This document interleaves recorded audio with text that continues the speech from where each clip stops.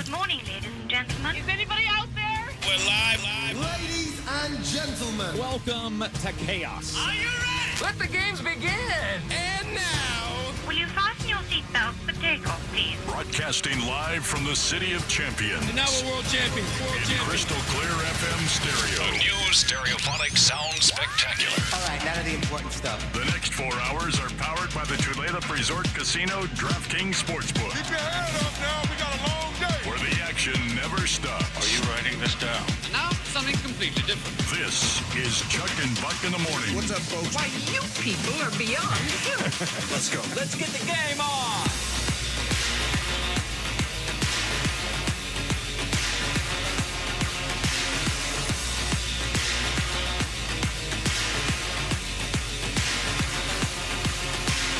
Hey, great morning to you. Welcome into the radio show. It is Chuck and Buck in the morning. Sports Radio 93.3 KJR FM. Hope you all had a great weekend, enjoying some nice sunshine, some near perfect weather this weekend. All sorts of sporting activities to take in. And here we sit on a Monday ready to recap it all for you. Put it in its proper perspective. 4 hours to talk sports here today. Ashley Ryan, Chuck Powell with you until 10 o'clock this morning. Hope you had a wonderful weekend out there. Did your weekend turn out well, Ashley? My weekend was good. Yeah, Took a good. ferry ride over to Whidbey. Hung out with family at a winery on Saturday night. That sounds great. Went to some softball tryouts and Not as great. Oh, it was actually really fun. Oh, It was sunny great. and it was a good way to spend a Sunday morning. Okay, good. And then hung out on a friend's back deck all afternoon. Well, I know what that means. It means we were supposed to be unpacking her house because she just moved in, and instead we drank wine. Oh, I see. Oh, I took it as something else. Oh, what'd you as take a it? euphemism. Hung out at Oh. a friend's back deck. Oh, yeah. We were supposed to go over and unpack stuff, and I got there. They're like, we're taking a break. We put together a credenza. And I said, Oh. okay. And then they said, so we're going to have a glass of wine, and then we're going to go back to work. And I looked at them. I was like, you're not going back to work. I know you're not. And I was right. Yeah. They didn't. Instead, they poured tequila shots for people on the golf course You and know, lived their best life. it just goes with building a credenza. That's If I had a nickel for every time that I started building a credenza and ended up drunk on tequila. I know, right? Yeah. It is. Hand in hand. Yeah. One and the same. Exactly. One and the same. Yeah, I was yeah. very proud of myself. I didn't have any tequila. Is that right? Yeah, I managed to avoid it every time. And there Good was for you. probably 15 rounds of shots that were handed out that day. I have I have not a great relationship with tequila, and Yeah. it's just like one time. I mean, I don't know that a lot of people have a great relationship with People it. do though, because I think the mistake that we make is we put it with like margaritas and Yeah. then we drink like cheap stuff. Like apparently like the really good tequila that you just drink, Oh, yeah. If you straight. just sip it, yeah. it is phenomenal. Yeah. But I've never done that because I had one bad experience with it years ago. And so for me, it's like, well, I like that one. I've never had a bad experience with that. And why would I do that if this one's really good for me? So, Right. there. No, I understand. There you that. go. I should say, I Should think, get over it. I think not many people have a good experience with tequila shots. That's what I should have said. Because, yes, there is Yeah. tequila. That's good sipping tequila. Oh, yeah. But Oh, yeah. Oh, Um, especially atop a brand new, poorly constructed, let's face it, because everyone was drunk, credenza. that's right. That's where we all sat, on top of the credenza. The broken credenza. That's right. That could not hold our weight because we forgot to put a piece to it. We tried, though. All right. Well, good morning to you. I just want to say this because there are times that I start a show angry about my drive-in. I'm just going to sometimes driving just makes me angry, and it's Yeah. because of all of you people. It's true. Because I do it perfectly. Okay. So sometimes I do. I had a golden ride this morning. Golden ride. It struck me as I got on Mercer, like, I have not been angry with one motorist today, which is a new record. Yeah. Not one. And then it's like the traffic gods, or maybe God himself, was like, hey, for not complaining, for not shouting, for not calling anybody a name, your entire drive from Woodinville, I'm going to give you every green light going down Mercer. That sounds like a magic Monday. Perfect ride right down a normally horrible stop every 5 feet street. Yeah. And made it here. So a golden ride. I mean, we're off to a great start. Yeah, here this we morning. are. So let's take that great feeling, that great mood that we're all in, and let's fire a manager. Oh. I thought you were going to praise everyone. No, but you know what? Honestly, I was worked up on Saturday about Dan. Yeah. I sent out a text to everyone just to let you know what was coming. And in case something did happen that You were on top of it. I'm ahead of this. Yep. And then all of a sudden you win. And then all of a sudden you start a brand new week. And then you have a golden ride in. And then you find out about a friend's trip to a deck to build a credenza on tequila. And it softens your heart. Yes, it softens does. your mood. But not enough. Oh. Not enough. I don't take this lightly. I take no joy in it. I try not to overreact. I think that is my responsibility. I think that a lot of people that sit in this seat and have this microphone and have this YouTube channel and these platforms, they can't wait to lop off heads. They just can't wait to do it. It's just never been my style. If it was, it's because I was an overexuberant young broadcaster who thought I had to have hot takes. I'm certainly 20 years removed from that, if not more, in my career. And so I do really try to use this as last resort. But I think Dan Wilson's run his course. I don't think he's the right guy for the job. And we're going to get into some reasons why. I will say, though, before I get into the reasons, that I think that this team can still accomplish all the goals that we had set for it, that they had set for themselves with Dan Wilson as manager. I mean, the Dallas Cowboys won with Barry Switzer as a head coach, because they were well constructed and the clubhouse was strong enough. And I don't think Dan is.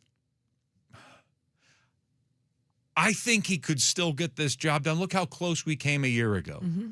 But that said, I also gave him a C- a year ago. As Ashley remembers, I'll remind the audience. That was my letter grade for him, and that was at the end of the year. Right. I gave him a C-, and I went into the playoffs saying that's the thing I'm worried the most about with this team is Dan Wilson and whether or not he's going to press the right buttons, and I don't think that he did. In the postseason. I even said at the end of last year, hey, I don't think it's out of the question. If you believe you've got a world championship team, but you have an unproven manager in that arena, that would it be out of the question to consider an upgrade at the managerial position? They did not. I don't think that it even crossed their minds. And I don't know if it's crossing their minds now, but I will just say, as that game ended Saturday and I watched those Mariner players stay in the dugout and stare at the field like they just lost a championship. You only see teams do that after they've lost a championship and they want to soak in the pain of watching another team celebrate. The Rays just won a regular season game, 2 games shy of the All-Star break. That was not like some significant win or loss on paper, but it obviously meant more to the players Saturday than just a normal Saturday afternoon in early July. They got touched by something. They felt something Saturday. They realized, man, we are bad right now. We are a bad baseball team, and there is no reason why we should be. We have the pieces. We have the pitching. We don't have a great lineup. We've never had a great lineup in the Dipoto era, but it should be at least a good one. We shouldn't be making this many errors defensively. We shouldn't be struggling this much to get 27 outs. We should be doing a better job. I don't know why we never can hit with runners in scoring position. Why do we have these episodes of somebody deciding not to hustle in the middle of a baseball game? Why are we having base running blunders? Why is our superstar hitting 170 at the All-Star break? I mean, you could see it on their faces. I mean, they just look like we have failed. That was the look on their faces, and we have got to fix this thing. We cannot kick a season, not the way that we're structured, not the way that we're built, not with how close we came a year ago to making it to the World Series. And so something happened. Something deep happened Saturday. And I don't know if finally Dan Wilson overturned tables and lit the locker room on fire. I doubt it. I don't know if there was a closed-door meetings. Those things are overdone. Don't know if they always fix things. I'm not saying that there was a completely different fire on Sunday. I'm not sure if there was.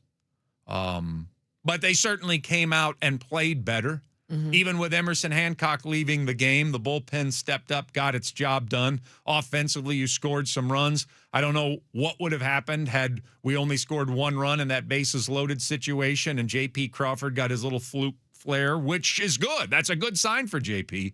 down the left field line, and that turned it from a one-run inning to a three-run inning and tend to put us on the right track at that point. Maybe it's a different game if that doesn't fall.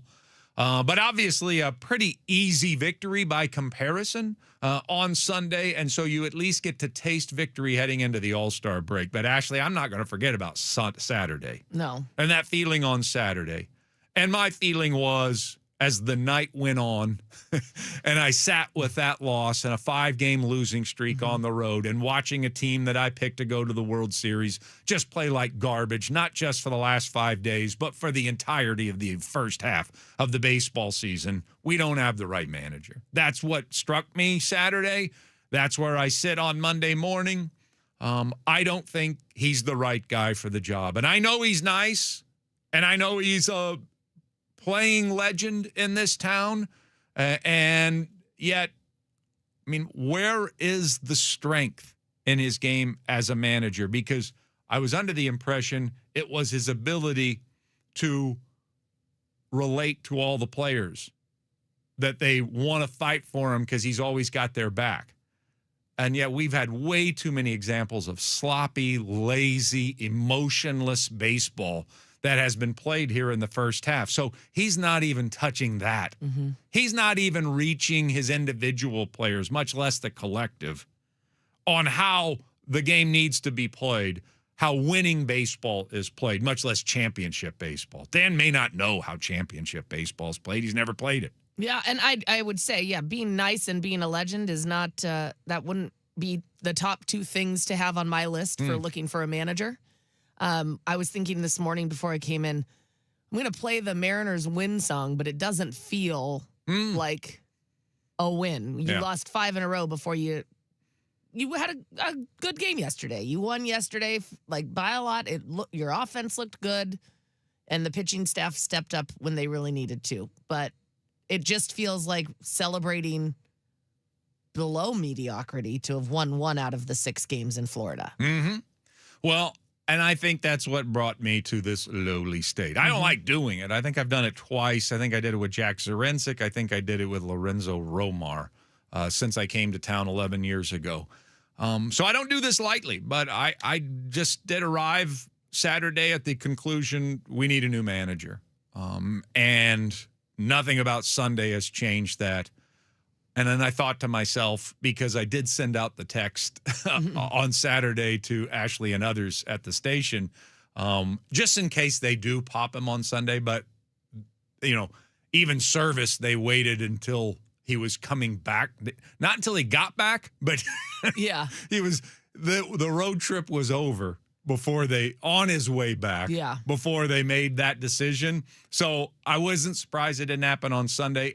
It happens this morning or it doesn't happen. Okay. There's no way they're going to do it on Tuesday evening or think so. Wednesday afternoon or anything like that. I don't know. Maybe they would wait to not show up the All-Star game and you would have Wednesday and Thursday off still to kind of wrap your heads around it, light a fire under this team and start anew with your new manager on Friday. I'm going to doubt that it happens at all. I'm not surprised it hasn't happened yet, even if Jerry, Justin, and others have arrived at the same conclusion that I did on Saturday. But managers today just don't affect the game the way that they used to from an X's and O's standpoint. You have analytics, which drive a lot of decisions for a lot of all organizations. All managers in baseball pray to the analytic gods to some degree. Some are a little more loyal than others. Dave Roberts is loyal to a fault, just in case you're wondering. That's the Dodgers manager who's on top of the managerial world right now, but he's loyal to analytics to a fault, I believe. So a lot of those decisions are made for you. Nobody hit and run. Nobody bunts anymore. Nobody, stolen bases. You don't even give a sign for stolen bases. Everybody's got a green light. You think Josh Naylor's ever gotten a steal second sign from anyone, and yet he has 18 stolen bases at the All-Star break, for goodness sake. And it's because everybody seems to have the green light. Maybe on occasion you'll be told not to steal, but for the most part, that's not even managerially controlled. The things that managers control are three things, basically. Number one, pitching changes, which I think he's terrible at, as you know by now if you've listened to this show. Pinch hitting decisions, which I think he's been bad at, and I know he's been bad at it because he's corrected. Right. He's changed the way he did it. Somebody got to him and said, you can't do it that way, which is what we were saying on this show the entire season. You can't do it that. And he started to change the way so that's an admission of, oh boy, I was doing that wrong. Yeah. Or at least somebody was telling you, you're doing it wrong, don't do it again. He might disagree with that person, but he's changed. So I think he's been bad at that. And then the one saving grace was, I know that the players like him, but I think the players like him because he always has their back. That's why he has boring-ass press conferences all the time, because he won't call anybody out. And players do like that. They do appreciate it, but sometimes that's not that effective of a tool. Sometimes I think you do have to call somebody out. And if you're not doing it publicly, I hope you're doing it privately. But your team doesn't play that way. Your team plays like they're disinterested at times.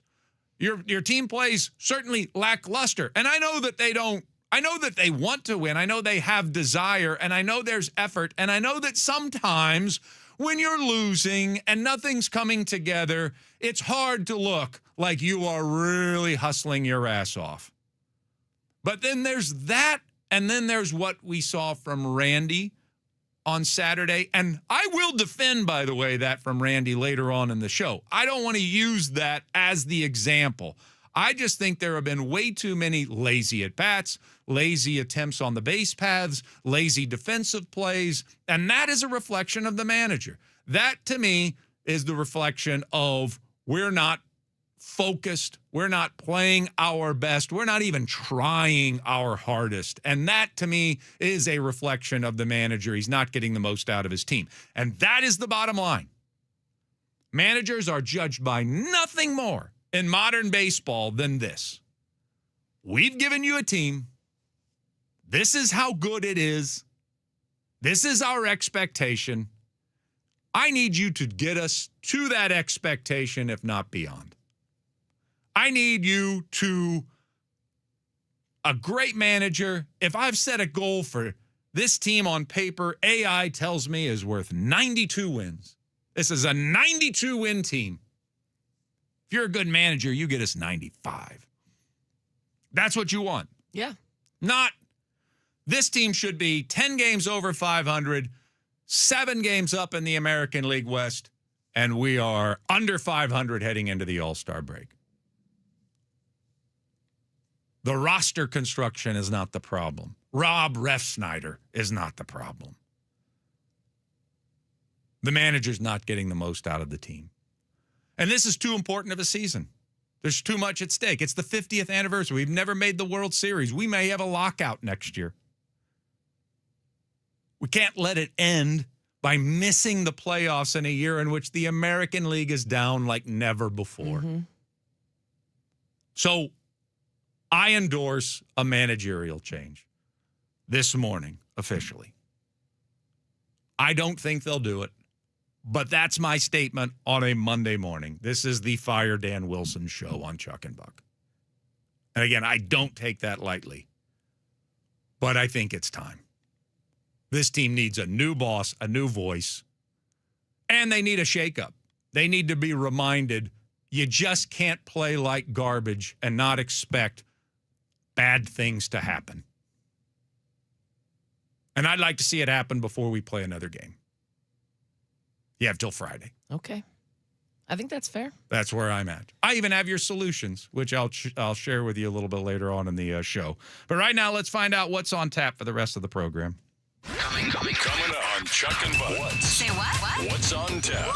What's on tap? Brought to you by Emerald Queen Casino, bringing you the best in live music, entertainment, dining, and gaming. Emerald Queen Casino, always entertaining. For more info, visit emeraldqueen.com. All right. I've never had more baseball headlines ever to share. Well, Yeah. it's that time. Yeah. Mariners finished the first half with an 8-2 win in Tampa Bay. We'll cover that in Mariners Morning After at 6:30. But they lost 5 of their last 6 to enter the All-Star break, which means, as we sit here this morning, the Mariners are 48-49. But believe it or not, the playoffs started tomorrow. We're in. The Mariners would have the third and final wild card spot in the American League playoffs. 1.5 games back of the Texas Rangers. Huge rumor over the weekend regarding the Mariners are looking to trade a starting pitcher. Most people are assuming that's Luis Castillo, but that's going to be highly difficult, as I mapped out Friday, and I'll give you more details on that later on this hour. The Home Run Derby is tonight. It's going to be on Netflix, not your normal cable television outlet that you are used to. So, yes, baseball will be streaming the Home Run Derby, and there is a brand new format, and I have no idea if it's going to work or be successful, but we will talk about it later on in the show. The All-Star Game will be played tomorrow. Unfortunately, gravely unfortunately, all sorts of cancellations on the roster. I mean, it's starting to turn into the Pro Bowl, and that's a really sad thing. I mean, it doesn't even look anywhere close to the original rosters that were announced, especially from the pitching staffs. So we'll talk about that later on in the program as well. The Major League Baseball draft was held over the weekend. Rob Chalowski of UCLA did go 1 to the White Sox, and the Mariners ended up having maybe the best power hitter in the entire draft fall to them in Ace Reese out of Mississippi State, a third baseman by trade, might have to move to first base at some point early in his career, but they viewed that as a real steal at 24 overall in the draft. The Futures game was on Sunday. The American League won. Kate Anderson and Ryan Sloan both pitched an inning and did not give up a run. That just seems to be their 2026 seasons. The World Cup's going to resume Final Four action tomorrow at noon, and Major League Baseball should thank their lucky stars they're playing that during the day. Yeah, seriously.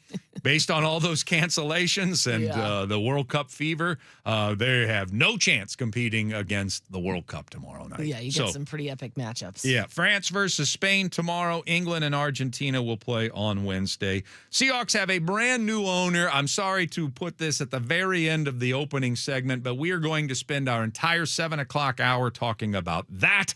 So Vinod Khosla, which I looked up the absolute correct pronunciation, and I don't know if I have it. And there's a reason, because there were 7 of them given by AI, and they were all different. Perfect. So AI for the win. I have no idea how to pronounce his name, and I doubt Greg does either. But we'll talk to Greg at 7:05 today. And the Huskies won series. We always do it during All-Star Week. We'll start today with Scott Eklund. That's right, one analyst breaking down one unit of the Huskies for one entire interview, and that's coming your way today at 8 o'clock and throughout the week. So obviously a lot going on. Mariners Morning After comes next. Sports Radio 93.3 KJR FM.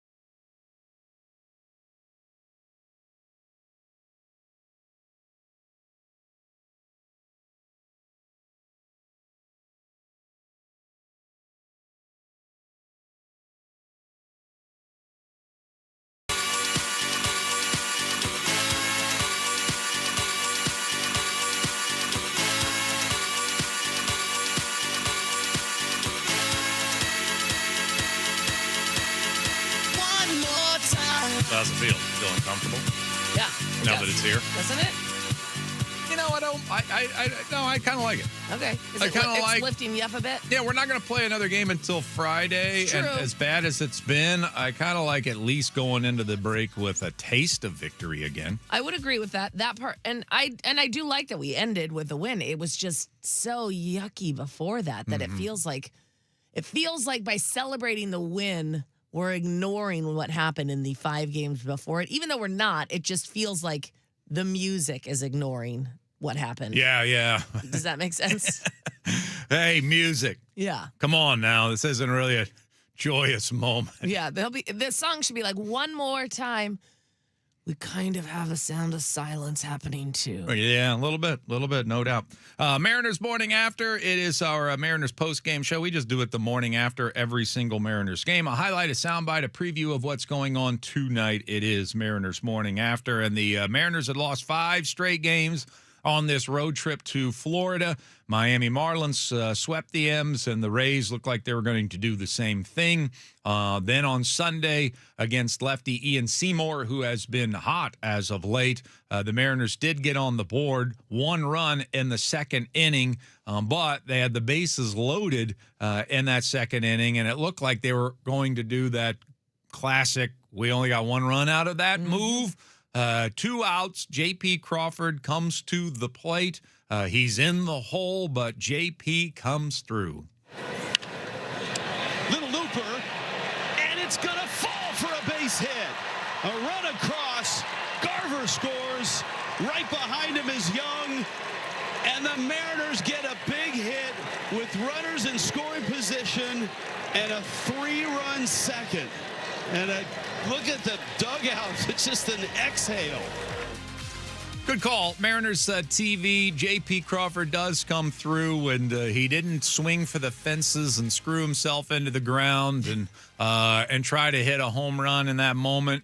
I mean, J.P. really didn't sting 1 ball yesterday, but he put the ball in play, and lo and behold, he got 3 hits and a walk. Yeah, look what happens when you put the ball in play. That's who you are. And when you play that way, yeah, you're going to have, 0 for 4s on occasion. But more often, and this is what you need to do to contribute to the team, J.P. Crawford, a great night for him, especially if they're going to insist he hit leadoff.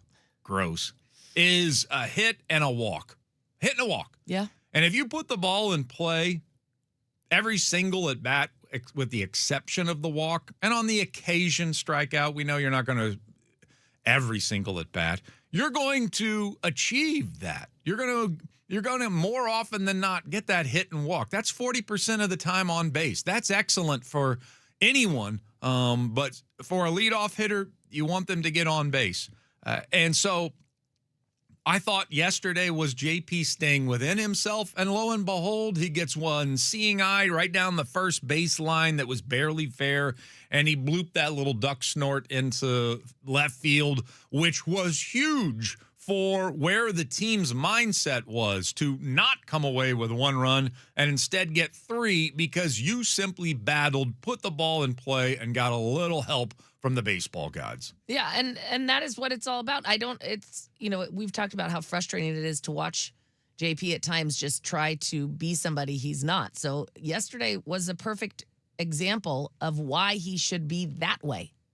Just be that way. Just be that way. You don't try to be anything more because it screws you up. Yeah. Not everybody is Randy Rosarina. Yeah, and you'll get home runs every once in a while. Every once in a while. Everyone's going to do that. That's all that you should be gunning for. Yeah. Not trying to hit 30 because Right. you're not capable. Right. So I liked what I saw out of JP, particularly yesterday, and hopefully we get more of that in the second half since the Mariners are insistent that he leads off and plays every day. I also want to point out Weston Wilson as well, who hit a home run. I mean, that was pretty much, that was his last game as a Mariner. You think? I mean, Julio's going to be activated from the concussion list. He's the obvious guy that leaves the roster. And even that, Ashley, if you're just joining us, I started the show by saying I'm ready to fire Dan Wilson. Mm-hmm. That's going to be kind of the theme to today's show. Even that was like, You know it's his last game, and you're like throwing him a bone. Like, here you go. Here you go. You Here can you go, play little today. buddy. Like, we really needed a win there. Yeah. And we're going to sit Dom Canzone because we know we feel bad because Weston Wilson's not going to be on the team by Friday. And so let's let him play one last game. I did think at least he hit a home run so he couldn't make any base running errors.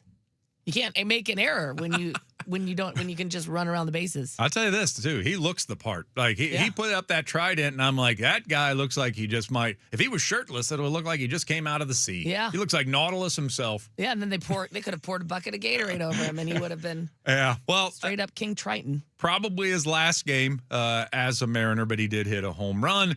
And Emerson Hancock left this game after just an inning and 2/3. Looked like he was just on the top of his game. Line drive hit back at him, hit his hand, braced it on the fall, makes the play, says he's okay, looked okay, starts the second inning okay, and then all of a sudden can't find the strike zone, calls out the trainer.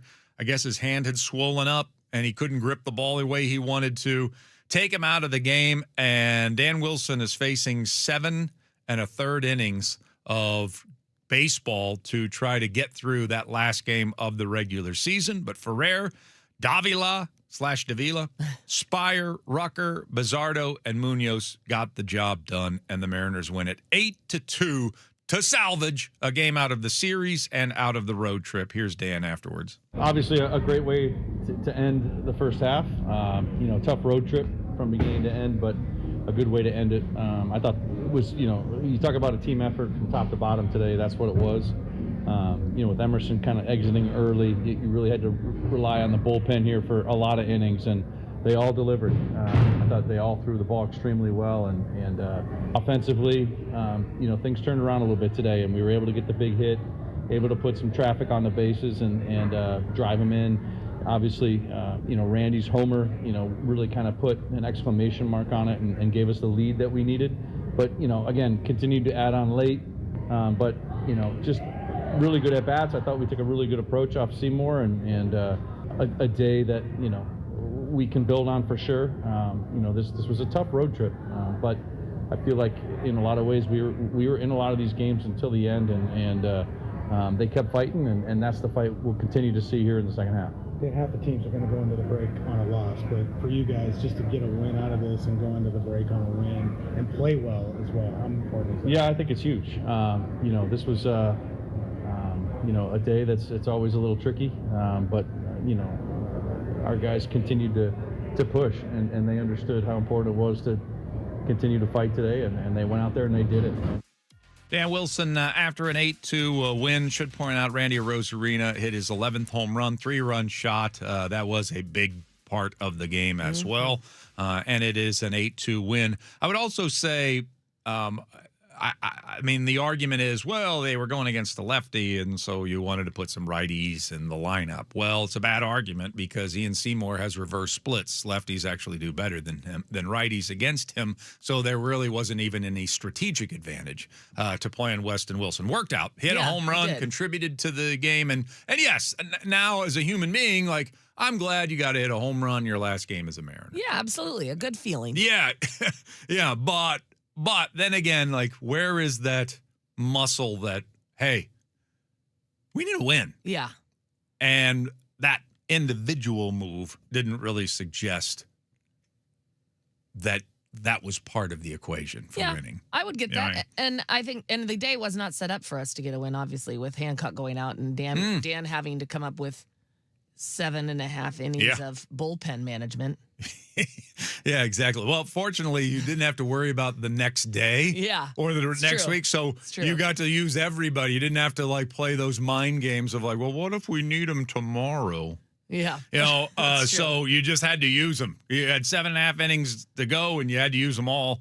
And you end up with an 8-2 victory. Baseball can be weird. So no game today. Won't be another one until Friday for the Mariners. And so we turn things over to All-Star festivities. The Home Run Derby will be held tonight. There is not a Mariner participating in it. We will talk about it a little bit later on in the show. Also in headlines, we'll tell you who exactly is participating in the Home Run Derby. But it's going to be on Netflix this year, which might throw some of you for a loop. It certainly is me. I don't even know if sports bars even carry Netflix. So I don't even know if I'm even going to watch it because I'm not going to re-up on Netflix just to watch the Home Run Derby. Yeah, I have no clue where where places show or what things they have. Although I guess there's more sports these days on Netflix, so maybe they've realized it's smart to have it. But yeah, I would think that most places wouldn't. Yeah, I would think so.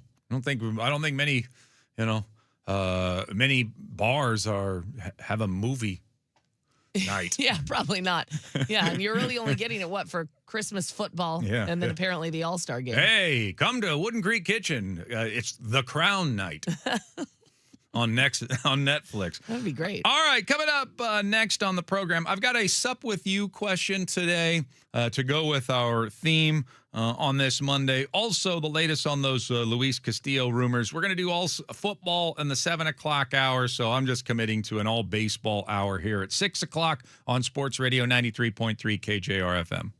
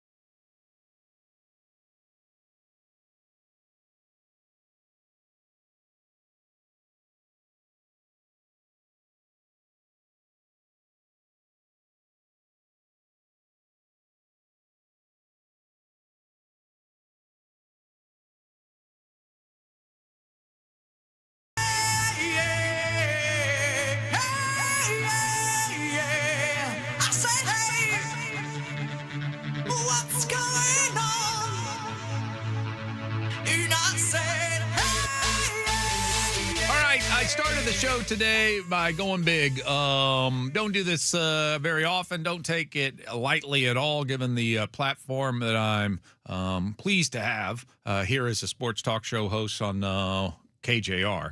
But I think that this team needs a new manager. I stated it in our first segment here this morning and stated it rather boldly, supported it, and we'll continue to talk about it throughout the course of the week.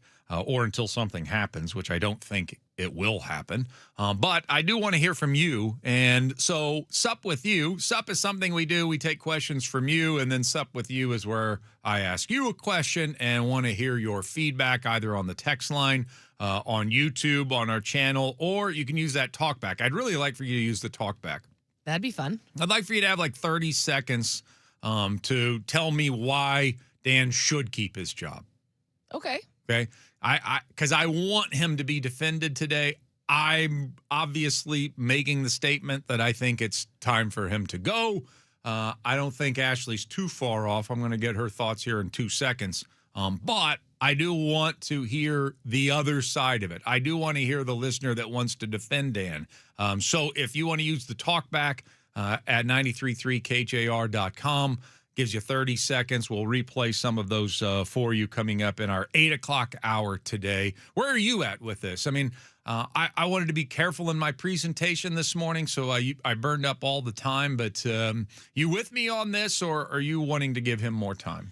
I just can't defend him getting more time. That's the problem. I don't want somebody to lose their job. I don't like to say, I think you should be fired. Some people will say, oh, well, he's fine. His family will be fine. It's not because I'm worried that he's not going to have any money. I just don't like to tell people how to do their job or that they do or don't deserve it.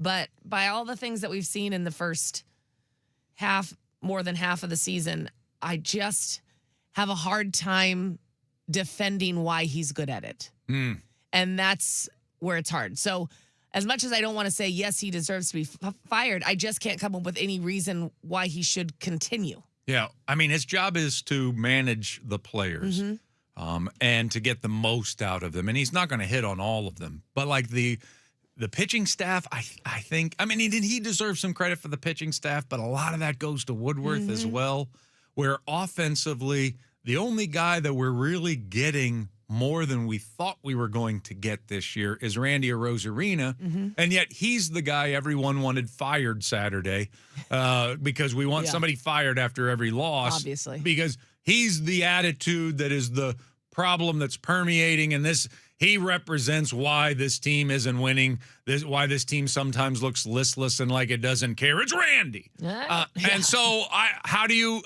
even balance those two things? Like, Arozarena is the one guy overperforming his expectations and yet might be the guy that you have the most difficulty with playing team baseball.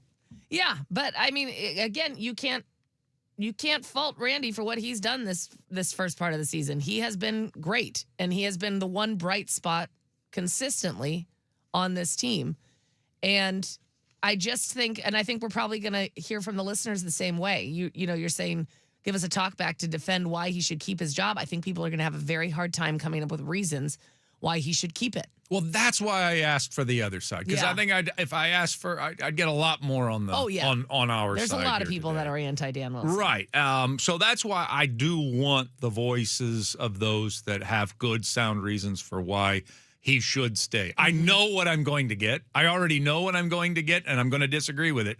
But I do want to hear from you. I do want to hear from you. So we will take your talkbacks. We'll read some of your texts a little bit later on. But we've got a very busy show today. Very busy show that includes a new owner for the Seahawks. So I spent the entire 6 o'clock hour talking Mariners baseball and making a rather bold statement here this morning to start our week. And our next hour, we're going to talk nothing but football. We'll hear from Greg Bell. We'll react to what he has to say about Vinod Koshla.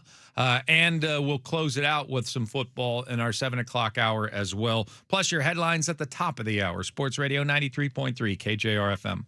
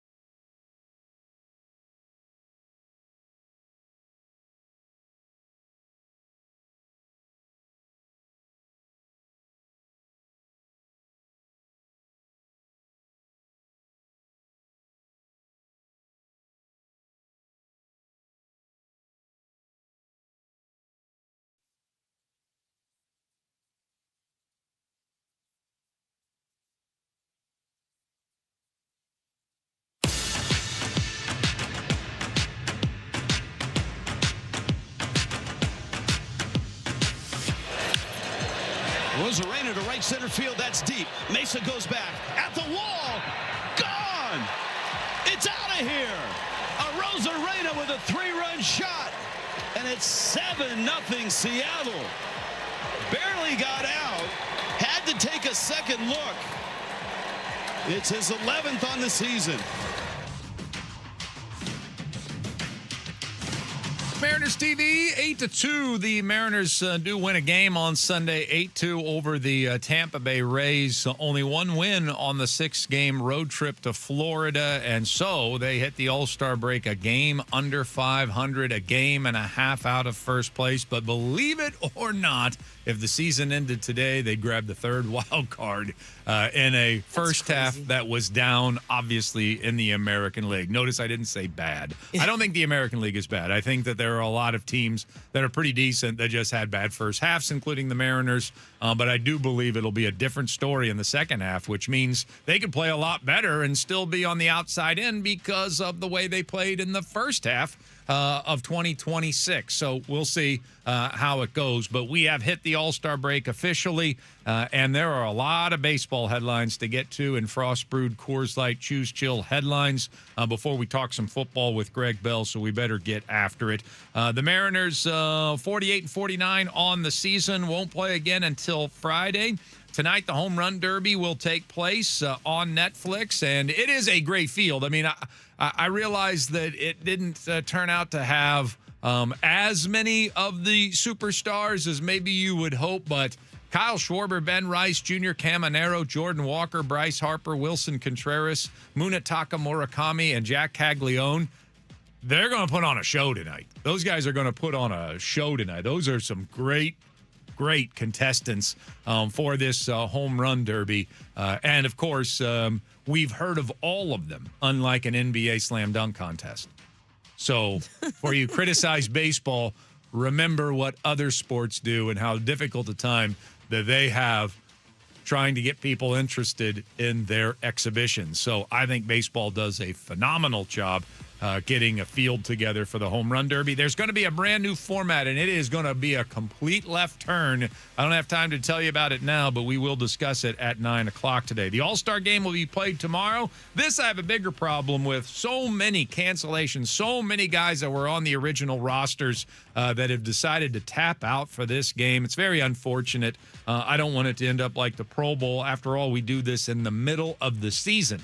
It's supposed to be a showcase. It's the Midsummer Classic. That's right. And that will be held tomorrow. But there are going to be a lot of guys sitting out this game, and that's unfortunate. The MLB draft was held over the weekend. UCLA shortstop Rock Chalowski went number 1 to the Chicago White Sox, and the Mariners took Mississippi State power hitter Ace Reese.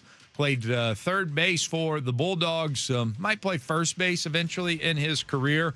But by all accounts, a bit of a steal for the Mariners at 24 overall. The Futures game held yesterday. The American League won. Cade Anderson started the game. Scoreless inning from him, scoreless inning from Ryan Sloan. And so those two guys just continue to build their prospect resume. The World Cup's going to resume tomorrow with the Final Four. France versus Spain will play at noon tomorrow. And baseball's like, whoo, glad they're not playing prime time. Phew. Thank goodness. Yes. So you'll have a noon start for France, Spain tomorrow, and then baseball should have the American stage to themselves in the evening. And then on Wednesday, you'll have Argentina taking on England. So the four that we expected, and I mean that in more ways than one. We'll talk more about that later on in the hour. But what we want to talk about right now, the Seattle Seahawks have a brand new owner. It broke over the weekend. Vinod Khosla, who we discussed at great length on Friday from Sun Microsystems. $15 billion is what he's earned over his life. And he and his family, that's a very important part of the story because his wife's going to be very involved as an owner. His son's going to be very involved as an owner. And Khosla's 71 years old. So I would imagine the son becomes the heir apparent to the Seahawks, Seahawks organization. And so we've got a lot to discuss with our Seahawks insider, Greg Bell, about this big story that we're going to talk about all hour long here on Chuck and Buck. Good morning, Greg. Good morning. All right. First of all, I've heard his name pronounced 38 different ways. Nobody really seems to know. I even entered it in AI this morning, and AI told me that was your fault. Yeah, but there were like 7 different examples of how to pronounce his name, and they were all different. How could they all be different? So, do you have a handle? Is it Vinod Khosla? Have you heard it the right way? Kozla is what I don't know what the right way is because I've never spoken to him Okay. or his family and his wife, his son. Kozla is what I was told, and when he first emerged as a potential bidder.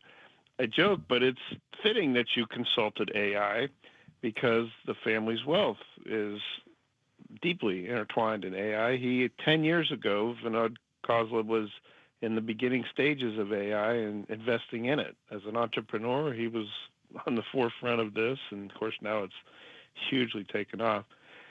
Your point at the very beginning about the family is a good one.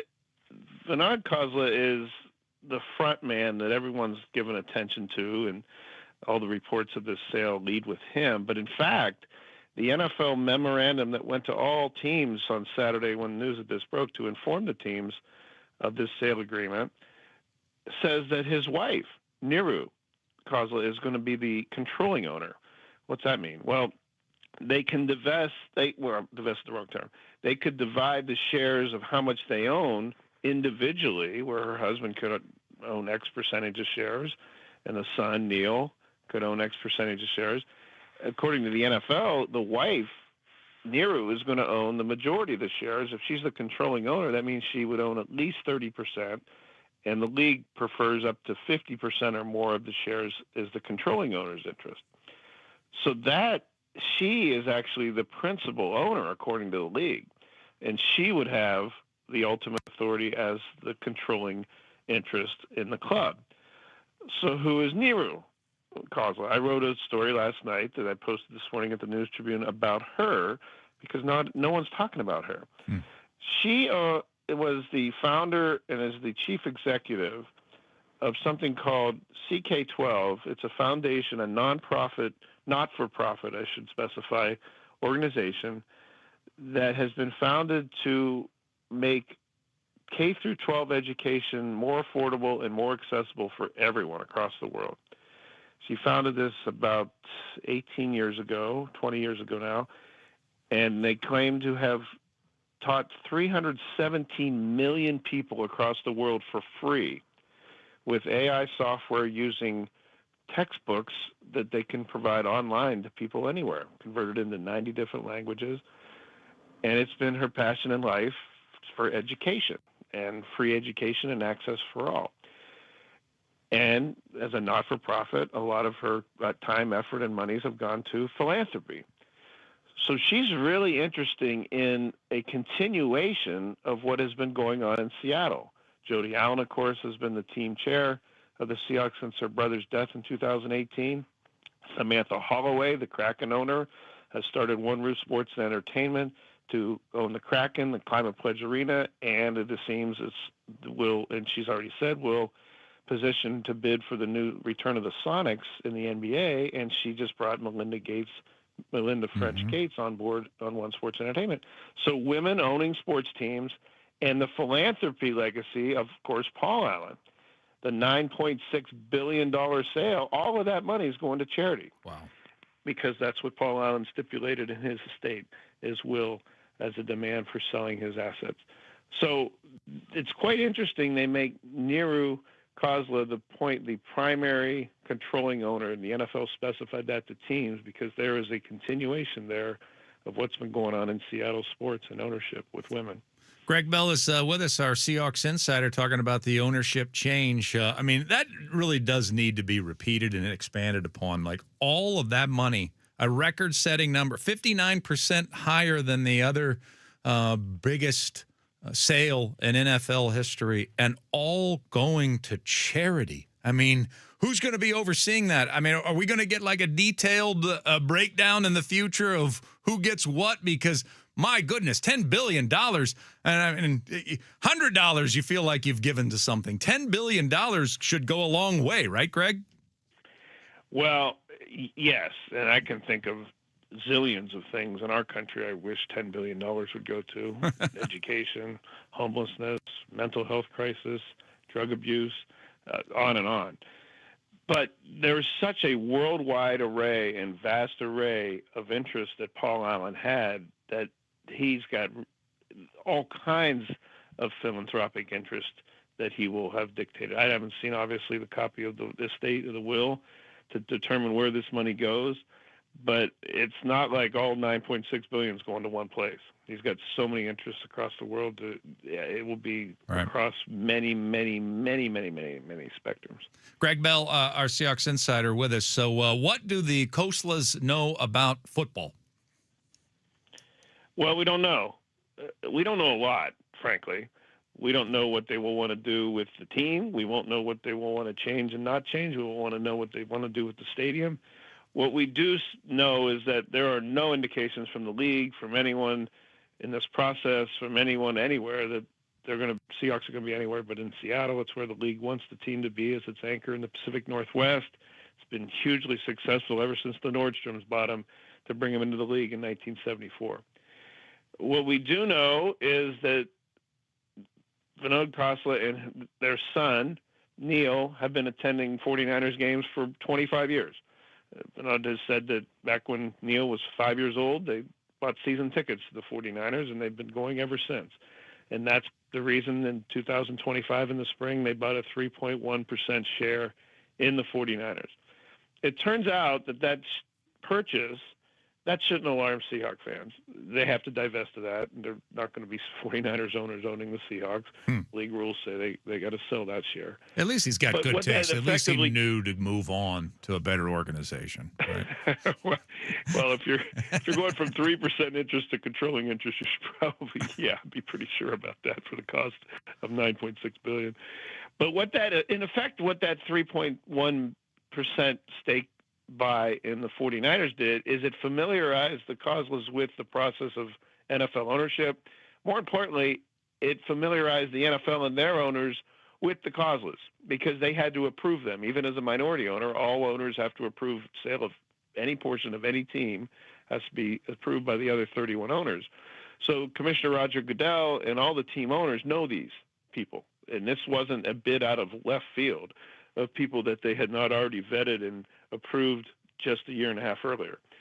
So that went a long way toward giving this group a head start over the one that they beat out, obviously. We don't know, Chuck. We don't know what they're going to do at all. Nobody working for the Seahawks do, unless they've talked to him personally, and I don't know that they have. It would be absolutely malpractice for any new owner of any ilk from anywhere with any experience with anybody to come in and change the football operations, obviously. John Schneider has 16 years, the most successful run ever, the only 2 Super Bowl titles the Seahawks have had. He's the 4th longest tenured general manager in the league, 3rd if you don't count Jerry Jones, the owner, as the GM of the Cowboys. There's no reason to change what John Schneider's been doing. Schneider and Jody Allen's choice to hire Mike McDonald as the first-time head coach 2 years ago obviously was a masterstroke, winning the Super Bowl as a first-time head coach last year. Nothing football-wise should change.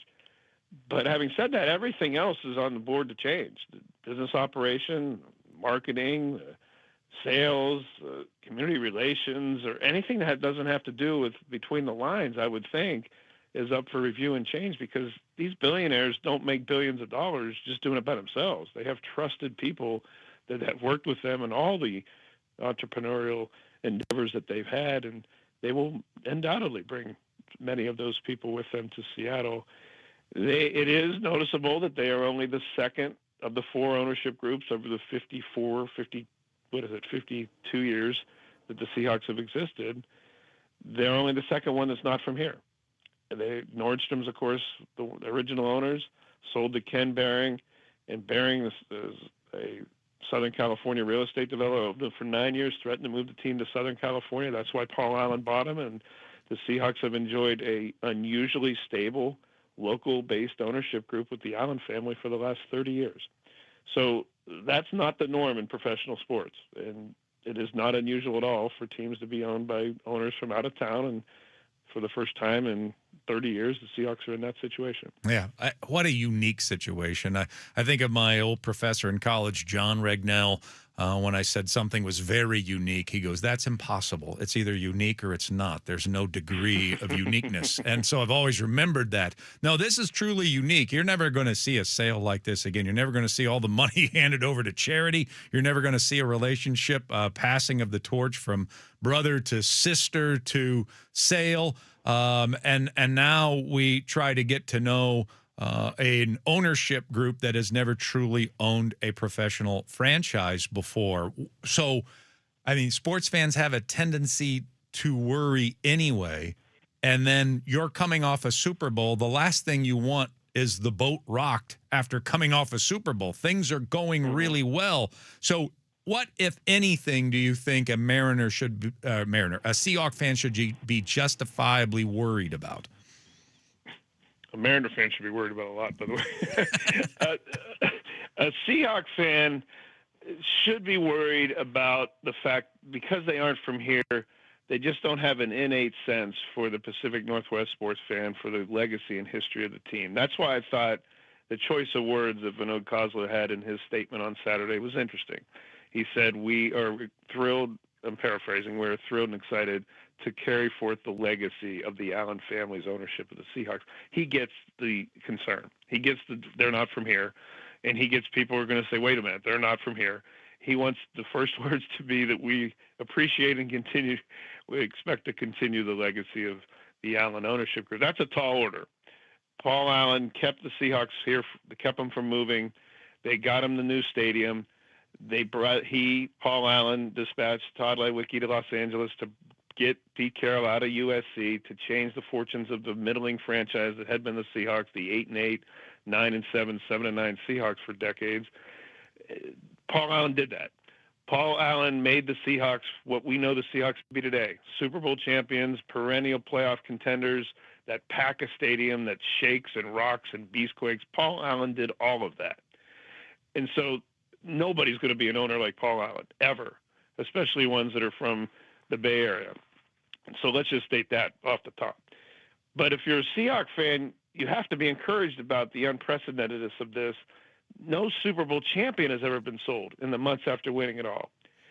So that even more underlines the fact that you don't mess with the football operation. Most professional sports franchises are sold in some state of transition or devalue.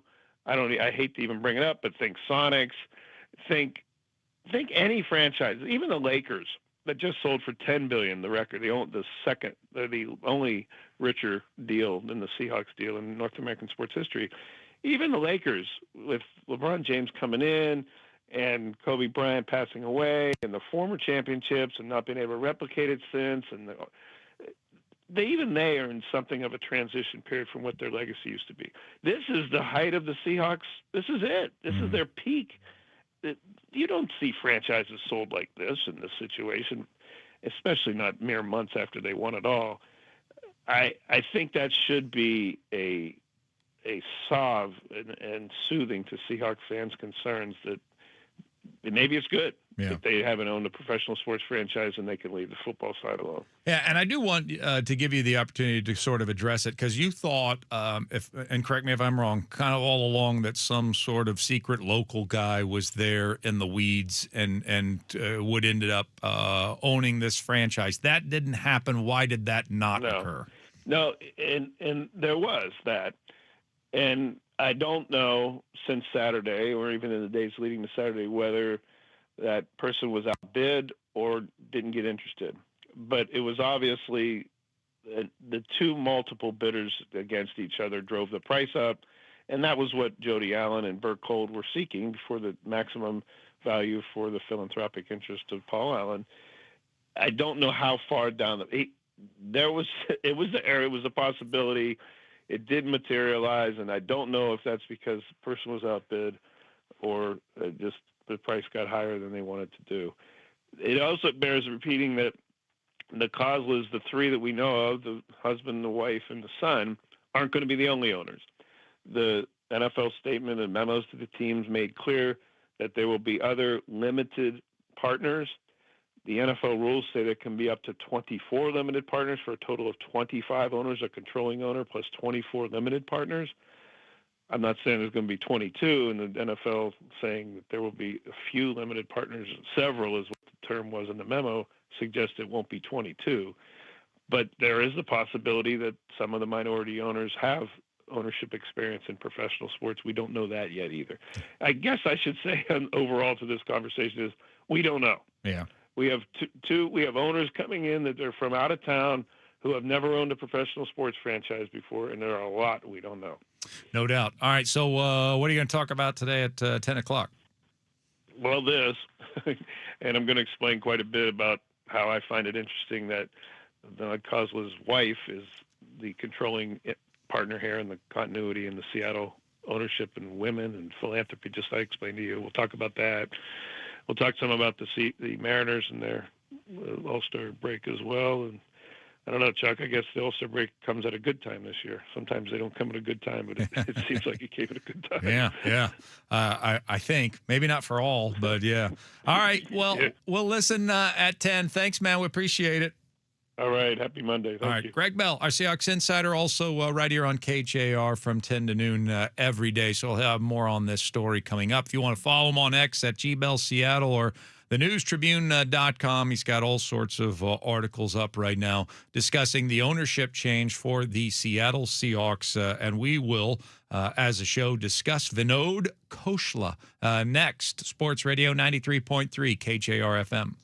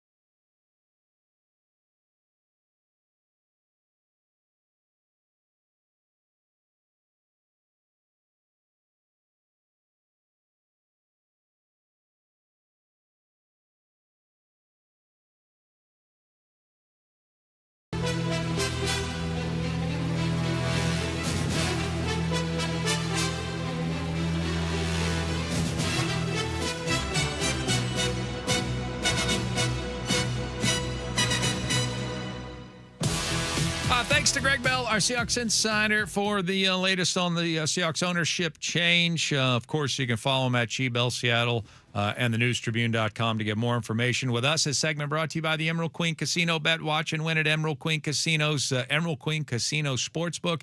Visit emeraldqueen.com for details. Emerald Queen Casino, always entertaining.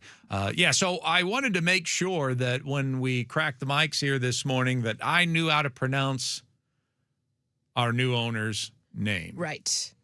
And now we learn that our new owner is like third in line.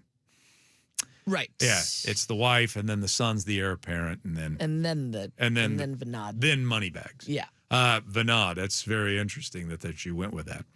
Because you call it up. Spelled right.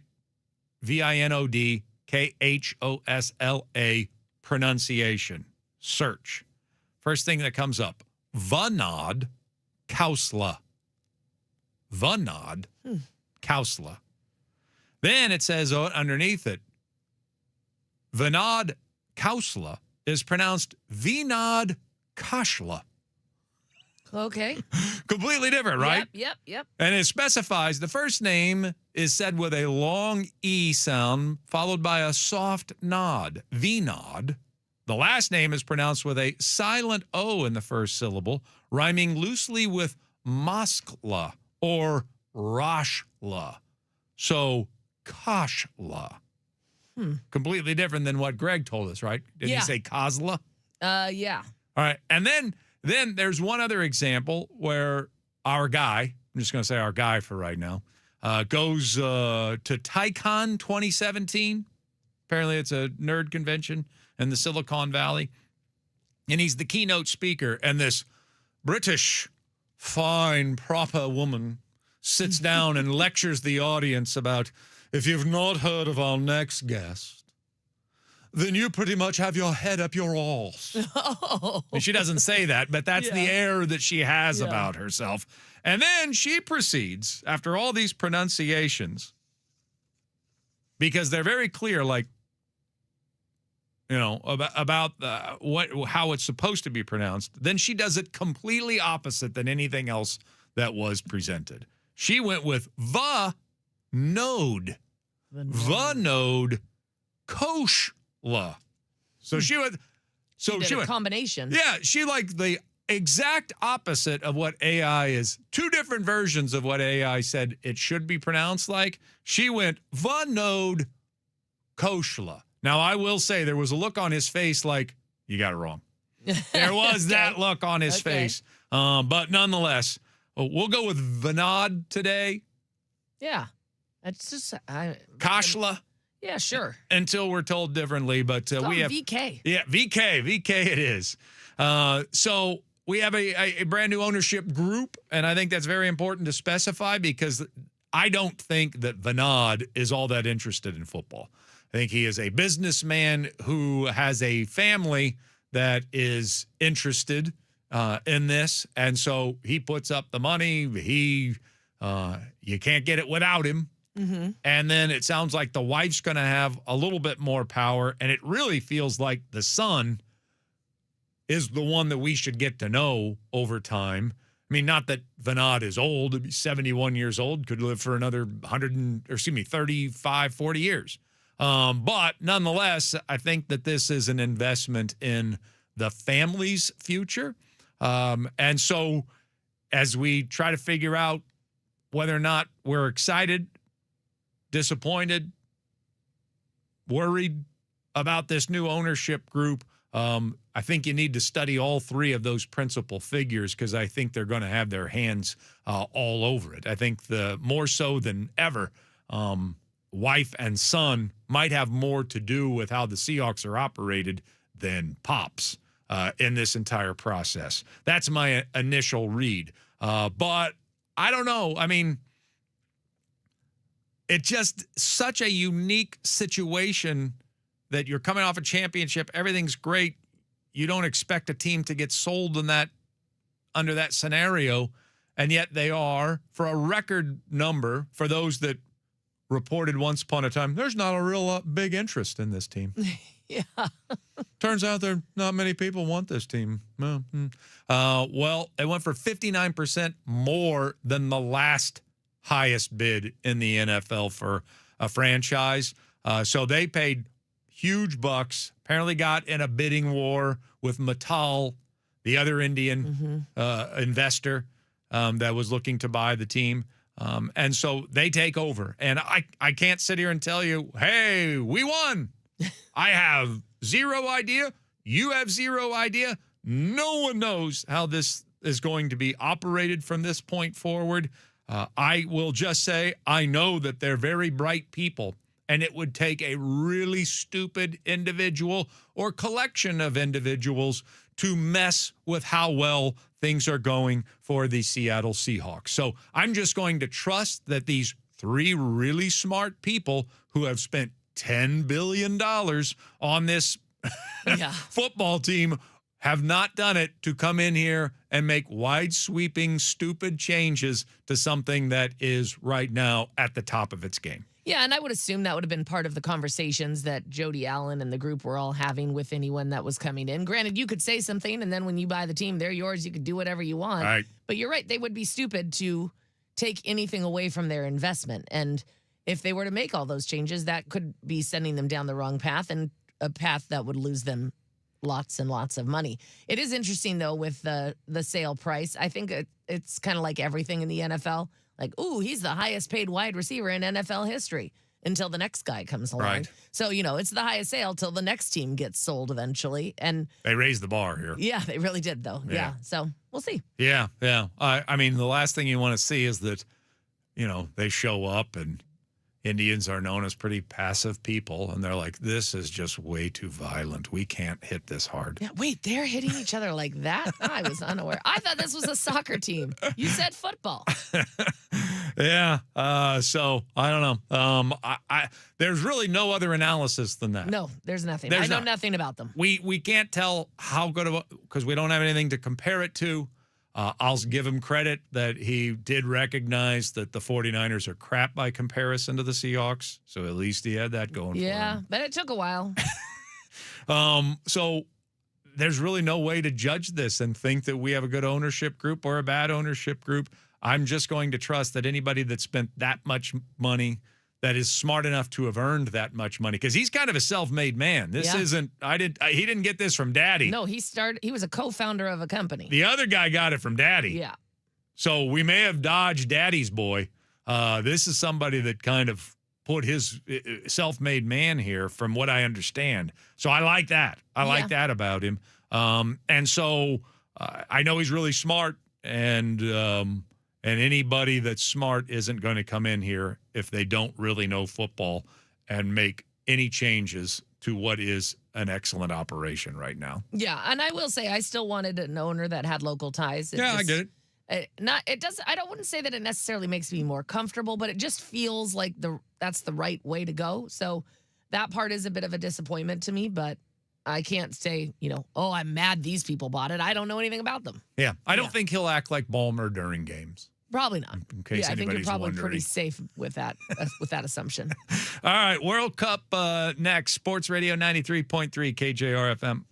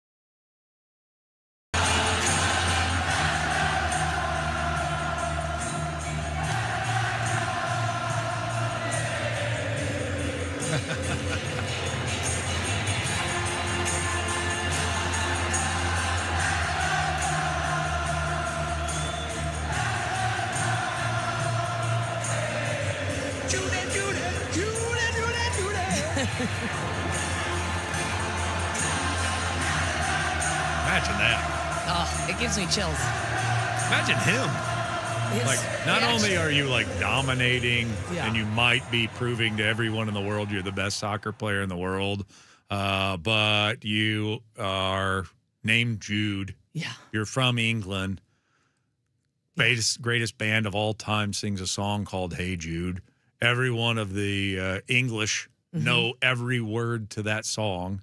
And then they're just screaming it at the top of their lungs at the World Cup in a game that you lifted your team to. Including the most famous soccer player ever from England, David Beckham, singing it there, looking like with his son's arm around him, just looking so proud. And I thought Jude Bellingham, the way he took it all in was just cool. He just stood there with his hands on his hips, looking around the stadium, and then he waited and he just listened while everyone sang it. And then he just did this like kind of running thing and brings his fist up and was like, ah! And then the whole stadium erupted. I mean, it was just cool. I got emotional on Saturday watching after because I was like, between that and Wonderwall and they're all singing at the top of their lungs, I was like, how can you not watch this and think you got to have some feeling, like an entire stadium singing the same song together. It's a cool feeling. Yeah. Yeah. Plus, it's in your blood. That's right. I did have to tell my mom that England won. And then she said, who'd they play? I said, Norway. Okay. She might dislike soccer more than I do. She didn't say, like, who cares, though, luckily. She said, oh, good for them. So. Well, we have our Final Four in the World Cup, and literally no surprises. No. It's very strange that you could have a tournament and that many battles and that many come from behinds and just a series of low-scoring affairs where one bounce could determine the outcome of a match. And you had such – and there did seem at times there were some upsets, some big upsets along the way. But where we started and where we end, pretty much the exact same place. I mean, we did a Green Jacket draft, World Cup preview with our resident local guys here, Jackson and Anders, who know a lot more about this stuff than what Ashley and I do. And all of our first round picks are alive. Yep. I know. I thought it was fun that we each have one team remaining. Yeah. What are the odds of that? All first rounders, too. Yeah. It was all of our first round selections. So, I mean, you want to talk about chalk. I mean, I guess this is how this works. I don't follow it closely enough. But I would think that this sport would be ripe for all sorts of upsets. And instead, the chalkiest tournament in the history of tournaments has unfolded with Spain, France, Argentina, and England ending up in the Final Four like you would have predicted, unless you were trying to get cute with it or trying to be the smartest guy in the room that wanted to come up with, which I do that all the time. Right, it's fun. Wanted to come up with the upset. Oh, I got the real sleeper. Nope, it was all chalk. The four best are here. Yeah, and we did try to come up with some of our sleepers too. They just all lost to the chalk. I mean, we had Cape Verde and Morocco and different Japan and different smaller teams that would have been upsets for sure. But the way which that is the surprising thing, because some of these games, the way we have watched the games that we have watched, some of them have just been so incredibly close, and just a bounce of a ball away from being an upset, and it has still worked out this way. Well, tomorrow will be Spain and France at noon, and then Argentina versus England will play on Wednesday. I mentioned this a couple of times. Baseball should be very relieved that they're playing these matches during the day. Yeah, exactly, because people will be tuning into that and not the All-Star festivities if it was the other way around. They would. Yeah. And I'd like to think, I mean, I am a huge fan of the All-Star game. I mean, it goes back to my childhood. It goes back to my brother playing wiffle ball in the backyard, our annual tradition. We'd play the American League versus National League, and you'd had to bat like everybody in the match, your team, and then we would play wiffle ball in the backyard, and it was just an annual tradition, and we had all sorts of annual traditions that we did. So my brother and I just grew up just all-star fanatics, and I still am to this day, but between everything, all the players tapping out of the game for tomorrow, and then obviously the specter that has become the World Cup, biggest sporting event in the world, how it has caught on here in America here in the last 10 years, becoming more and more popular with every second that passes, and then to host the event and for people to have gotten into it as much as they have. I mean, there's no chance. Baseball would have stood no chance against this tomorrow night had they gone head to head. Yeah, that would have been rough. It will make for a better sports viewing day for me, knowing that I don't have to wake up Wednesday morning and hear about baseball's horrible rating in the All-Star game. We can put them in two different time slots, and we can enjoy them both. All right, coming up next on the radio program, we do this every year. It's the Huskies 1 series. You know how we do the Seahawks 1 series? Well, we always do a week. We do a week. It's a Seahawks 1 series is a month. Every day, we break down one key player with one analyst for one entire interview. Well, for the Huskies 1 series, one analyst, one entire interview, but we break down one entire unit, and we get it all done in one tidy week. So we get that started next with Scott Eklund from Dogman. We're going to talk about the Huskies front seven for you here on this Monday morning Sports Radio 93.3 KJR FM.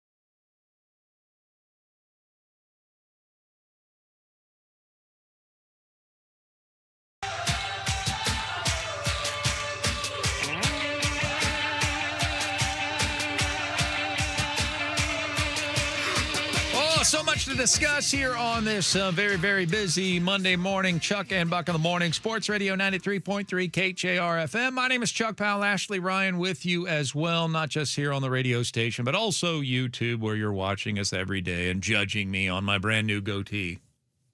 But I do you notice that? It does, a little fuller up here. Yeah, it is a little bit more up full in this there. area up Yep. here.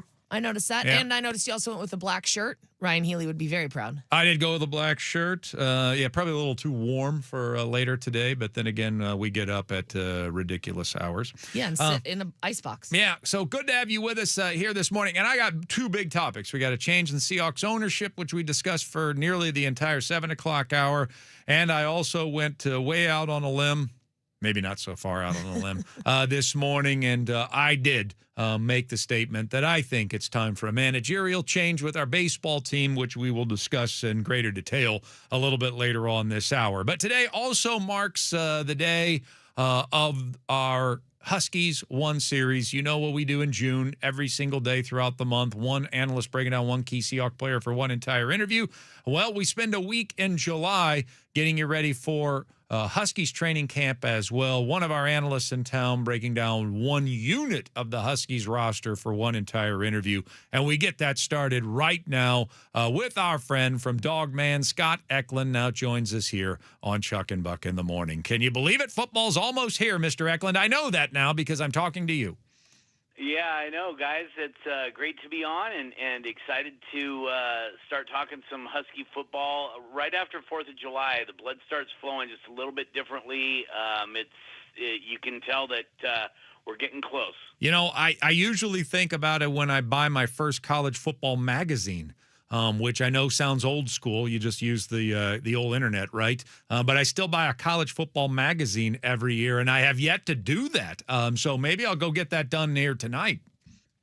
Yeah, I was that same person, Chuck, just like you. You and I think I'm a little older than you, but not much older than you. So you and I come from that generation where we still had to read newspapers and got black ink on our fingers and everything like that. But yeah, and actually it's funny, this year I am the same way. I usually buy a magazine and haven't done so yet. Yeah, well, maybe today. And maybe it's an excuse to go over to my local Barnes & Noble. All right, well, great to have you with us. Good to hear your voice. It does mean football's almost here, and I'm looking forward to this breakdown here today. Scott has chosen the front seven to discuss for the upcoming Huskies season. And I think we got to discuss first, Scott, those that have left. And I think of two names in particular, Zach Durfee, who, I hate to say it, never did quite live up to the lofty expectations that we set for him here as a football community. And then Ontario Thompson, who maybe just the opposite, just consistently grinded and was just good and maybe went overlooked during his time as a Washington Husky. They're both in the National Football League right now. How difficult is it going to be for Jed Fish and his staff to replace these two guys? Well, the one thing that you really have to look at is the fact that those were two leaders for you, no question.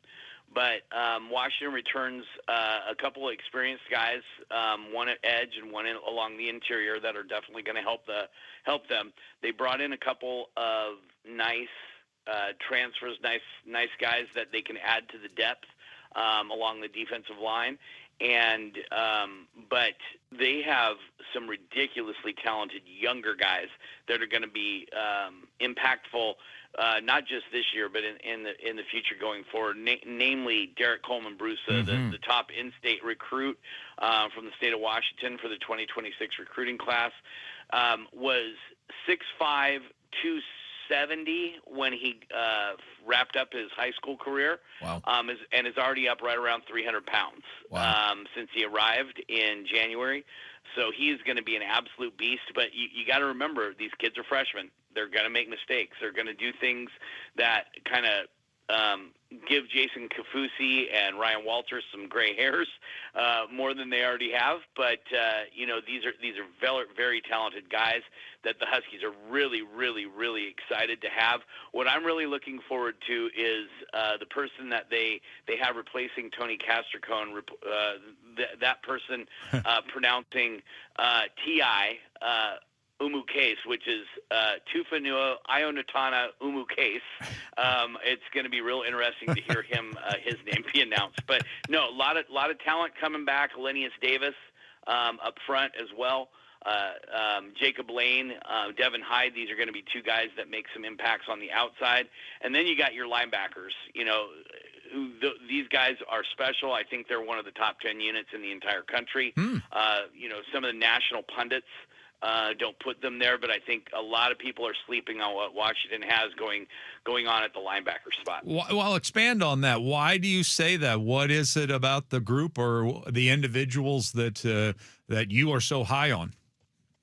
Well, except for maybe a select few schools in this country, guys like Exree Alexander, Zadrius Rainey-Soleil, Jacobs Manu, those guys could all be starting at other schools in this country, and you're only going to be playing two at a time. So one of those guys is not going to be starting. The other good thing is they're versatile. Jacob Manu is almost strictly an off-ball linebacker, but Zadrius Rainey-Soleil and Exree Alexander both have the ability to slide down and maybe play an outside edge, a 7 technique, a 9 technique, guys who can rush the quarterback from those wide angles that can really make a difference. And so I think Ryan Walters really loves the versatilities that those guys bring to the table. Jacob Manu, and one thing that Jed Fish has said over and over, when he's healthy, and he got healthy late in late September, and he only played 4 games last year because they hadn't instituted the 5 for 5 rule yet. So he only plays 4 games last year, but every game that he played, he made a huge impact in. He's a guy that Jed Fish said every time he's on the field, he is a problem for the offense, and he's a guy that we should have on that field. And so he's kind of your director, but he's only like 5'9", 5'10". Yeah. So that's really going to be – that's why he's kind of restricted to playing just in that middle linebacker spot. But Alexander is roughly 6'2", 6'3", and Zadrius Rainey-Soleil is almost 6'4". So those guys can play outside, and that's why their versatility is going to allow them to come from different angles and let Ryan Walters do a lot of different things up front. Scott Eklund is with us from Dogman, joins us every year for our Huskies One Series, one analyst in town breaking down one unit on the Huskies for one entire interview, and we are starting today with our One Series by discussing the front seven. By the way, just as a side note, I don't think anyone ever in the history of broadcasting was better than Castricone at pronouncing names. He is amazing. Yeah. He's amazing. He never misses. I asked him about it one time, and he looked at me like, it's not that hard. I'm like, no, it's just not hard for you, bud. It's some of these, I still think, and, this is, I kind of put myself on the line here because it's a cultural thing, but when the Polynesian community became so prevalent in football over the last, 2 decades, where we've seen more and more Islander people with Islander backgrounds coming into things, the play-by-play men and the analysts having to pronounce these names has been very challenging for them. So I put kudos on anybody who can pronounce all these names correctly and keep them straight. Yeah, Castricone was special. All right, Scott Eklund with us here on the Chug and Buck. All right, let's talk about Coleman Bruce. So we haven't spent enough time on him because, man, he has been creating a buzz, maybe more so, might I argue, he or Cody Green, it seems like are the two guys, both freshmen, that were creating the most buzz during spring ball. So tell Husky fans what we're getting in Derek Coleman Bruce and how quickly he could make a major impact on this football team. Well, so just so people know, he was running with the first unit for almost the entirety of spring football. So the fact that he's a freshman is not going to play into anything. That kid is going to play, and he's going to play a lot this year. Do I think he's going to be necessarily the starter coming out? Probably. But I think he's going to get a challenge from Darren Conley, who is a really good defensive lineman that came in the transfer portal from a group of 5 school. out there in the MAC, and those two are gonna battle for playing time and reps next to Elenius Davis, but he just gives you a lot of versatility. I mean, at 6'5", 300 pounds, he can still be a stand-up guy who plays on the edge, although he's probably going to be a better fit along the front as a 3 technique. That guy who's just on the inside shoulder of the guard, in between the center and guard, going to be able to rush the quarterback, but also has that bulk and that size and that quickness that can make things really hard in their run blocking schemes. He can blow up a lot of plays up front. So he was, the offensive line, which for Washington has kind of started to become a strength for them. The interior guys that he faced off with every day in practice said he's going to be a problem. He's already gotten better against us in the 15 practices that we had, and he's only going to get better as he gets more experience. Obviously, fall camp, he's going to get a lot of experience playing against Washington's offensive line this year, and then he's got 3 games to warm up against in the preseason, I guess is what you call it, the out-of-conference schedule, before he hits the ground running against Minnesota that last week of September and to start Big Ten play. So he's got a lot of time to get some experience and get a lot of coaching, really good coaching from Jason Kafusi, as well as Ryan Walters and what they want him to do. But yeah, special kid, special player, comes from a great family. His brother Lowen is a redshirt well, I guess they don't call him redshirt freshman anymore because they get 5 years now, but is a second-year player along the offensive line. He's not going to figure in the depth this year, but probably next year. But they come from a great family. They're hard workers. They're I hate to use the cliche lunch pail guys, but they really are, considering how talented both of those guys are, but especially Derek. He brings his lunch pail to work every day. He's very engaging. He doesn't have that superstar mentality.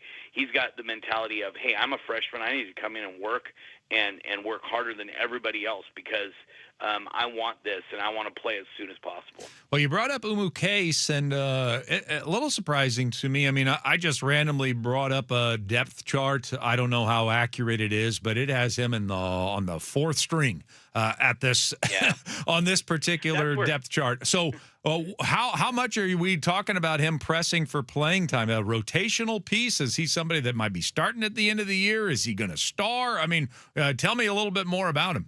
Yeah. So he's a guy who isn't.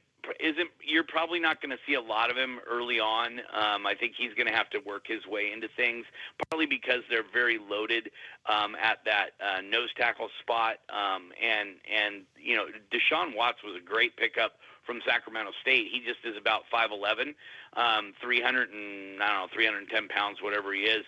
But he's a guy who really surprised in camp and is just a fire plug and a Energizer bunny inside. So he's gonna back up Elenius Davis. You're also going to see Darren Conley in there. We already kind of talked about him. Mm-hmm. They're going to kind of work through a rotation. So we probably won't see a ton of him early on, but I think as the season goes along, we'll see a lot more of him. He's a depth piece, a rotational piece right now. But Elenius Davis has, I'm trying to remember off the top of my head, but I think he's got 2 more years, this coming year and the following year, with the 5th year. And I think that Umu Case could be really pressuring him for playing time and possibly even a starting spot, not this year, but possibly next year. And he'll be a very key rotational piece for Washington just this year and next year and heading into the future. Are we going to get rid of the freshman, sophomore, junior, senior and just call them 1, 2, 3, 4, and 5? Yeah, I have no idea how we're going to do it. I think we're just going to end up calling them 1st and 2nd year players now, like they do in the NFL, because you can't call them redshirt freshmen anymore. Yeah. So you could call them freshman, sophomore, junior, senior, super senior, or something. I don't know senior. What we want to call them. Yeah. Yeah, well, we haven't invented a new term for a while. Maybe it's time to do that. Scott Eklund is with us, our Huskies One series, talking about the Dogs, front 7. All right, who's going to get after the quarterback? I mean, we've launched some praise toward the linebacker group, and we've got a lot of interesting interior defensive linemen, it sounds like. But who's going to sack opposing quarterbacks this year, Scott? Well, so Jacob Lane is going to be one of your outside guys for sure as a starter. He's a guy from Emerald Ridge down there in Puyallup. He started from the moment that he got here. He is a fourth-year player, so he's a guy who never redshirted, and he will have this year and next year. That's a huge bonus for Washington if he ends up deciding to stay. He and I talked a little bit this offseason when I ran into him at an event, and he basically said, I'm hearing, fifth round right now because of my ability to stop the run. If I can show some pass rush, maybe I could bounce up a little bit, but we'll see. He might just decide, hey, I'm not going to boost my stock anymore and head to the NFL, but he will have that fifth year available to him if he decides he wants to stay. But that being said, talking about this year, he's going to be one of your leaders up front. You've got Devin Hyde. I already kind of talked about him. He and a guy by the name of Russell Davis will be battling for reps as the starting other edge on the other side of Jacob Lane, and you also have Isaiah Ward. And Davis and Ward, when they are healthy, and that's the key word with them, healthy, when they are healthy, they are special pass rushers, and they could actually get after the quarterback. And I don't know if they have double-digit sack abilities because of I don't want to call them liabilities against the run, but they're definitely not able to anchor as much. They're in the 235 to 240 pound range, but those are guys who can do a lot of damage for you on the outside as pass rushers. So the key will be keeping them healthy. Russell Davis didn't play down for the Huskies last year because of a leg injury that he suffered. And Isaiah Ward was a spot player here and there, did some things for the Huskies last year, but really didn't make much of an impact as a pass rusher that you'd like to see. But both of those guys have natural pass rushing ability, and I think that's the kind of top four. As long as all four of them are healthy, they are going to be the top four guys thrown at offenses. But then you're going to sprinkle in guys like J.D. Hill, who is a true freshman out of Mission Viejo. If he was 2 or 3 inches taller, we're talking about a possible 5-star guy. His productivity was off the charts, but he's about 6'2", and so a lot of people think he's going to move inside, but he's going to start out outside for the Huskies.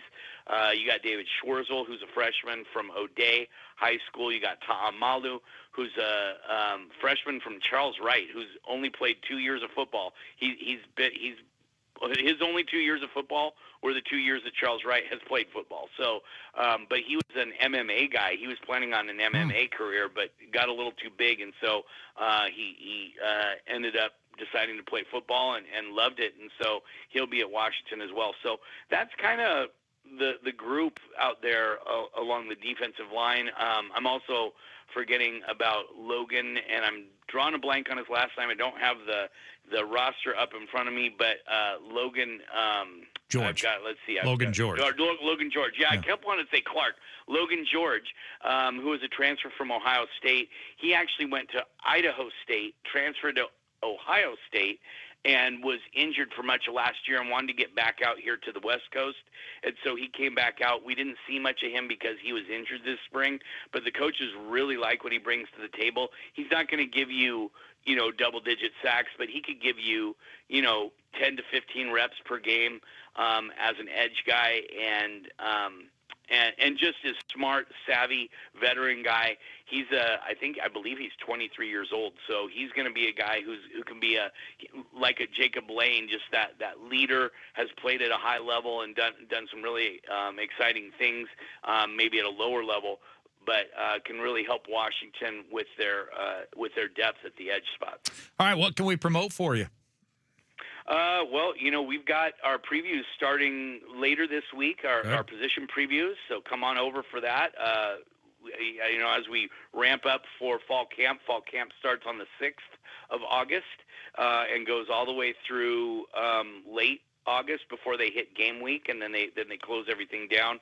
Dogman will be covering everything for you. We're working through a commitment from last weekend of one of the top corners in the country, Sincere Gaylord. He committed to Washington, so we're analyzing those kind of things. We've got a lot for you going on, even though it is the off season. Yep, no doubt. Always do. All right, man. Thank you very much. Always a pleasure. We will talk to you soon. Football's almost here.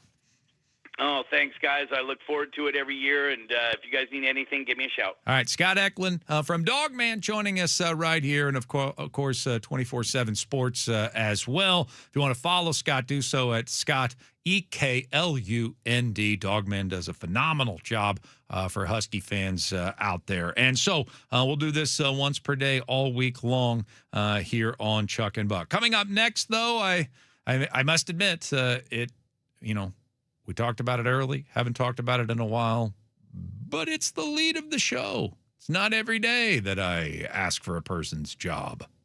We'll remind you of that next. Sports Radio 93.3 KJR FM.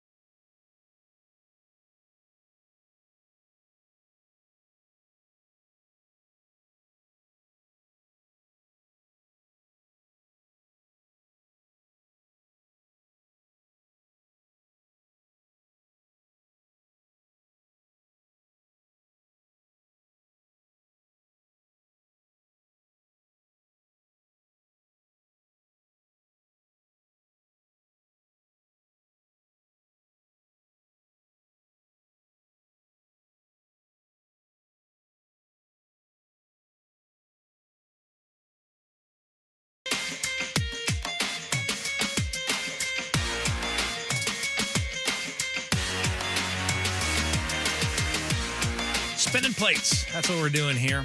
That's one of the frustrating things about being a sports talk show host. Most times I just want really one big giant topic to discuss. Oh, yeah. You know, and then a few side topics so that we don't just do the same topic for 4 hours, so that we could satisfy a lot of different tastes out there and appetites out there for what they want to consume sports-wise. But when you have like 3 monster stories going on, I mean, a Seahawks ownership change, which we talked about in the entire 7 o'clock hour. We started a brand new Seahawks Huskies 1 series today. That's an annual tradition, so it just happened to fall on this week. We got the home run derby tonight, which we haven't even discussed, but we will at 9 o'clock today, and the All-Star week at large, which maybe falling a little bit flat. Then you got World Cup on top of it, but it probably wasn't the day to lead the show with something so big from a sports talk show host perspective. But I did it anyway. I didn't want to wait another second. Ashley knew I was going to do this on Saturday. I just watched that performance on Saturday from the Mariners. And if you've been listening to the show, that I've been very critical of Dan Wilson this season, even last. And yet I'd fallen short of calling for his job. I got to Saturday. I watched that team, the way it's played here as of late. The fact that it was guaranteed to go into the All-Star break with a record under 500, which I think is inexcusable. And then watched all the players stick around after the game and stare out over the field like they just lost a championship and were watching the other team celebrate so that they could feel the pain, even though it was just a regular season game on a Saturday in the worst stadium in baseball. There wasn't anything special about it other than their reaction to the devastation that they showed. You could see it in their faces. They are lost. They were lost on Saturday. And I don't know if tables got overturned Saturday, or I don't know if there was some closed-door meeting, but they obviously played better Sunday. They win a game heading into the All-Star break, which is great, but they're not going to play again till Friday. And I am not going to allow that little bit of goodwill on Sunday distract me from what I think is a worthy conversation this morning. I said it earlier in the show. I never take this topic lightly as a sports talk show host. I really do try to respect and honor this platform that I'm given, this microphone that I'm given, this stage that they put me on to try to be a voice for Mariner fans at times. And so I don't go about this lightly, and I think my record shows that. But today, for the first time, I'm calling for it, Ashley. I think that Dan Wilson is the wrong guy to be the manager of the Seattle Mariners. Yeah, and you gave great reasoning in the which we're going to go over again. Yeah, and we'll go over. But I think the thing that stands out to me is I cannot come up with a defense. And that's what's hard. Is I don't says a lot. Yeah, exactly. I don't like to call for someone's job either, but if someone came to me and said, "Okay, I need 5 reasons why he should keep his job," I'd be silent. And you like Dan. And I like Dan. I'm a like lifelong Dan. Dan's a nice guy. Dan is a nice guy, but I said it before, I'll say it again. A nice guy and a Mariners legend are not a good reason to keep someone as like I was Dan, are not a good reason to keep someone as a manager. They're not a good reason to hire someone as a manager. Well, as you know, maybe I need to remind you, but I gave Dan Wilson a C- grade last year. So that was heading into the playoffs. Right. And I pointed out, of all the things that I'm worried about heading into the playoffs, managerial decisions. His first time doing it, I'm not sure how good he is to begin with. And I'm not saying we didn't make it to the World Series because of him, but there was a pitching change, certainly, that cost us the World Series. I think that if a different pitcher was on the mound facing George Springer at that point, we would have gone to the World Series last year. I'm not going to hang the entire series on Dan Wilson, but it did rear its ugly head. So I've had a big problem with his pitching decisions and his usage of the bench. His pinch hitting decisions as well since he took over, not just this year, but since he took over. I think it's a couple of things that he's really struggled with. And when you think about it, in today's modern game, they're really the only two things that a manager from an X's and O's standpoint even manages. I mean, base stealers are just given the green light. On occasion, you might tell a base runner, you don't run. You might do that. But for the most part, I mean, Josh Naylor's never been given a steal sign in his entire career, and he's got 18 stolen bases this year. So base stealers are given a green light, and they're trusted to not run when we shouldn't run, even though we do it all the time. Randy? So he's not managing that. Managers today, they don't bunt. They don't hit and run. 3-0s are green lights. Used to be, you'd look down at the manager to see if you were supposed to take. Well, actually, you took on 3-0. There really wasn't an option. But you would look down there to see when you should take. Well, that's not part of the game anymore, so that's not happening. Defensive alignment is handled completely by analytics, and Manny Acta's got a card, and he's positioning people around, or they've got a card in their back pocket, and they know where to go on every given batter. The lineups, anyone can make a lineup. Anybody listening could make a decent lineup. Anyone listening can set a rotation, starting pitching rotation when you've got 5/6 guys as good as this one. So there really aren't that many X's and O's decisions that a manager has to make anymore in the modern game. Really two. When do you take a pitcher out and who do you put in? And when do you pinch hit? Who do you pinch hit? And how do you utilize your bench in an effective way that satisfies giving guys rest when they need them, but also within the game, who's the better matchup for this given moment and will be for the rest of the contest? And I think he's bad at both. Yeah. I think he's really bad at both of those things and has been since he took over. And what the scary part is for me, and the reason that I've arrived at this conclusion, I think he's getting worse. Yeah, he's definitely not getting better. Well, I'll say this. I think he's gotten better at pinch hitting.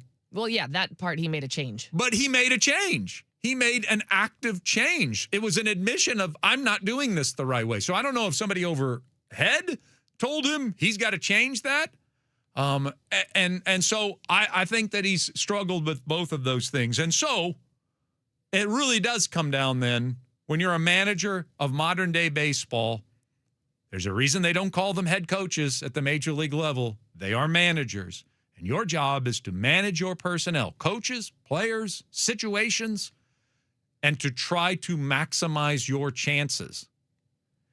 And that includes how you play every single instrument on your roster. That's your job. Get the most out of the talent given you. Well, I don't think there's one person listening that would make an argument that we're getting the most out of this talent. This is the most talented roster in the American League. It is. The pitching makes it so, not the offense. The pitching makes it so. But this is the most talented roster in the American League, and we are a game under 500, nearly 100 games into the season. He is not maximizing the talent. Yeah. Phillies have already fired a very popular manager in Rob Thompson, replaced him with Don Mattingly. And I don't think Don Mattingly's a great manager, but the team took off once he took over. And I mean immediately. And sometimes that shakeup can have a positive effect. I think it's time. I don't think that they will make the decision. I don't think we're going to find out later today or Wednesday after the All-Star game if they don't want to show up the All-Star. I don't think we're going to find that out. I think Dan Wilson is safe as manager, but I would not let him manage another game. His last one would have been yesterday, and that's just where I'm at. And like I said, and I don't make this statement lightly. I never do. But as you just pointed out, Ashley, I think very well, show me the reason why he should stay. And other than what you did last year, or he deserves more time, I don't know a tangible reason why Dan Wilson should still be the manager of this baseball team. And it is way too important of a season to mess around with this. I fully agree. It's the 50th year anniversary for the only team in baseball that's never made it to the World Series. I'm sick of that trivia. Yeah. So, and we might not have a season next year. Right. Like, It could disrupt this window that Jerry and Justin have created for us to be very competitive for another decade going forward. But so this year feels like the most important year of the 50. We can't squander this roster. We can't squander this pitching staff. We can't squander this talent. We need somebody that can get the most out of this group. And I've just watched way too many lackluster moments. I have watched way too many wasted opportunities for us to continue on this road, even though I'm sure we will continue on this road. If I were making the decision, I'd pop him today. Yeah, and I don't think that they will. I do think he'll continue to keep his job. A lot of people have been bringing up the idea of the 50th anniversary and that he's a big part of that. And wouldn't it be awkward if they were to fire him before that? Which is a good point. Yeah. And I do think the Mariners When is that? think Is that way. this weekend? No, I think it's still That's not this 2 or 3 weekends away. Jeez. Oh, gosh. Yeah, but and that's a good point because I do think Again, the Mariners but I'm not going to operate- let that get in the way either. No, you wouldn't, but I think the Mariners would. I will say this just quickly, and then we're going to get to your responses, because I asked earlier in the show I wanted to hear some reaction to people that want to keep him and why, okay? So we'll get to that in our next segment, but it's not just about getting rid of Dan. I'd get rid of Dan, I'd get rid of Manny Acta, and I'd get rid of Danny Farquhar, and I would hire Alex Cora, Joey Cora, and Jason Varitek, all of them available right now. Because Cal's got a really close relationship with Dan, but he also, Jason Varitek's his favorite player of all time. So yeah, we're going to make up. Yeah, he'll be sad, but he'll also be kind of excited. Yeah.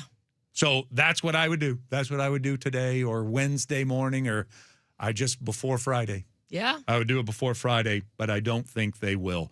Tell me why they shouldn't. That's what I want to hear from you on Sports Radio 93.3 KJR FM.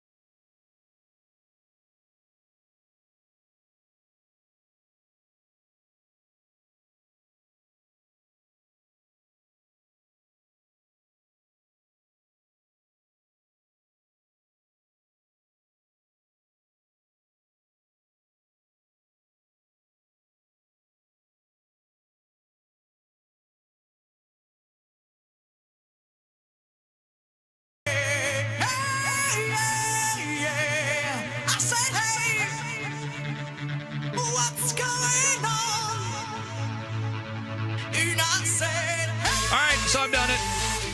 I kind of feel like when a media outlet declares for a political candidate, I kind of feel like that here today. Like I've made some big, bold decision. You have. This morning, as we cracked the mics on a very busy Monday, by the way, I've seen enough. I think the Mariners need a new manager. And so I've given my reasons, but I asked earlier in the show for some feedback that we would get to in this segment and in the next about whether or not I'm wrong. I want to hear defense, frankly, for Dan, whether on Talkback or at 49451, the text line, or on our YouTube channel. So I'm going to hand it over to Ashley and to you. What do we got? All right, here's our first Talkback. Okay. I don't believe Dan should keep his job, but he's not going to get fired, and not because he doesn't deserve it. Because the Mariners do the Mariners thing always and box themselves in. In 2 weeks, they have this 50th celebration thing coming up that he's going to be a big part of as part of that 90s championship, quote-unquote, team. So they can't fire him before it, and they can't fire him after it. So best case scenario is they'll fire him in the offseason, and they're not going to do that either. Why? I think there's some actually grim truth to that. I know. That's why, I was, and he's not the only one to bring that up. Yeah. Yeah. I think they're, I mean, you're probably right.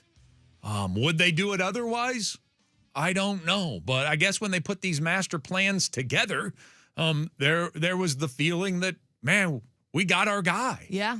Because I know how much that they believed in their guy. I was even talking about in the offseason that we should at least consider an upgrade at this. But I think the thing I'm most disappointed about is that I haven't seen improvement from him as a manager, and I also don't see his team playing as hard for him as they did a year ago, which kind of suggests that his soft ways of having everybody's back at all times may be backfiring, maybe blowing up in his face. Maybe. Now, can he get it going again? Yes, absolutely. He can win the World Series. They can keep him, and they can still pull off all of their goals. I mean, Barry Switzer won a Super Bowl, for goodness sake. So it can still happen, but what do we do in baseball? What does he do every game? What does Jerry do? We play the percentages. I think that there's a better manager out there for this team. Yeah, and I don't know. If he's going to stick around, he's got to make some changes.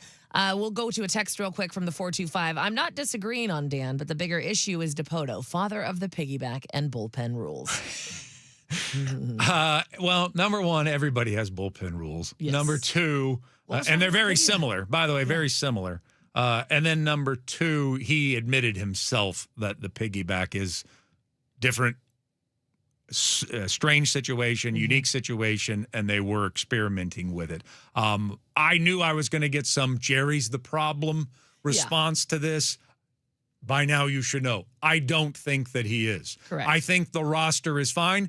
And this is not me like defending Jerry. I don't even know if I even have a good relationship with the Mariners anymore. It might be bad. I'm not sure. But I'm certainly just telling you how I see it. I think the roster is fine. That's why I have such a problem with the manager, because he's not getting the most out of the roster. So if I'm going to point fingers, I'm certainly not going to point it at roster construction. I'm going to point it at the manager getting the most out of the roster. This text, see, I feel like it needs to be read following the last one in this conversation. This is from the 206. The only real Mariners solution is to do the piggyback manager. Dan is the manager for the day until the fifth inning. Then anyone else can be hired for inning 6 and beyond. I think that's a great solution. Let's do it. Dan only gets to make decisions till inning 5. And then raise your hand. There really aren't any decisions to make in a baseball game anymore before inning number 5. Perfect. Lineup, starting pitcher, and then you kind of wait till the 5th to start actually managing. And then you could be the manager for 6, 7, 8, 9. I'll take it. I'll take the job, piggyback form or otherwise. All right, we'll continue with this. I know we got some more talkbacks to get to. And I know we got a lot of texts and a lot of YouTube feedback on this. I do want to talk about the home run derby because I think everybody needs to be made aware of the format changes, but maybe I'll save that for one last thing. Coming up next, we'll continue our conversation about whether or not Dan Wilson should remain the Mariners manager on Sports Radio 93.3 KJR FM.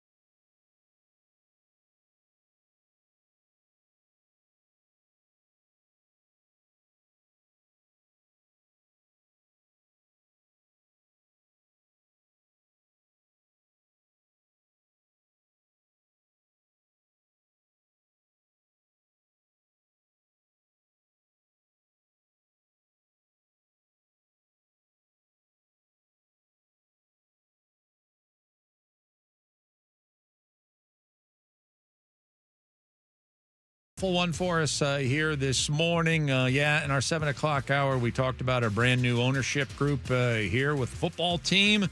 We started our Huskies 1 series. We got World Cup Final Four starting tomorrow. We got Home Run Derby tonight. We got All-Star Game tomorrow.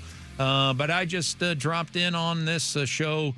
I've had enough. After Saturday, I don't think Dan Wilson's the right man to manage this team and manage the big expectations that go with this team. I am expecting this team to end up in the World Series still at this point, and maybe we don't have the right manager for the job. So I have said it today officially that I think we should make a change at that position, and I've left it to you, the listening audience, to weigh in. Several different ways to do so. Talkback, we've got a couple of talkbacks certainly from our website. We've got YouTube, so we've got some people communicating via YouTube. We've still got the old text line at 49451. And I say, we can just use old school radio phone lines as well, 206-286-9595 if you want to weigh in as well. I have been asking for people to defend him because I want to make sure that avenue is opened up to have this conversation, an adult conversation about this. Yes. This isn't about nanny, boo-boo, or this isn't about, we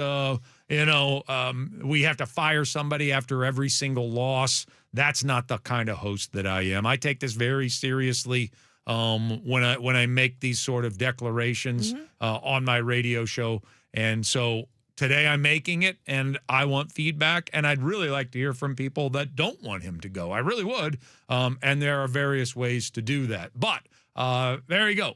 Anyway, you want to communicate with us this morning, I guess there are 1,000 ways right now. You can even fly a drone over and drop a card to me. There you go. All right, what do you got back there, All right, Ashley? we're going to go back to the talk back. Okay. Dan Wilson should stay the Seattle Mariners manager for one reason and one reason only. Our ownership cares about profit, and that's it. They will keep him in his position because they can use him like a puppet. And as long as they keep making money, they don't care about anything else. All right. Well, that's not a great reason for keeping. You're saying they will keep him. Yeah. It doesn't matter how much we complain about it. Yeah. Well, I know it would be really hard for them. I know it would be really hard for them to move on because they do really treasure him as a Mariner. Yes. But that's kind of the risk that you run when you do hire a former player who's beloved in the eyes of not just the fan base, but within your own organization. And then all of a sudden you're 2 years into the project and you're like, is he any good? Is he any good at this? Right. We felt we had a World Series team put together this year, and we're a game under 500 right now. And like I said, I gave him a C- a year ago, and that's making the playoffs and making it by a large margin. I wasn't that impressed with Dan Wilson, the manager, a year ago, so you can imagine where I am here today. But, I think there might be some truth to that. I don't want to just 100% endorse that sentiment that ownership doesn't care enough about winning. I do believe they care about winning. I think they do go about it in a different way than you would prefer that they do, because most fans just want their team to spend money and spend money and spend money. I've never defended that argument that some Mariner fans have. I think that they've done a fine job of putting together a sustainably good winning product. And I think in the last year and a half, they've made moves, including last year's trading deadline, that are championship caliber moves. And I think this offseason was a good offseason that puts this team in position to win it all this year. But do you have the manager that presses the right buttons, pulls the right strings? That I'm not sure. 206 says they can't fire him, but they can move him into a different role within the organization, couldn't they? I don't know if he'd accept that. Yeah. I don't know. I don't know if he would like that. I think they could try. Certainly, but no. I think there was a lot that went into hiring him in the first place. Think about Scott Service was fired in August. I think it was August 22nd, I remember, when Scott Service was fired. So think about how long into that season. And then when they made the change, we did start playing better and almost tracked the thing down. Didn't have enough time. Mm-hmm.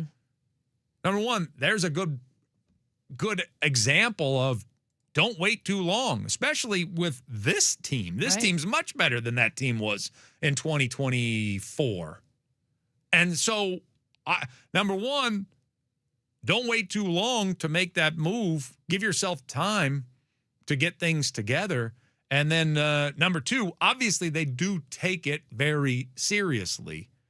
You know, we're committed to Scott's service, so that at some point the writing was on the wall. I think maybe the writing has just gotten on the wall sooner than any of them expected to be here. Yeah, I understand. I hear what you're saying. Let's go back to the talk back. Okay. You guys asked what Dan Wilson does well, and the answer is he might give excellent foot rubs to Jerry Dipoto. Maybe he makes an excellent charcuterie board with some spicy ham and some good cheese selections. Maybe Dan is an excellent wine pairing with the cheese. But he's not good at managing baseball. He's not good at managing the locker room. He's not good at anything baseball-wise. Wow. I won't go that far. No, but I did like that. Maybe he's really good at charcuterie boards. You know what? That's a great talent. Let's not undersell that. That's Right. a really important thing. When you bring a charcuterie board to a party, everyone flocks towards it. When it's a good one. I just saw one yesterday as I was walking by, and I had swore I wasn't going to drink yesterday, and I almost turned around and just started eating off the guy's board. So let's not underestimate a good charcuterie That's what I'm board saying. maker. That's what I'm saying. Here is what I have said about Dan in the past. And these are things that we aren't privy to. I think that Dan Wilson really does have the respect of the players on the team. Scott, by the end, and really for the last few years, he had a little bit of a divided locker room. I mean, he had his guys that he loved, Gino and Robbie Ray. And, I mean, he had his select group of guys that he loved. And then there were a bunch of guys in the middle. And then there were some guys he didn't like very much, and they didn't like him. I think almost everybody on this team likes Dan Wilson. And as I've said numerous times in the past, like I said, managers manage personalities. And Dan wins a lot of credit with the players by his horrible press conferences, his never, ever, ever addressing anything critical about his own team. He always has his players' backs, and I would imagine that's the way Dan wanted to be treated when he was a player, and he's never forgotten that. And so there is an element to, hey, when your players love you, that can go a long way when they believe, man, we really got a manager who has our backs in Dan Wilson. But has it slid too far the other way? Are they now taking him for granted? There are way too many episodes of a lack of focus. Sometimes it looks like lack of effort that have occurred. And certainly, and this is indisputable, we're not playing as well as our talent suggests that we should be playing, which is the ultimate judge of a manager. He's not getting the most out of his talent. There is no question about that. And so you do wonder if maybe that softness has caught up to him. Because I do think players need to get called out. I think human beings need to get, talk show hosts need to get called out. And sometimes when you get called out and you know, yep, I'm guilty of that, you got me, you will change the pattern of behavior. That we have no knowledge of. None of us can say it because we're not behind the scenes. Maybe there are several meetings. Maybe he does call them out behind the scenes. Maybe. But it doesn't feel like his team plays all out for him. And if you're going to have that approach, if I'm going to point that out as one of the attributes to you as a baseball man and a baseball manager, then by God, if you're going to approach it that way, you better get maximum effort. They better ball out for you. And I think we can all agree that's not happened. No, I would agree. agree. In the first half of the season, and it has been particularly noticeable in the last month, has it not, Ashley? Yes, absolutely. Yes, it has. And I think you bringing up the point about what happened in Tampa on Saturday and them all sitting there staring out like they just lost, like their season had just ended, says a lot because clearly the team themselves, the players themselves, they know they're not performing. They know that, I mean, yeah, Dan is not the one on the field that is hitting and pitching and making defensive plays. We know that. The players know they're not performing. But it seems odd to me that at this point in the season, they're looking so forlorn and lost and like they don't have any direction. Something happened after that game. There's no way that something didn't happen after that game. And I don't know if it was player-led, manager-led, coaches-led, owner-led, maybe the owner. But you're right. It was a group, and Cal is the one that stands out the most, that were looking forlorn. And look, Cal's wearing a lot of this. Cal has to wear a lot of weight for this team's disappointing first half. He was our best player by 1,000 miles a year ago, and he's been bad this year. I mean, there's really no other way around it. He's got a 169 batting average at the All-Star break with fewer than 10 home runs this season. Now, he's been very good defensively. That's for sure. And the pitchers swear by him and love him, and he's still a leader. But you could see it in his face. I mean, he wore that loss as heavy as any regular season loss he's ever suffered. So something happened afterwards. Something, I don't know if it was a closed-door meeting. I don't even know if those things work or not. But some sort of we got to wake up moment occurred Saturday. I don't have any doubt about it. Problem is, you win on Sunday, and now you got 5 days to think about it. Mm-hmm.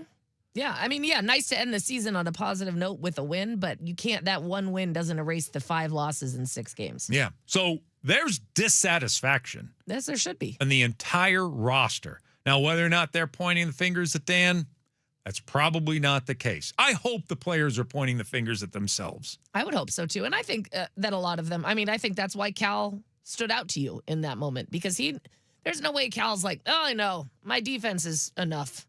I'm doing great. Right. I mean, we know how competitive he is and how driven he is and how much he wants to perform for his teammates, for the organization, for the city, for the fans. I mean, he wants that more than anyone on that team. But we are about 100 games into this thing. It is no longer a short sample size. Fortunately, the rest of the American League has cooperated. The American League West has cooperated, and there's no big giant hill to climb. I mean, you got 60-plus games, 65-plus games to go, and a game-and-a-half deficit to overcome. If the season ended today, we're a wild card team. If the season ended today, we're still in the playoffs.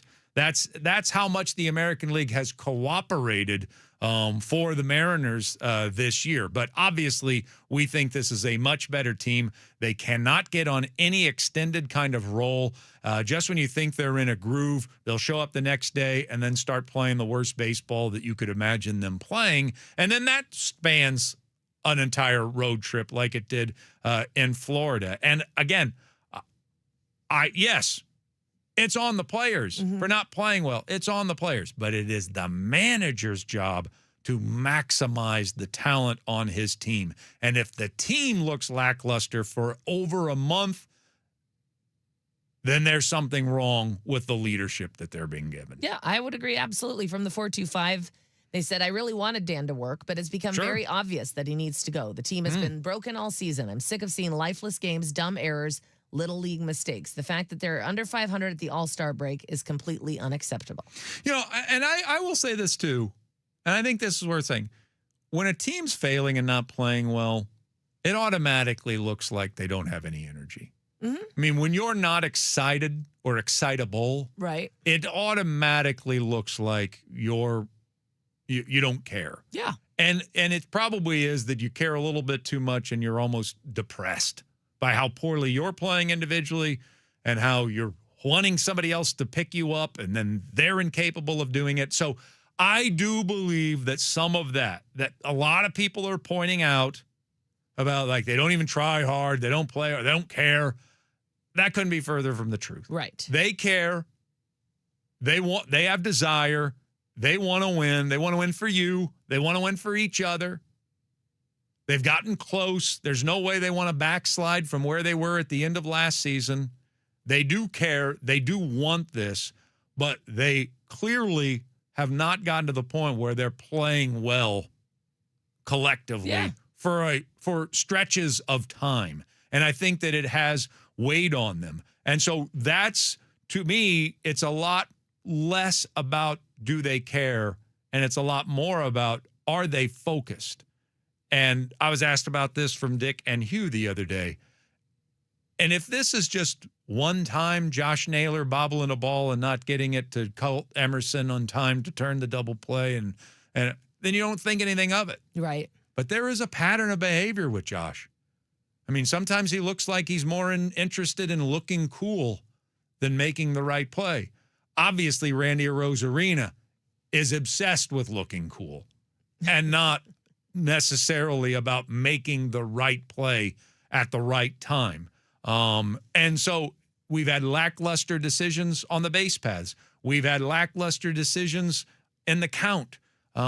We've had all, it looks like it's a bad effort. I don't think effort is the problem, but I do think focus has been the problem, and that gets us back to what the conversation is about, and it's about Dan Wilson. And I don't want to see my team not having focus. No, my not at team all. better be ready to play. Not every day. Over 162 games, 6 months, you're going to have a stinker or 5. But not for 5 straight games on the road. I would agree. That's unacceptable. Yeah. From the 509, people are out of their minds if they think the reason the Mariners are performing the way they are performing is because of the manager. These are professional athletes that can't put the ball in play, that make stupid base running errors, and continually leave runners stranded on base. Well, I don't think they're out of their minds. I don't think you're the only sane person listening right now. I mean, I'm all for an argument, and I'm all for somebody telling me it's on the players. Dan's fine. That's a perfectly reasonable explanation. But I don't think that anyone right now on this radio show or anyone that's responded to us, because not, by the way, 90% of the people responding are in agreement with my take this morning and with Ashley's take this morning. I don't think that you can say that we are out of our minds for feeling like the manager is not getting the job done. Yeah, we're not crazy for that. Yeah, I mean, you can perfectly have the opinion, Dan's fine, players just got to play better.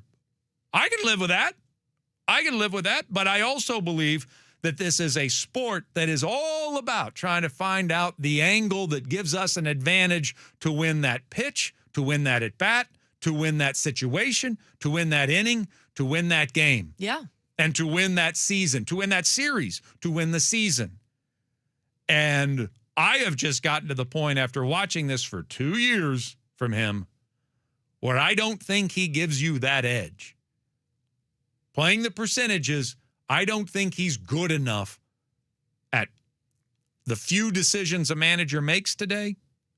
And then obviously the motivation required to get the most out of your players. Those are the 3 things. And I think he's failing at all 3 of those things this season. And he doesn't seem to be getting any better. I don't think he gives you those edges. And that's why we've come to this Monday morning here on KJR. This is why I make my declaration. I've been thinking about it for a while. Yeah, you didn't come about this lightly. No. Last one, though, from the 425. Well, he did take us the furthest we've ever gone last year. True. Also, you love Kevin Seitzer and Perry Hill so much, and apparently they are the best of the best, yet that's where we're really struggling this year. So do you want to get rid of them too or not? No, I don't. No. I don't think Kevin Seitz, I don't think I've ever said he's the best of the best. I do like him. I do like him a lot. But I don't think I'm blowing up the entire coaching staff. I said this is what I would do. This really is unfair to Danny Farquhar and to Manny Acta. But I would get rid of Wilson, Acta, and Farquhar. And I would replace them with Alex Cora, Joey Cora, and Jason Varitek. They're all available right now. They weren't earlier this year. They're all off their given major league teams. That's what I would do. Yeah. Those are the changes that I would make. Alex, the manager, Joey as bench coach, and Jason Varitek to fill that void that for the pitchers and for the catchers that Dan fills. I don't think that's a bad idea. That's my recipe. So I didn't come across this just half-assed here today. Given this a lot of thought over the last few months. All right, thank you very much for the feedback. I appreciate it. I don't know if we solved anything, but at least we had a good, nice conversation there about it. Coming up next, I'm not done with the Mariners. I just want to talk about things other than Dan. ABCs of the M's come your way on Sports Radio 93.3 KJR FM.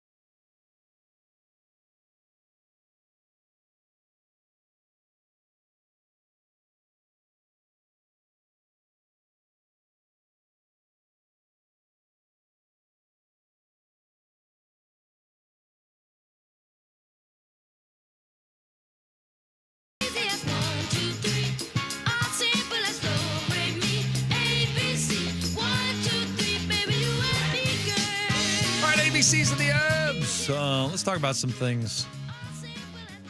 Who knows where the alphabet's going to take us here today? I'm excited to find out. Are you? Yeah, boy, always. That's always good to hear. And we get started at the beginning of the alphabet today, and this works out really well because A is for Arozarena, the All-Star. He'll be the only Mariner. Even with all these changes, we still ended up with just one Mariner on the All-Star roster. Maybe what something does that else. say about us? I don't know. Maybe something else happens today. We'll see. But Randy Arozarena will play in the game on Tuesday. We'll have no participant in the home run derby here tonight. We sort of dominated the headlines with the Futures game. I'll say that on Saturday. And it sounds like we had a good draft. Sunday. It sounds like we had a good draft on Saturday as well. A lot of the analysts giving pretty good grades on that front. But let's talk about Arozarena from this standpoint. I realized that he was the guy firing fan wanted to fire after Saturday's lackluster effort, and it did look bad. It did look really bad. Can I offer a little bit of defense for him? And just a little bit. Because believe me, if you've been listening to this show in any consistency at all, you know how much he frustrates the hell out of me as a player. Yes. I mean, he is about as frustrating a player to have on your roster as you could have. We know how good he is, but, man, there are some decisions and there are moments where it just does not look like he's invested in team baseball whatsoever. So I've had a mountain of problems with him, and I had a problem with what he did on Saturday, not giving any effort down the line, and obviously The Rock did as well. Mm-hmm. I will just say this. He's coming off a hamstring. I can promise you he has been given the orders by coaches and staff, hey, when in doubt, let it go. We don't want you running into walls. We don't want you sliding into stands. We don't want you jumping. Let's make sure that heals first. They used to have to tell Lenny Dykstra that because he would just crash face first into walls all the time. Like, hey, you've turned into a really important player for us. We need to see a little less of that going forward. And so you tell Randy that. Does anybody really think he's going to understand how to play that properly? No, probably. Do you really think that he is from pitch to pitch going to understand what he should go for and what he shouldn't go for when somebody tells him, hey, let's just not do anything crazy out there. Maybe you have to let a ball go every once in a while. And I bet you that was one of those. Like, yeah, there's a lot of obstacles over there. It looks tricky. I'm just going to let that one drop. It's not going to be fair. It's not going to be fair. It's not like it's going to be a fair ball and he's going to get a double out of it. Right, and that is true. It's not a fair ball. But it would still be an out. And I do think I would expect Randy to understand what is something he should and shouldn't go after. But he doesn't. And I'm going to tell you, I'm going to give you an example. Because last year with him stealing bases, we had a catcher who was on pace to hit 60 home runs, right? Mm-hmm. And he was running us out of innings with Cal at the plate. And they told him, like, hey, we got Cal at the plate. Like, we can't be stealing in that moment. He's like, what are you talking about? He didn't understand. He didn't understand that we don't want to give up the chance for a 2-run homer from a guy that's hitting a home run every 10 at-bats just to move up a base. With his power, we're going to hit and Randy did not understand. He was flummoxed by it. Spent the whole season like, when am I supposed to steal? When am I not supposed to steal? I don't think he is that player. I think he struggles with a lot of that stuff because I think he spent his entire life being a showman and really doesn't understand team baseball. I 100% believe that. And I've been saying it for 2 years. And I have a problem with what he did on Saturday too. But to me, it goes right in line with the problems Randy Arozarena creates for his teammates all the time. And that is, he doesn't get it. When somebody says, hey, let's not crash into walls. Sometimes we got to let one go. I bet you he was thinking on that play, not that I don't care if I don't get to it, that he thought he was doing a smart thing letting that drop. After all, he was in the lineup the very next day. Yeah. It's not like they punished him. No, they didn't. They didn't send him down on the lineup. They didn't pull him off the field. He was in the lineup the very next day. So Castillo looked at it like, you should have had that. We all looked at it like you should have had that. Mm-hmm. But I'll bet you, Randy's explanation was, you told me not to crash into walls. I thought that was close to the wall. That felt like, to me, one I should let go because you want me to let those go.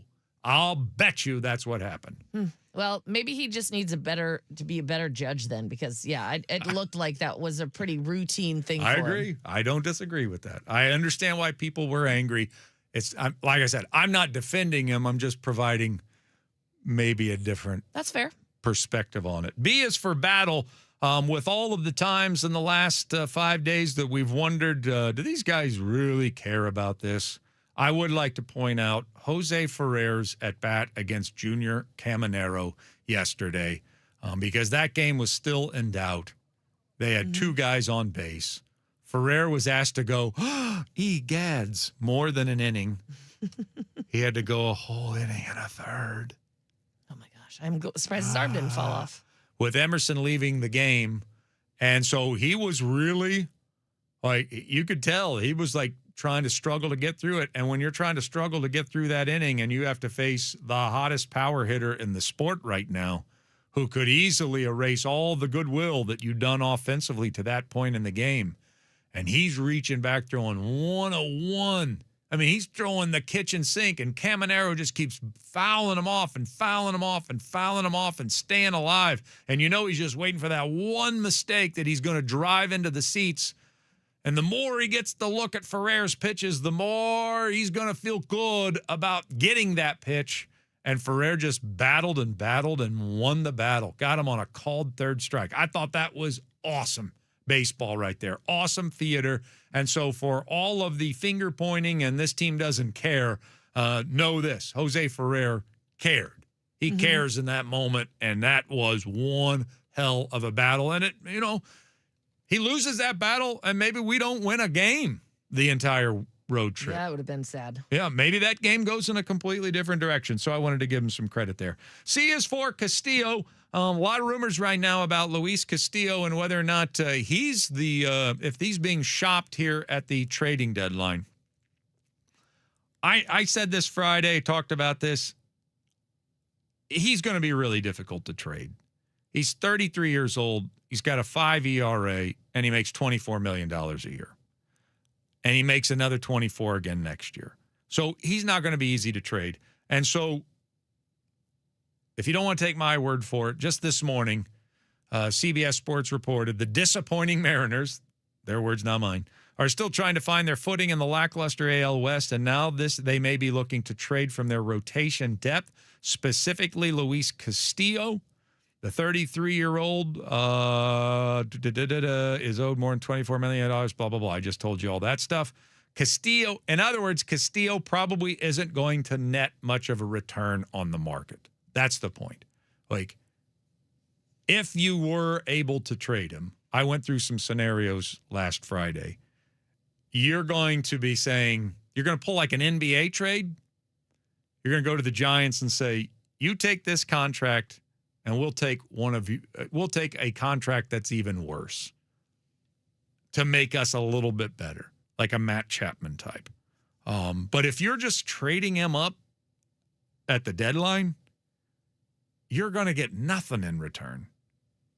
You're going to trade him. You're going to have to trade him as a seller to a buyer, somebody that wants to be able to win this year and maybe a veteran starting pitcher short. Also somebody that has a huge payroll as well. So that's going to limit your market there. I suppose that the other option here, and this is what I thought about just this morning, is maybe it's not Luis Castillo. Maybe it is one of the 5 guys, the 5 younger guys. And maybe when we're talking about the Mariners are interested in flipping a starter for a back of the bullpen reliever, nobody feels good, right? There's no way I'm going to trade George Kirby for a bullpen piece unless, would you do it for Mason Miller? Would you do it for the game's best closer? The unhittable young Mason Miller, who's under contract for a few more years? Would you move one of your 5 younger starting pitchers? Maybe it's Emerson Hancock. I don't know. To the San Diego Padres, if in fact Mason Miller is available, does that change it for you? At least it at least gets me off of no way. It at least has me thinking, well, maybe I would do that. Yeah. After all, so I'd something, consider it. That's something for sure. to think about out there. All right, we'll close out the show with one last thing. It's next. Sports Radio 93.3 KJR FM.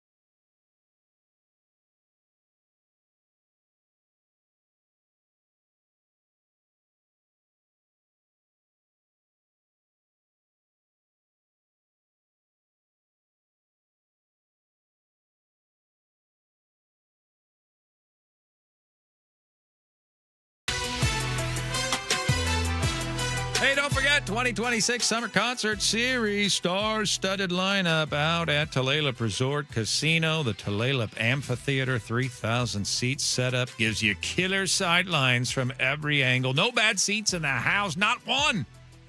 There's just something different about live music outdoors, warm summer nights, the sun that doesn't set till 2 in the morning. Welcome. Oh, is that right? Welcome to the Seattle Summer Concert Series. Wow. Black Crowes, Anthony Hamilton, George Thorogood, and the Destroyers. Tickets on sale now at Ticketmaster. All details available at TulalipCasino.com. All right, one thing to close out our very eventful Monday show. What do you got, Ashley? Well, I talk quite a bit about the weird dreams I have. But I think that I've figured out what the most annoying recurring dream is. Do you ever have a dream that you are, like, you feel like you're awake and that you're dreaming that you're oversleeping or that it's time to wake up? Yep. I had that last night and it just kept going on and on and on. And in my mind, I was telling myself, just open your eyes and look at your alarm clock or just look at your phone and see what time it is. Even in my dream, I was telling myself, because in my dream, I didn't want to look at the clock. But I was convinced I was oversleeping, but I didn't want to look at the clock. So I kept telling myself, open your eyes, just open your eyes and look at the clock. And instead I would just guess what time it was. And so then it made me all stressed out that I was really oversleeping. And I woke up and it was 2:30. Yeah, I'm stressed out just hearing it because I've experienced that nearly every night. Yeah, that's the one thing that, and I think it usually is on a Monday because you've had a couple days where you maybe don't get to sleep in, but your alarm is definitely not set for as early as it is Monday through Friday. Mm-hmm. And I think it usually, like a Sunday night is the most stressful night of sleep for the whole week. Yeah, you might be right because you're like it's so important for you to get a good night's sleep. Yes, because you have to start that week off on a good note. Yeah. It's a good thing that whatever state that is, that caught between sleep and awake, and you are thinking about the craziest things possible, and you have, in your head, you have imagined them to be far worse than they actually are. Yeah. It is a good thing we can't operate as human beings in that mindset. Otherwise, we would all be in prison. Yeah, for sure. Like, there is no way we're making good decisions in that state of caught between. It's like sleep purgatory. Yeah. And I kept thinking, like, oh, it's 5 a.m. or 5:52. It kept 5:52. Oh, it's 6:30. Oh, it's 7:30. And in my head, why hasn't anyone called me to see why I'm not at work? But I just wouldn't open my eyes and look. Yeah, well, because we don't do anything reasonable in those really moments. Frustrating. Yeah. I'm going to close with this, and I intended to talk about this for a 20-minute segment today, and we just never got to it because we were talking about Dan. But Home Run Derby is tonight, and it's going to be, I don't know, this is almost like a make or break.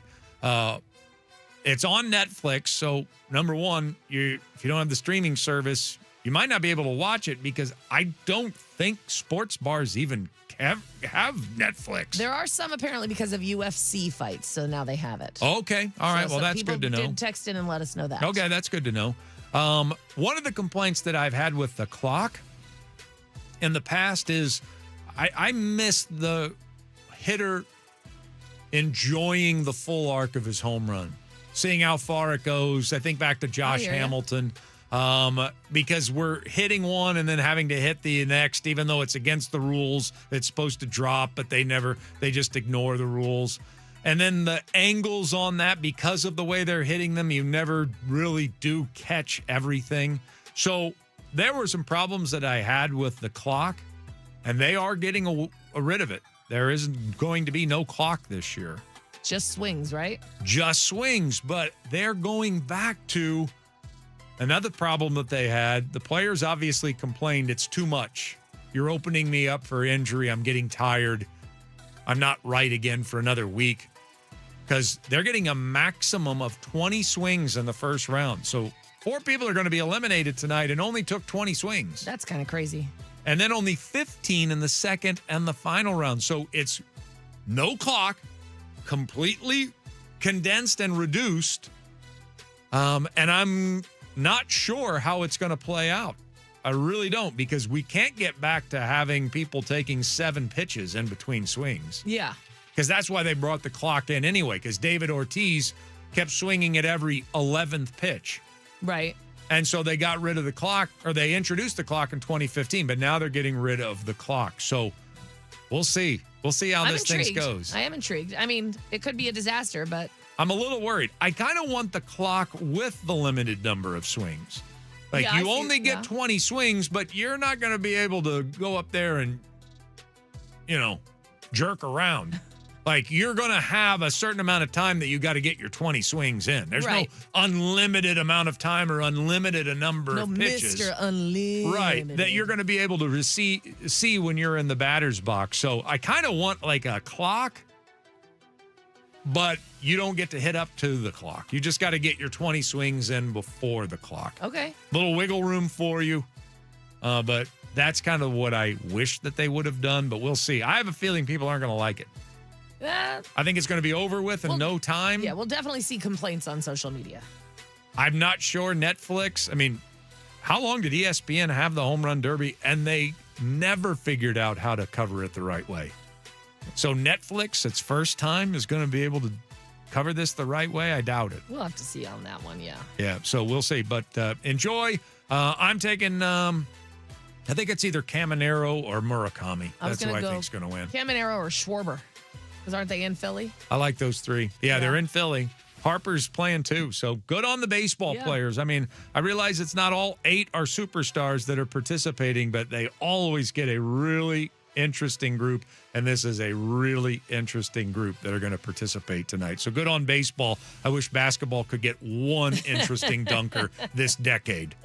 And they never do. All right, we'll talk to you tomorrow at 6 a.m. Greg's coming your way next with Jessamine on Sports Radio 93.3 KJR FM.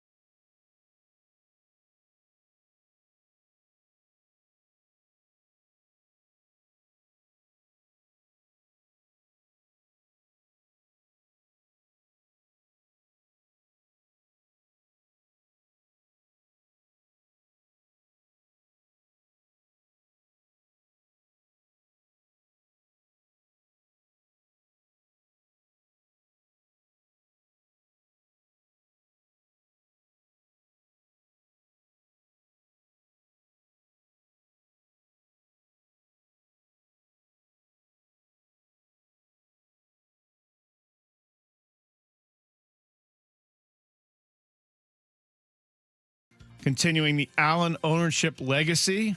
It's not who you're hearing all about, by the way. We'll talk about that. The Mariners ended a first half of pre-All-Star break by finally winning, 7-2 at Tampa Bay. Unfortunately, it was their only win of a 6-game road trip through Miami and St. Petersburg, Florida. 3-for-4 day for J.P. Crawford with 3 RBIs. Randy Arozarena, you saw him do what he did Friday. We'll talk about that. He also did this yesterday. Arozarena to right center field. That's deep. Mesa goes back. At the wall. Gone. It's out of here. Arozarena with a 3-run shot. And it's 7-0 Seattle. That was his 45th home run in that stadium, Tropicana Field. 44 of them for the Rays. Now one with the... Is he hitting him into the tank? No, this one, didn't go to the tank on this one. Okay. Speaking of tank, we'll talk about him walking after a foul ball Friday night. Luis Castillo, I thought he was going to walk out and just string him up. Next pitch, throws a home run pitch over the... that was bad. Weston Wilson also homered yesterday, but Emerson Hancock did this. And everybody else in the American League, for that matter. Top of the order is really good. That's off of Hancock's pitching hand. Picks it up, fires to first in time, but Hancock is down, and you worry about that hand. He says, I'm okay. But that's scary. Bare-handed. Not wise. He was not okay. That's Rich Waltz. He was in Ryan Roland Smith were on the Mariners TV call. Our friend Rich Waltz from way back from Mariners days on the Mariners TV call this weekend in Tampa. He was not okay. He ended up leaving. Emerson Hancock did after 1 2/3 innings. He had x-rays on that pitching hand. The palm and his middle finger were negative. Good thing for him and the team. The All-Star break starts today, or started last night. Mariners are a game under 500. Feels like more. 1.5 games behind Texas for first place in the AL West. The All-Star game is tomorrow night. Mariners had their Major League draft. So did everybody else in baseball over the weekend. First-round pick, a hitter, a third baseman. Ace Reese from Mississippi State. Second round, LSU slugging outfielder Jake Brown. Almost all 20 of the Mariners' picks were college players.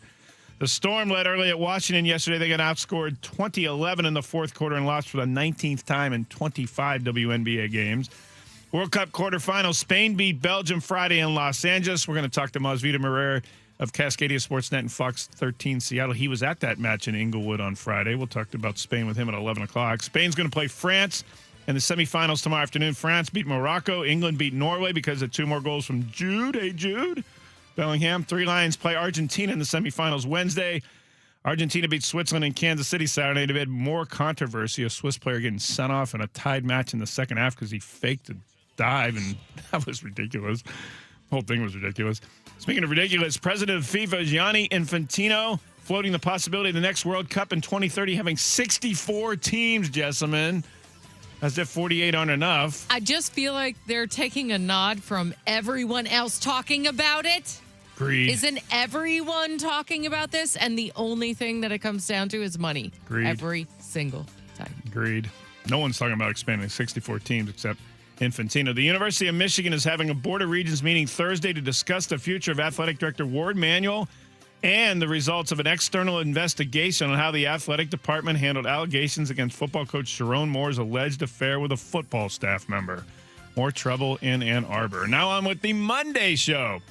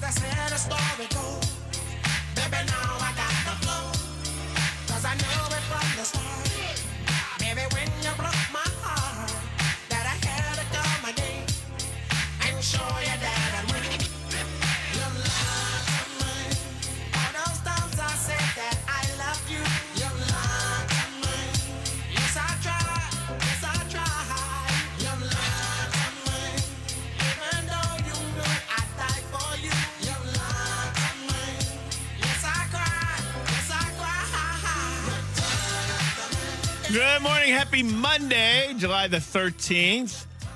After a very busy weekend for the two of us, Jessamyn McIntyre, Greg Bell with you as we are every weekday, 10 a.m. to noon on 93.3 KJR FM. Welcome back, ma'am. Yes, I didn't even miss a day of work. So to New York City and Long Island and back in the weekend. Hats off to you. Hats off to all of you out there. Hopefully you had a great weekend. Still good on a Monday. Beautiful sunny day here in the Pacific Northwest. Hopefully it is lovely. It is. Chamber of Commerce Day. Hopefully it's great wherever you are listening on the iHeartRadio app or on 933kjr.com. I just noticed last night when I was looking for some clip we did last week, the microphone, the red microphone talkback button is on the website too. It's not just on the app, but if you go to 933kjr.com. Guys. Hey, you YouTube funners. Come on in. Come on in. It's on the, just go to 933kjr.com and there's a red microphone at the top center right. And you can just click on it there and leave Jessamyn a 30-second voicemail message because she loves playing them back at 11:30. I really do. Today we have a subject I think some of you may want to call in and talk about. The Seattle Seahawks are no longer owned by, or about to no longer be owned by, the Allen family. We've been spoiled here for 30 years, ever since Paul Allen bought it from Ken Behring, the team, keeping it in Seattle. After Ken Behring, I covered Ken Behring moving the office furniture and some of the bones of the team headquarters out of Kirkland to Southern California. Moving trucks, all of it. You are a grassroots reporter. I was here for that. Yes. And it was because Ken Behring at the time, 1996, said that the Kingdome was unsuitable and that was not earthquake safe. And everyone's like, well, that's just a reason to move the team. And then sure enough, there was an earthquake here, the Nisqually quake. I was in the stadium for it, pregame of a Mariners-Indians game, underneath the press box, and watched the press box sway above me. And because of all the rhetoric that Ken Behring had during the time, everyone on the field, in the stands, freaked out and ran out of the building when the earthquake happened. Of all the places to be in an earthquake that was centered through Pioneer Square, the Kingdome with a concrete roof. And Didn't tiles fall out? Then I was about to say, yes. Then concrete ceiling tiles fell from the concrete roof onto the field later, not when players are on it, not during the game. Right. And then Ken Behring said, aha, see? See? And that was why he wanted to, he said, move the team to Southern California. And that was the impetus for Paul Allen buying the team in 1997, a year later. That, in turn, was the impetus for the Seahawks becoming the Seahawks that we all know today. Mm-hmm. Super Bowl champions twice, 4 Super Bowl championships appearances, the first 4 of the entire franchise's existence under Paul Allen. Paul Allen going and fetching, in 2010, Pete Carroll from USC, bringing him to Seattle, reclaiming his NFL career and making it the best sustained excellence the Seahawks have ever had. And he fetched Todd Lewicki.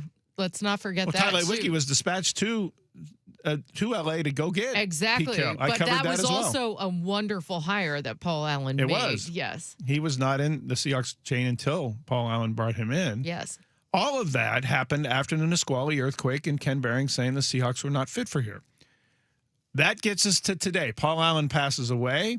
His will states that he must sell all of his assets, not just the sports teams, the Blazers and the NBA in Portland and the Seattle Seahawks, but everything. The music collection, there was a museum in the Mopop Museum in Seattle Center, space exploration, the deep sea, all of it. And the Seahawks were part of that. And it took years from his death in 2018 till now, 2026, for the lawyers in the estate to get around to selling the sports franchises. He last spring sold the Blazers for $4 billion, with the B. And now for $9.6 billion, the Seahawks have a sales agreement with Vinod Khosla, Neeru Khosla, his wife, and Neil Khosla, his mid-30s son. Who are they? Well, they're from the Bay Area, and so already there's red alarms from fans saying, wait a minute, this is only the second time. Ken Behring is the only other out-of-town owner the Seahawks have ever had in their 52 years of existence, and that is true. We'll talk about this, but I thought it was interesting how Vinod Khosla couched his first public comments after the sale agreement came. We'll talk about that, but there was an intent behind how he said what he said, and we will talk about that for sure. We'll also talk about the Mariners. Randy Rosarina and that pop fly he walked to that landed near him Friday night in Tampa Bay, and I thought Luis Castillo was going to go get him right in the middle of it. He was mad. Ryan Divish wrote a really good story, the beat writer for the Seattle Times. He always does. He does, but he was particularly good there writing about that because that was the story of the game and largely the season. The frustrations that this team has, the underachieving, all of it encapsulated in that one play that didn't even show up in the box score. But what did show up on the box score is the next pitch Castillo threw was a home run.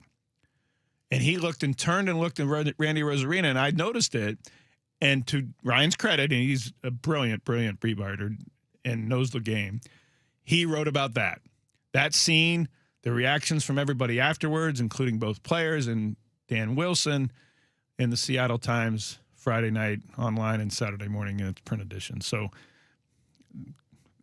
I don't need to say good job, Ryan. He knows what he's doing.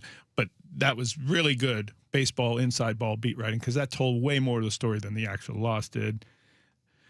49451 on the Tacoma Dodge text line. That's one thing I'd ask you, your reaction to that play in particular to the season. Yeah, we'll get to those a little later. And I think we need to clarify one of the points you were making earlier when it came to Ken Behring, that you were saying that when the earthquake happened, he said, see, I told you, but everyone's trying to clarify that it happened prior to it.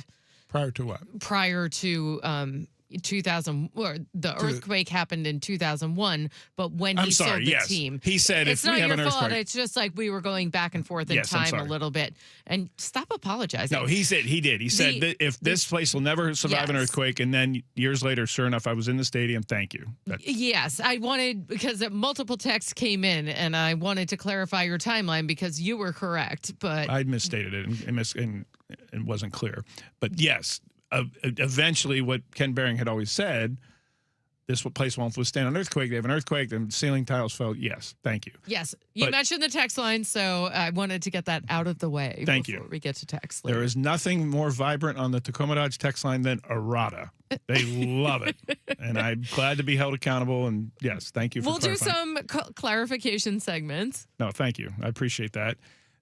But suffice to say that what my point of the whole thing was, Paul Allen saved the Seahawks, obviously, and ushered in the most successful, sustained success they've ever had, the only Super Bowl championships they've ever had, and now the changing of the guard too, because he said they had to after his death, selling the team to the Kozla family.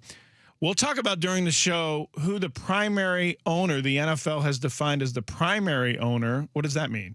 That means someone who has at least a 30% stake in the team, a controlling interest in the team. They actually prefer it to be more like 50% of the $9.6 billion sale. It's not Vinod Khosla, in fact. It's his wife, Neeru Khosla, who's also 71 years old. They're high school sweethearts from the time when they were growing up together in India. They moved to the United States, and that's where they made their fortune. That's where they had their child, Neil. And that's where Neeru Khosla found her calling and became passionate in education, in childhood education. She is the controlling owner of the Seattle Seahawks. She, in many ways, is continuing the legacy of the Paul Allen and the Paul G. Allen Trust because, as we know, Jody Allen has been for the last 8 years the chair, the de facto owner of the Seahawks, the controlling chair of the estate and thus of the Seahawks. And now we have another, in the same vein of Samantha Holloway and One Roof Sports and Entertainment, bringing on Melinda Gates, French Gates, as an investor to own the Kraken, to own the Climate Pledge Arena, and to own the arena that the NBA team, that everyone presumes is coming to Seattle, will play in. They're going to make a bid. They've already said, One Roof Sports and Entertainment, Samantha Holloway and Melinda Gates will make a bid for those Sonics. And in that vein, and in Jody Allen's vein, we now have another woman as the primary owner of a sports franchise in Seattle. That's one legacy they're continuing by conspicuously the NFL, noting that she, Neeru, not her husband, will be the controlling owner of the franchise. Well, what I really like is that they built their lives together. They did. And so this is not high school sweethearts. They met at 16. Every power woman that we see here in Seattle, and this also goes to several other big industries, helped build the powerhouse that those became. You can go to several of them and see it. And that this is not just a placeholder, a tax haven of a woman that is going into this position. It is someone who is very savvy at this business, and that was the right move. What remains unknown, though, Jessamine, is they've never been the primary owners of a sports franchise. They've invested. 3%. 3% of the San Francisco 49ers. But doesn't dipping your toe into the water tell you that that's the path they want to go? Well, yes. And practically what it did is set them up to buy the Seahawks because the other NFL owners had to approve that purchase. Any purchase of any share of any size in an NFL franchise has to be approved by the other 31 owners. So when they went through this in the spring of 2025 and bought 3% of the 49ers, the NFL, Roger Goodell, and the other 31 owners got to know them, had to vet them and approve them. And then likewise, the coaches got to know the NFL sales process and the approval process, and they became familiar with how all of that worked. Now, not as a majority investor and not as the controlling owners, of course, but at least this isn't just off the street out of the blue of the NFL has no relationship with. And we talked about how they are really closely guarded on who there is in their good old boys, and in this case, good old girls network of who buys teams. So it was a jump start that absolutely helped them secure this bid and presumed approval. The NFL will approve this. They have what's next? They have a August 26th date that they have told teams that they will set aside for a special vote. The league would not have gone this far to allow the announcement and the Seahawks to approve this sale if they weren't going to approve it on August 26th. So that'll be the formality. 24 of 32 votes have to be yes. It's not just a slam dunk rubber stamp because you've got an estate's liquidating its assets, an owner who's no longer living. It's not a slam dunk easy. And I'm talking in the News Tribune with legal experts about this, how it will take a little bit of time. Sure, but like you said last week, there's no rush. No, there's not. To get this on paper. No, there's not. But the NFL obviously now wants this done before the season begins September 9th, which is why the timeline of August 26th. It would allow the team to have all of this done and be able to announce it and have a big unveiling with the coachless at Lumen Field on the NFL kickoff night on September 9th. That's the presumption anyway. 49451 on the Tacoma Dodge text line. Your feelings about this. I heard it from a lot of people on Saturday when I wrote the story for the News Tribune when this news broke Saturday afternoon about your concerns about, one, this being an out-of-town owner. That's just a fact. It is. But two, 49ers investors. That's not as big a deal. They have to divest from that. And it's not like they're going to be bringing 49ers bumper stickers and pennants to Seattle Seahawks games. It's true that they have been for 25 years season ticket holders. Vinod Khosla has talked about being a season ticket holder for the 49ers with his young son, Neil, when he was as young as 5 years old. He's now in his mid-30s. So, yes. Who are these people? How they made their fortune? Well, AI. Vinod Khosla was one of the forebearers and first innovators and entrepreneurs in artificial intelligence about 10 years ago. His wife owns CK12, which is a not-for-profit education service. What does it do? It uses AI to provide textbooks on a variety of subjects from kindergarten through 12th grade, and in fact, college and adult education, including English as a second language. I wrote a whole story about her this morning in the News Tribune because she's now the controlling owner. She's the unknown here. Everyone knows a little bit about her husband. He's 71, and he has his own company. He has invested heavily in artificial intelligence. Yes, all that's true. But his wife is the one that the NFL is saying will be the controlling owner. So Neeru Khosla is in education, and she says she's had a calling ever since she was growing up in London, born in India, about how important education is for the formation of somebody's life. And she wants education and free access for all. She has a not-for-profit to do it. So they are in the philanthropic interest as well. And that is yet another carryover of the Paul Allen and Jody Allen legacy here. They are billionaires, yes, but they are trying to get free access of education and textbooks. In the case of Neeru Khosla, free access and education for all. Textbooks. So you go to the CK12 Foundation website, there's an amazing amount of free textbook information available online to anyone in German and Chinese and Spanish and Polish and Greek and Indian. And I mean, there's an array. They said there's 90 different languages their textbooks have been translated into. They claim to have, I should say they said, claim's kind of a pejorative word. They say that they have taught 317 million people in the last 20 years since she founded this company. They're all Stanford graduates, including the son. The son is in AI and medical analysis and assessments, with artificial intelligence fueling that. So that is where they made their fortune. But they have a philanthropic bent as well, and that is continuing the Paul Allen legacy as well. And I'm no doubt if you asked Jody Allen and Burt Cole, that probably was a contributing factor to accepting the bid. Not only was it the highest price, obviously, with multiple bidders, but the philanthropic aims of Niru in particular. And I thought it was very conspicuous that the NFL made sure to say that she, not her husband, will be the controlling owner of the franchise. Yeah, well, I think there's also a negative connotation when it comes to AI in general these days, but everything that you just said is them doing it for the greater cause. You talk about medical education, and those are the first two things that stood out to me, is that as much as we might hesitate because we feel like it'll take over all of our jobs, all of everything, if it sounds like the intention of starting things and continuing to invest in things was for a greater good. And so if you pair that with the intentions that Paul Allen had always set out, I mean, Microsoft, obviously, that has taken over a lot of things too, but not in an AI form. I think that says a lot about the way that this team can move forward under ownership that has the same causes and beliefs. We will see. We don't know. No, we do not. We honestly don't know. But that is what we know right now. Right. And that is all we know. So what don't we know? We'll talk about that next, because there is a lot. I know one thing they should absolutely not do.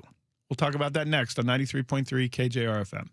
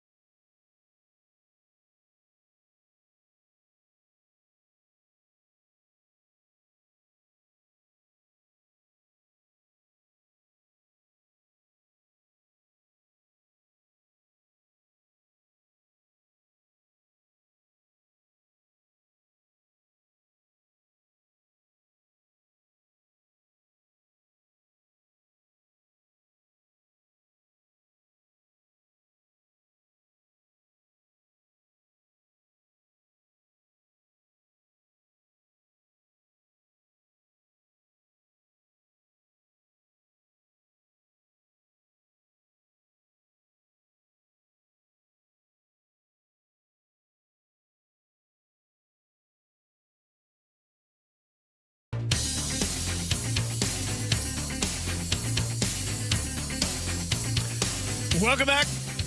Greg Bell, Justin McIntyre with you, 10 a.m. to noon every weekday on 93.3 KJR FM, and a very vibrant Tacoma Dodge text line, 49451, about this Seahawks sale. And we've talked about what we know. Yes, Vinod Khosla is the co-founder of Sun Microsystems. He also was in artificial intelligence since then and was one of the foremost entrepreneurs in that. And that's what his wife and son have also championed to the education and medical fields. We know that. We know that they have 3.1% interest in the San Francisco 49ers. We know that. It's now obvious that they bought that small share to get familiar with the process so they can buy a larger share and be in position to buy an NFL franchise. And here come the Super Bowl champion Seahawks up for sale, and they buy them for an agreed price of $9.6 billion. We know that. It's the largest price ever, beating the $6.05 billion of the Washington Commanders a few years ago. We know that. What we don't know is how they're going to operate. Are they going to be meddling owners? And I know that has to be the fears of everybody here in Seattle. As I mentioned, we have been spoiled for the last 30 years of having the same family, Seattle-based, as the owners of our NFL team. And there were a lot of knowns from that. And now we have a bunch of unknowns. Billionaires don't become billionaires by themselves. Of course, they have people they trust who have worked with them in the variety of ventures that entrepreneurs and people who do venture capitalist work have. A bunch of people who have worked across many spectrums of those companies. It'd probably be naive to think that some of those people aren't coming to help them run the Seahawks, the business side of it. The first in kind of people, if they had been there for the decades that they built they're billionaires. We can call it an empire. That I would think it was those, but at least they're trusted. I 100% accept all criticism because, Greg, as you know me, I am Sunshine Susie. I always look at the positives before I look at the negatives. But I do like that question about how they will manage. We don't know because they've never managed a team by themselves as a primary owners before. Vinod Khosla does have experience running his own company and Khosla Ventures, and as I mentioned, the co-founder of Sun Microsystems, but not a professional sports franchise. So how much of the business side will he keep? President Chuck Arnold from Tacoma, the marketing side, the sales side, the corporate communications, the community relations. We'll see. What will they do with Lumen Field? That's another unknown. There are no indications that they want a new stadium, and there are absolutely zero indications from the league or anybody else that they don't want the team in Seattle. In fact, the team, I was told at the Super Bowl by many people in the New York headquarters of the NFL, the NFL wants the Seahawks to remain, and for as long as life can exist and as long as Mount Rainier is standing, want them to remain the lone Pacific Northwest anchor for the NFL here way out in the upper left corner. So that aside, I think we can put those fears aside. We don't know how they're going to daily operate the business side. We don't know how they're going to operate the football side, but, Jessamine, it would be really, really not smart, to the point of dumb, of people that are billionaires to have been successful as they are to come in and change something that is wildly successful as the football operations of the Seahawks. 16 years of John Schneider, the third longest, if you don't count Jerry Jones, the owner of the Cowboys, also the GM, the fourth longest tenured general manager in the NFL, and the most successful run of Seahawks football ever. Well, this is a very simple phrase. Don't mess with success. I wrote in the News Tribune story this morning, if it ain't broke, don't fix it. Yes. It's another not broken. simple phrase. Yes. The football side is thriving. And wouldn't you just do this? I'm doing this with my hands, but just pull back 30,000 foot view. I would come in with the attitude of how can we help you? Right. Yes. Because the other thing that is new and different that we don't know is this is the first time a Super Bowl champion has ever been sold the months after they won the championship. It's a completely different situation. Obviously we all know the details of that. So you're right. It's a new era. Think Tepper buying the Panthers and Haslam buying the Browns. I mean, there are usually franchises who are in some sort of disarray or transition that get sold. Or someone's a jerk, a big, nasty jerk. we have no indication of that either. No, I'm saying Yes. not here. No, I'm just saying that, yes. Elsewhere. Right. This is so different than any of that. Because of the timing, this is, as I said, the estate and the lawyers got around to selling the sports franchises these times. It wasn't Paul Allen's wish that we sell the Seahawks as the state we sell the Seahawks after they win the Super Bowl. This was the timing of it. It was put up for sale as they were going on, and here we are. It is very unusual for a team this successful on the field to be sold to new owners. So you talk about selling at the height of their value, and that's how $9.6 billion comes about. And the owners clapped and then wiped their happy tears with $1,000 bills. Right, because Are there $1,000 bills? you're asking the wrong guy. I've never seen one, but they probably have them. Yes, because now the Seahawks sale is $3.5 billion more than the Washington Commanders did. And that's what should happen in a league that prints money for revenue every year. Franchise valuations go up, all the rising tide, and all the boats go up with it. So now the next team that gets sold can rise up in value as well. So the valuation, the NFL is very happy with. But we don't know what they're going to do with the football side. I cannot imagine them reviewing, before they decided to put in this bid, reviewing the football operations and say, we're going to do this, and this. I can't even fathom they would do that. They're just not going to. It's just like we were talking about, is that all I see it happening is that they come in, smart business owners, and sit back. The best program directors I've ever worked with who came in new when I was in my job, sat back and asked, okay, how do you do things? How can I help? And that's what I think would happen with smart business owners. And I would hope that would happen. And I believe you would agree with these people. They're 71 both, right? Correct. They're both 71 years old. So they've had life experience, life of business experience, life of personal experience. And I could see them just taking a step back and coming in. How do we, or maybe even this is the question, how do we do that again? How do we do last year again? Maybe they will take a page from the Pete Carroll, and I think Pete Carroll did a lot of this probably in conjunction with the front office, but made it a whole fan-friendly experience, because what does a good business owner do? They want revenue. So how do we welcome in the fans? How do you make that a ticket that can't be denied? And so maybe you need to look into, how do we bring the people back after a run like that? Well, fortunately for the Seahawks, they're sold out with a waiting list. So they will be people coming to the games no matter what happens. Right. But you can't predict us on Game 6 here, who might be selling their tickets online if they're not. Yes, there's always going to be a waiting list after a Super Bowl. Well, there's always been a waiting list for the last 20 years. Oh, well, season tickets, we know Yes. that. But people started selling their tickets. Sure. So how do you make it even better for that? Maybe they don't start out as hot. Maybe they aren't as hot a ticket at some point during the season. Make the fan experience better. How could they do that? That's the things.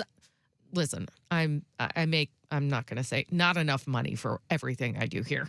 I'm not saying I'm a fantastic business owner, but I am in sports and I witness everything. When there is an amazing thing going on at a stadium, it could be a bobblehead, it could be a giveaway, it could be a jersey, it could be anything. I would imagine that really, really good business owners would look at it from all angles and focus on the fan. What they can do right away, and what they probably will do with the stadium right away, is increase the revenue potential, because local revenue they get to keep. National revenue and licensing and media rights shared with all 32 teams. So Jerry Jones and Jerry's World in Arlington, Texas is a prime example of this. You maximize all the revenue you can out of the stadium. I could see them adding more luxury seating. I could see them adding more seating on the field level that has gone in the last couple of years. And of course, there's a luxury seating, luxury suite right next to the tunnel that leads from the Seahawks locker room onto the field. I could see them, no one's told me this is going to happen, but if you just look at the footprint of Lumen Field, I could see them closing the open sides of the Hawks Nest on the north downtown side and putting seats in there, permanent seats. because they could sell those as season tickets, and that would increase their revenue, and that would also push the capacity above 70,000 seats, which is a benchmark for a Super Bowl hosting. I don't know that the Seahawks are going to try to bid for a Super Bowl hosting if they did expand the stadium. They've got weather issues and hotel issues and the amount of hotel rooms, I should say, in the city. But it's there as a possibility. And any seats you add to that stadium, if you have a sold-out crowd every week and you have a waiting list of Blue Pride people, is going to be revenue in the owner's pockets because it's local revenue you get to keep. So those are the things I could see them happening with Lumen Field. I don't see any need for a new stadium. It turns 24 this week. I could see a refurbish at best. You want to keep that sound. You don't want to mess with the structure. Yeah, sure. Maybe new seats or something. Well, they put new seats in the north end zone for the World Cup. So now the Hawks Nest no longer are the metal Kingdom seats, the remnants of the Kingdom. They are chairback seats with RIP bleachers. Yes, and now I'm told from the text line that they're charging $600 a seat more for those seats in the Hawks Nest because of that upgrade for the World Cup. That's those type of things of modernizing and upgrading the stadium with luxury seating, perhaps more seats, and all of it. None of that speaks to the football side. Again, I wrote in the News Tribune this morning. One, with you have out-of-town owners and you want to put in stadium upgrades, you are not familiar with the civic and political climate up here and the money and the competing needs for public money and trying to you would probably need to, because of that, you may need to do your own money, privately fund all of any stadium upgrades. Then you have the civic ownership of the stadium through the stadium district and whatnot. All of that is a learning process for the Kozlas because they've never done that. They're from Bay Area. So the football side of it, you would think Mike McDonald, John Schneider just signing an extension 2025. Mike McDonald's probably due for 1 year the next couple of years the way he's performed in his first two seasons. I mean, that's just going to happen. You would think that could be one of the first things the new owners do in the football sense. Oh, but gosh, how much better could they ingratiate themselves by just doing that? True. John's already locked up. You know, saying, if you guys are listening. They probably want to meet him first, but yes. Oh, they haven't? I wouldn't think they have. I don't think they have. I don't think they legally could before this all became official, to be honest, but maybe a phone call. Sure. They might have had one of those. The point is, and I wrote it in the News Tribune, the story's at thenewstribune.com right now. The point I want to leave you with is this. One, Neeru Kozla is the primary owner, not her husband, Vinod, who most people have seen as the front man on all this. He's the one who had the statements when it was done. He was the one everyone was looking up and investigating when the process and the bids came out. But it's his wife, also 71, who is the controlling owner. And that is a continuation of the legacy of Jody Allen, Samantha Holloway, Melinda French Gates, sports ownerships in this city. The philanthropic bent of her and the education and textbooks free for all, how that is also a continuation of the Paul Allen legacy. And also the fact that both of these new owners are 71 years old. They have a mid-30s son. Neil Kozla is probably going to be the longer-term face of the franchise, main operator in the ownership group, just by common sense. I mean, the shortest tenure of a Seahawks owner ever was 9 years for Ken Behring. 9 years from now, the two primary owners would be 80 years old. So it stands to reason that the son, Neil, will be heavily involved from the get-go for the eventual running of the franchise. It would seem, would it not? So it just makes sense. We don't know, of course, but those are some suppositions we can make. Tons more to learn about these fascinating new owners and the Seahawks choice for them. My story's up at thenewstribune.com. We're going to go to the text line 49451 at 11:30, the Tacoma Dodge text line, where you already have a lot of good questions, and we'll try to provide a good talk and answers of that. Up next, the University of Washington, Jedd Fisch. He talked this past week, a couple days ago, about Damon Williams, the quarterback who went to LSU for new money, then came back, and a contract that UW held him to. Jedd Fisch talks about went into those couple days to keeping Damon Williams on campus. You'll hear from Jedd Fisch next on 93.3 KJR.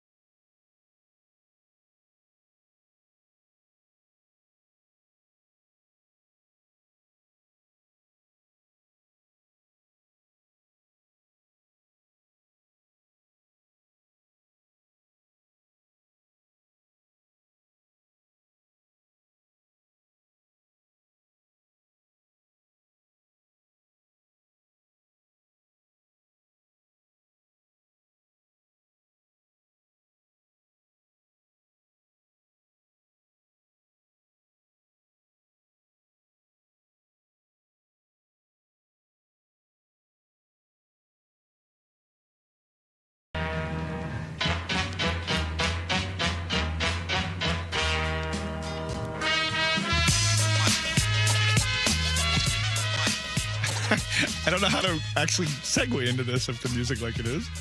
I wanted a little relaxation and a little sway. It's a little because sway. we are changing subjects. It is a little sway. Greg Bell, Jessamine McIntyre with you on the first workday after the Seahawks sale agreement for $9.6 billion to a Bay Area family in Sun Microsystems, artificial intelligence in medical assessments, artificial intelligence in textbooks for kids, and free access to all.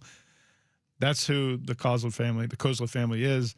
And they're also 3.1% owners in the San Francisco 49ers, which they will divest from before the sale is approved. August 26th is when the NFL owners will meet and take up the sale approval, the sale vote of the Seahawks. Presumably will pass. They would not have gotten this far if the league hadn't said they're going to pass. 24 of 32 votes will make it pass.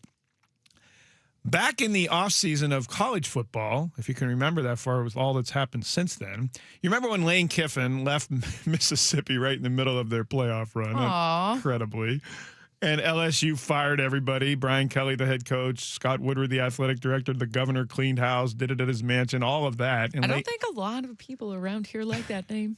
Scott Woodward? Yeah. He hired me at the University of Washington. I like him a lot. Okay, you can like him 100%. It's the same way I still like Pat Chun.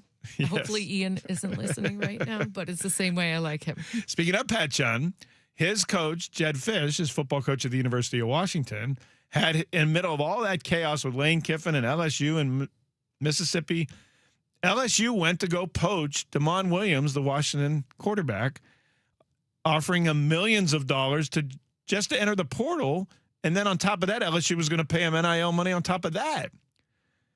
Jed Fish was on the podcast this weekend, the three-man podcast that Urban Meyer, this is quite a crew, Mark Ingram, the former Alabama and New I know. New I Orleans was like, Saints he's running back. still around. Urban Meyer, the disgraced former college Florida, Utah, Ohio State, and Jacksonville Jaguars coach, and Rob Stone of Fox Sports, the host of the World Cup too, but also college football and the anchor of college football.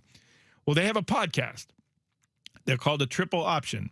And they had Jed Fish on the podcast, and he talked about how the 2 days went down of Damon Williams going to LSU and then going back to Washington. Damon signed his contract to be a part of our program for another, year, and everything was great. And then we all came back for our first team meeting. And then when the team meeting ended, he called me and he said, "Coach, I think I need to go. I need to go in the portal." And I was like, "What are you talking about, man?" What happened was a program told him they'll pay him an extra $2 million if he goes in the portal. And the kid's 19 years old. We were paying him a lot, but you add another $2 million onto anything. Wow. He was like forced to put something out there.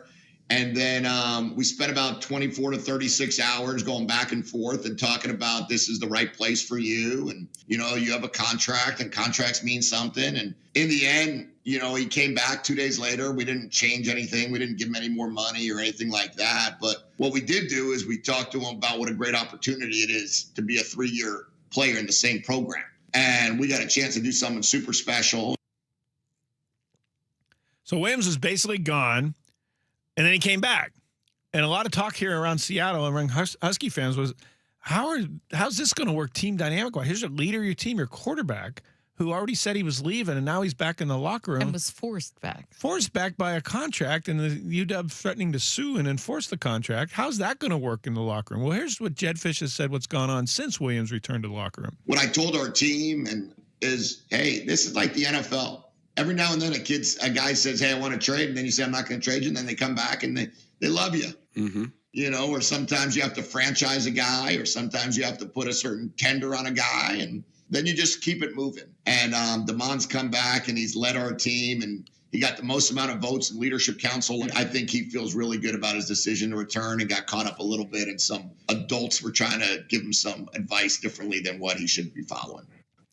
That was Jed Fish on the Triple Option podcast with Mark Ingram, Urban Meyer, and Rob Stone.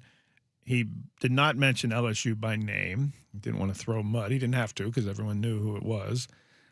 But it was interesting to hear the coach's perspective in that way with another coach and player. I was going to say, I think that he said adults, and that is more than just one. And I think that whoever his financial guy was also cut off contact in that. And I think when it comes to young people, especially college athletes, you don't have to be a certified agent. You don't have to be a lawyer. You don't have to go to law school. You can just be a guy that talks to other guys. And I'm sure that there are plenty of them that are actually pretty good at it. But that's just a person who is in his ear.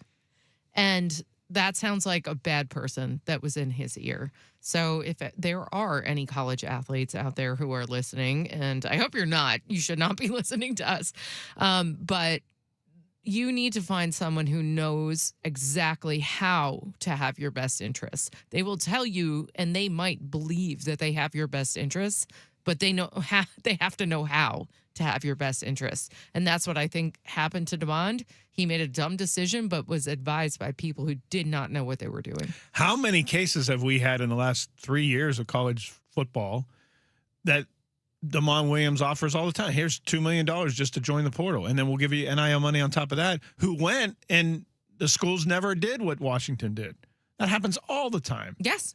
And they didn't have as binding of agreement as Washington's apparently legally was binding. How do you feel, Husky fans? 49451 on the Tacoma Dodge text line. I may be ripping up old scars here by asking about it, but DeMond Williams coming back. This is the first real conversation Jed Fish has had about it, though. That I've heard. No, no. I mean, post Correct. The whole situation, yes, where exactly. he's just being honest about. It's the first thing that he's really said about how DeMond has been, because it's the only time he's actually been with his teammates that That's he true. abandoned. Right. 49451, how you feel about DeMond Williams returning for a third season as the Huskies quarterback after all that went on this offseason? We'll read back your text at 11:30. Up next, we'll talk a little World Cup. We'll talk Seahawks sale with Masvida Merera of Cascadia Sportsnet and Fox 13 Sports in Seattle. He was down in Inglewood, California Friday for the Spain and Belgium World Cup quarterfinal. We're going to ask him, can Spain beat France?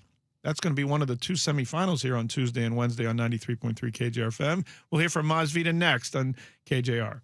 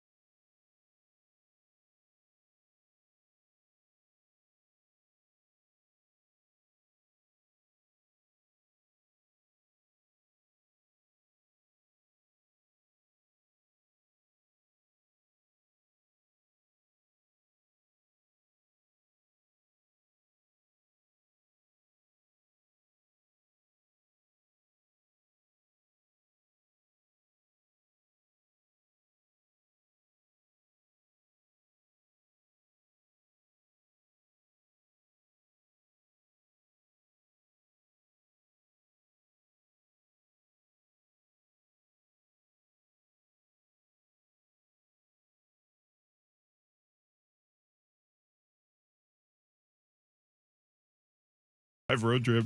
Mariners had their Major League draft over the weekend. First-round pick, a hitter, a third baseman, Ace Reese from Mississippi State. Second round, LSU slugging outfitter Jake Brown. Almost all 20 of the Mariners draft picks were college players. Storm led early at Washington, but then lost for the 19th time in 25 games yesterday. The World Cup quarterfinals. It's going to be Spain against France. That's because Spain beat Belgium in Los Angeles on Friday. France beat Morocco. England beat Norway. Three Lions play Argentina because Argentina beat Switzerland amid controversy on Saturday night. And the president of FIFA says he wants to expand, maybe. They're exploring the possibility of expanding the World Cup from 48 to 64 teams. He just expanded it this year from 32 to 48. Masvidal Morer of Cascadia Sportsnet and Fox 13 Sports Television World Cup analyst. He's joining us on the Beacon Plumbing Hotline. I don't know if he's still in Inglewood, but he was there on Friday in SoFi Stadium for Spain and Belgium in the World Cup quarterfinals. Good morning, sir. Good morning back to you, sir. How you doing? Thanks for having me, and it's always great to get on with you and Jessamine. Love it, and your great audience. So thanks for having me. Appreciate it. So where are you? Are you back, or are you still down in SoCal? I am back. Oh, okay. I'm the confines of the 206. All right. I know you have connections down there, so I didn't know if you had an extended weekend or what. So tell us about – we'll talk off later. Tell us about Spain and Belgium. And watching the broadcast Friday afternoon, they were first remarking about how sweltering hot it was inside of a closed-roof SoFi Stadium. Did that have an effect on the game? And what were your impressions of Spain, who have – allowed their first goal of the tournament in the first half and yet rallied and won? Yeah, no, I thought the atmosphere was absolutely electric, right? And so you think about crowds. There's so many different crowds, right? And you know that in covering sports. So I'll put it this way. There's a crowd that comes in on a Sunday 1 p.m. game, right? It's a rivalry game. You know, NFL team, let's say 49ers, Seahawks, if you will. And then there's a different crowd that's there on a Monday night with those same two teams, or a Thursday night, right? And so this crowd understood the sophistication of the magnitude of the event. So you're just, on, oohing and clapping for all the things that are happening. But B, you also understand your role in the event. So you're constantly cheering, and you're cheering on your team, and that's when the sophistication. So it was always noise during the game. So you had that atmosphere. It was hot. That was my first time in SoFi Stadium. It was hot, but the press boxes, you know how that goes. It's cool, but it was still absolutely concert-like atmosphere. It was amazing. How about the fact? Go ahead. I'm sorry. No. Go ahead. How about the fact of where the stadium is compared to Seattle? Of course, Seattle and Vancouver both praised, and all the World Cup people that had come in from around the world saying that Seattle and Vancouver were the two best venues because of access to downtown and walkability and the places to go afterwards. SoFi Stadium, of course, is in Inglewood, and it's out detached from the downtown LA core for sure. Although they're trying to build up around there, there's still largely strip malls and streets and not much around the stadium. Did the atmosphere outside the stadium resemble or rival or compare at all to Seattle? It did. I must say it really did because, they had their kind of tailgate area was to me bigger than Seattle had, because in Seattle you've got the buildings, right? If you go to the north parking lot, like you and I walked in that U.S. game, you know how that fence was right there? Right. Well, pushed back where the buildings are all the way to a King's Station and opened that up to the fan experience as well. Okay. So in that, I think it was more. There was more audience, and there was more a lot more fans there in that regard. But getting in and out of there was it was horrible. It was just horrible. There was a surcharge for the Uber, $200 to get from there to the stadium. I mean, to get to LAX. So, everybody, like, you walk half a mile, right, to cut down on the cost. And That is how I get my steps in, Maz. I hear you. Exactly. I mean, the taxi driver is going $200. I'm like, but it's 5 miles. He looks at me and he goes, next. All right, I'm going to keep it pushing. At SoFi, you usually have to walk across the street to the Forum, the old Forum still, the fabulous Forum where the Lakers and Kings used to play, still exists for concerts, and they pick you up there. Would they not even let you pick you up there for the World Cup? Well, they did, but that's where the supply and demand was. Yeah, exactly. Exactly. Right, and you know that, Greg. You and I have walked. Yes, we have. When you pick up areas, and it's like, of course they're going to take, advantage of that. So, yeah, you've got to find some crevice and whatnot, like the Jessamy saying. You get your steps in, and you save you a little bit of money. Well, let me ask you about the overall World Cup experience SoCal-wide. Was it like from Manhattan Beach to L.A. World Cup? Or I would think there's so much going on in Los Angeles, it was not quite like Seattle. Yeah, it wasn't quite like Seattle. There was a beach party. Beach party that was held, LA style. But I think Seattle had more, and I was on the west side of LA, obviously, but Seattle had more viewing parties within the vicinity. Just out of proximity of being there. All right, how about on the field? Can Spain beat France? You saw Spain in person. They're ranked 1-2 in the world, or actually 2-3, and Argentina's number 1. Yeah, the top 4 teams are in the semifinals. Correct. They went chalk eventually. They can. I don't think they will. I was amazed at Spain's ability to keep the ball on the carpet. Once you looked at it from overview, it was just astonished. They only passed the ball in the air 2 or 3 times. So that ticky-tack Barcelona type of thing is what Spain plays. Now, the issue, I think, they have to step up their game in the final third, right? Lamal is very good, but he needs other players to step up. And they've got, competent and star players. I just don't know if they can take it up another notch in the final third. And Lamal, he's coming back from an injury, and he just turned 19. Exactly. Right? So it takes, it takes a little bit to be a leader. And 19, I don't know, Greg. He's got the skills, but the mental aspect still has to grow. And you would think France is going to devise their whole game plan around him, at least defensively. They're not known for their defense, though, France. The thinking is you may be able to score on them, but you can't outscore the firepower that they have. The other semifinal, I don't know how much you got to watch of the Three Lions and their escape the other day thanks to Jude Bellingham, and now they get Argentina. What did you make first of the Argentina-Switzerland referee? If he doesn't get the yellow card wrong on the Argentinian player first on the feigned tackle and dive, then VAR doesn't even review it, and then there isn't even a second yellow. The play just gets ignored if he didn't make a card to begin with. It would just been a common foul in the middle of the field, right? Yeah, right, because VAR intervened on that as usual, right? Unfortunately, and he really didn't have a choice once it went in there. Again, this is going to be an issue for soccer and VAR, right? You shouldn't opt in. You should the VAR should only be used by the referee, as odd as that sounds, right? If he's like, well, maybe I didn't see it or whatnot, then he should go out. They shouldn't be the eyes in the sky to be able to, critique every decision unless it's an egregious error. And then the referee, they've got to give the referee enough latitude to say, no, what I saw on the field was real time. What you're seeing is more of a slowed up version. Right. And so that should be a 60-40 type of decision. Right now it's 100%. You know what I mean? Yeah, as soon as he goes to the monitor, it's over. But it's over. Yeah, exactly. And that's not really the intent of VAR, is it? It's to correct clear and obvious mistakes.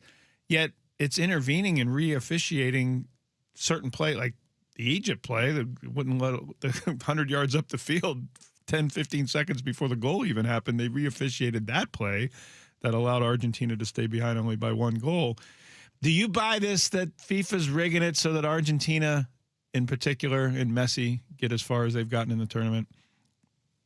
You and I ref, and let's be honest, we ref different stuff. But to rig a match is difficult, right? I mean, it's just it's difficult. But there's a human component that comes in when you're reffing, right? And so Greg, you and I know when you're reffing certain teams, and you know who the star players are, and good officials will know the records and everything else. So it's going to skew that decision a little bit from a human error perspective. And I think that's the issue. Maybe the importance of saying, well, Messi, I don't want to, mess up Messi, if you will. I think that plays into it.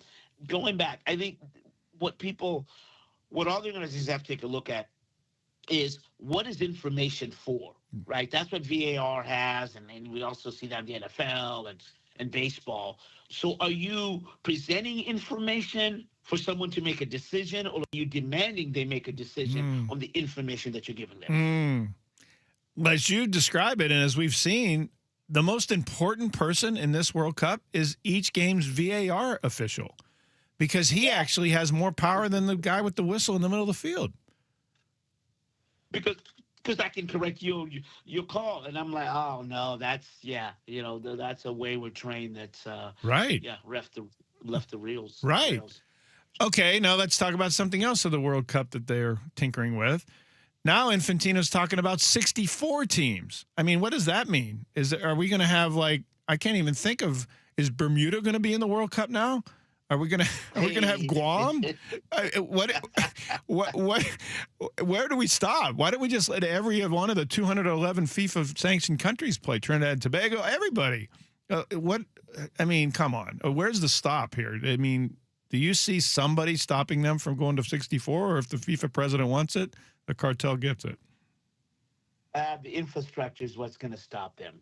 The infrastructure and safety is what's going to stop that. Do you know what I mean? Like, you've got to, but it's interesting because now they're going to try hosts, right? And so the safety and the infrastructure of the places that are being held is what will stop it. But to your point, if they could, FIFA, they would, I don't know, they'd have pretty much every team except 10 in the World Cup, But Greg, to answer your question just about if I may, I think England does a really good job of taking away space in terms of little Mike McDonald'sm, right? Taking away space.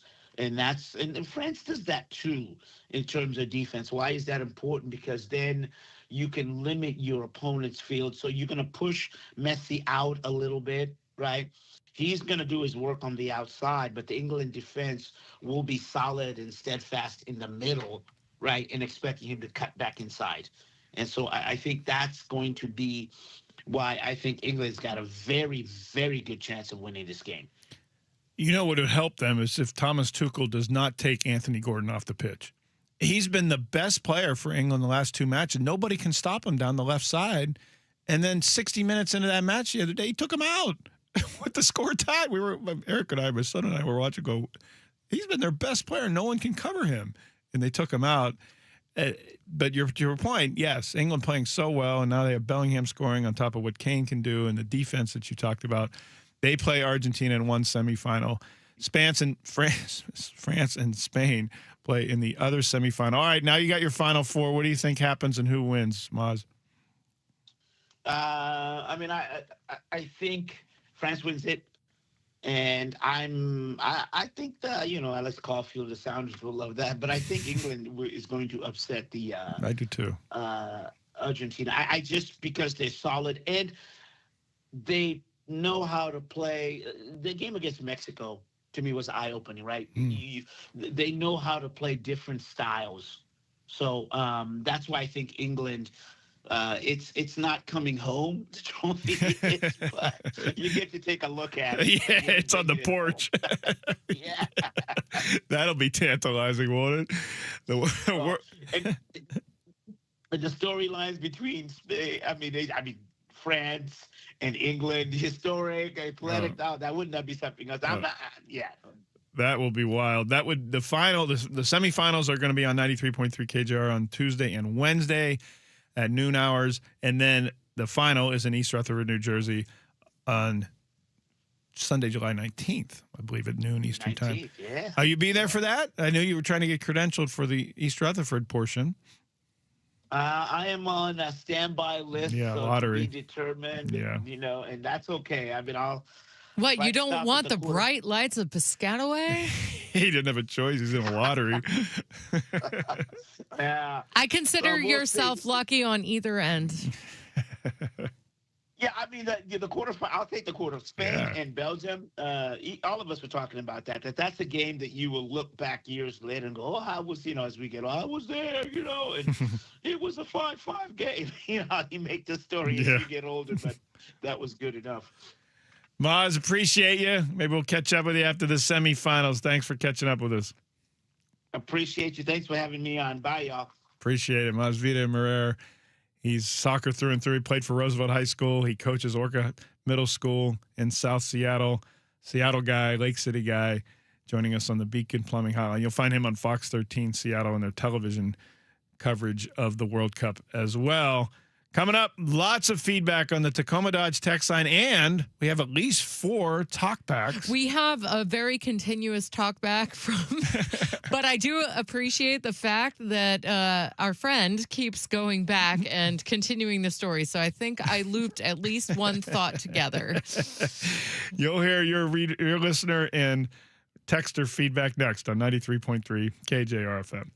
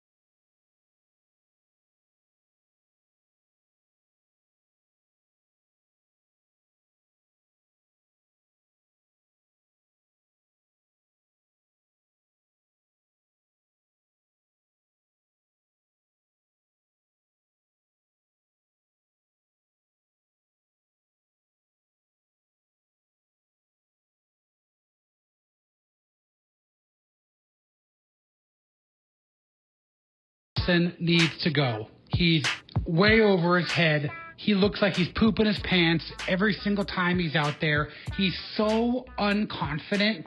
It makes me cringe every time I watch him manage. He's so unconfident. And the Seahawks, I am very, very excited about this new family owning it. I think they'll move to Seattle. They'll embrace it. And I love having a young son who could be the owner. To continue what I was saying, I love how it's a husband and wife team.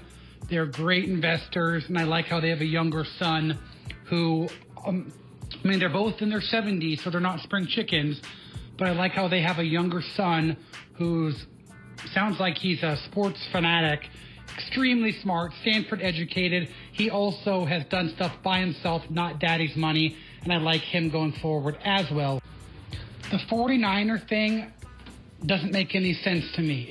It's if people are worried about that, then they're just being worried, and that's just annoying.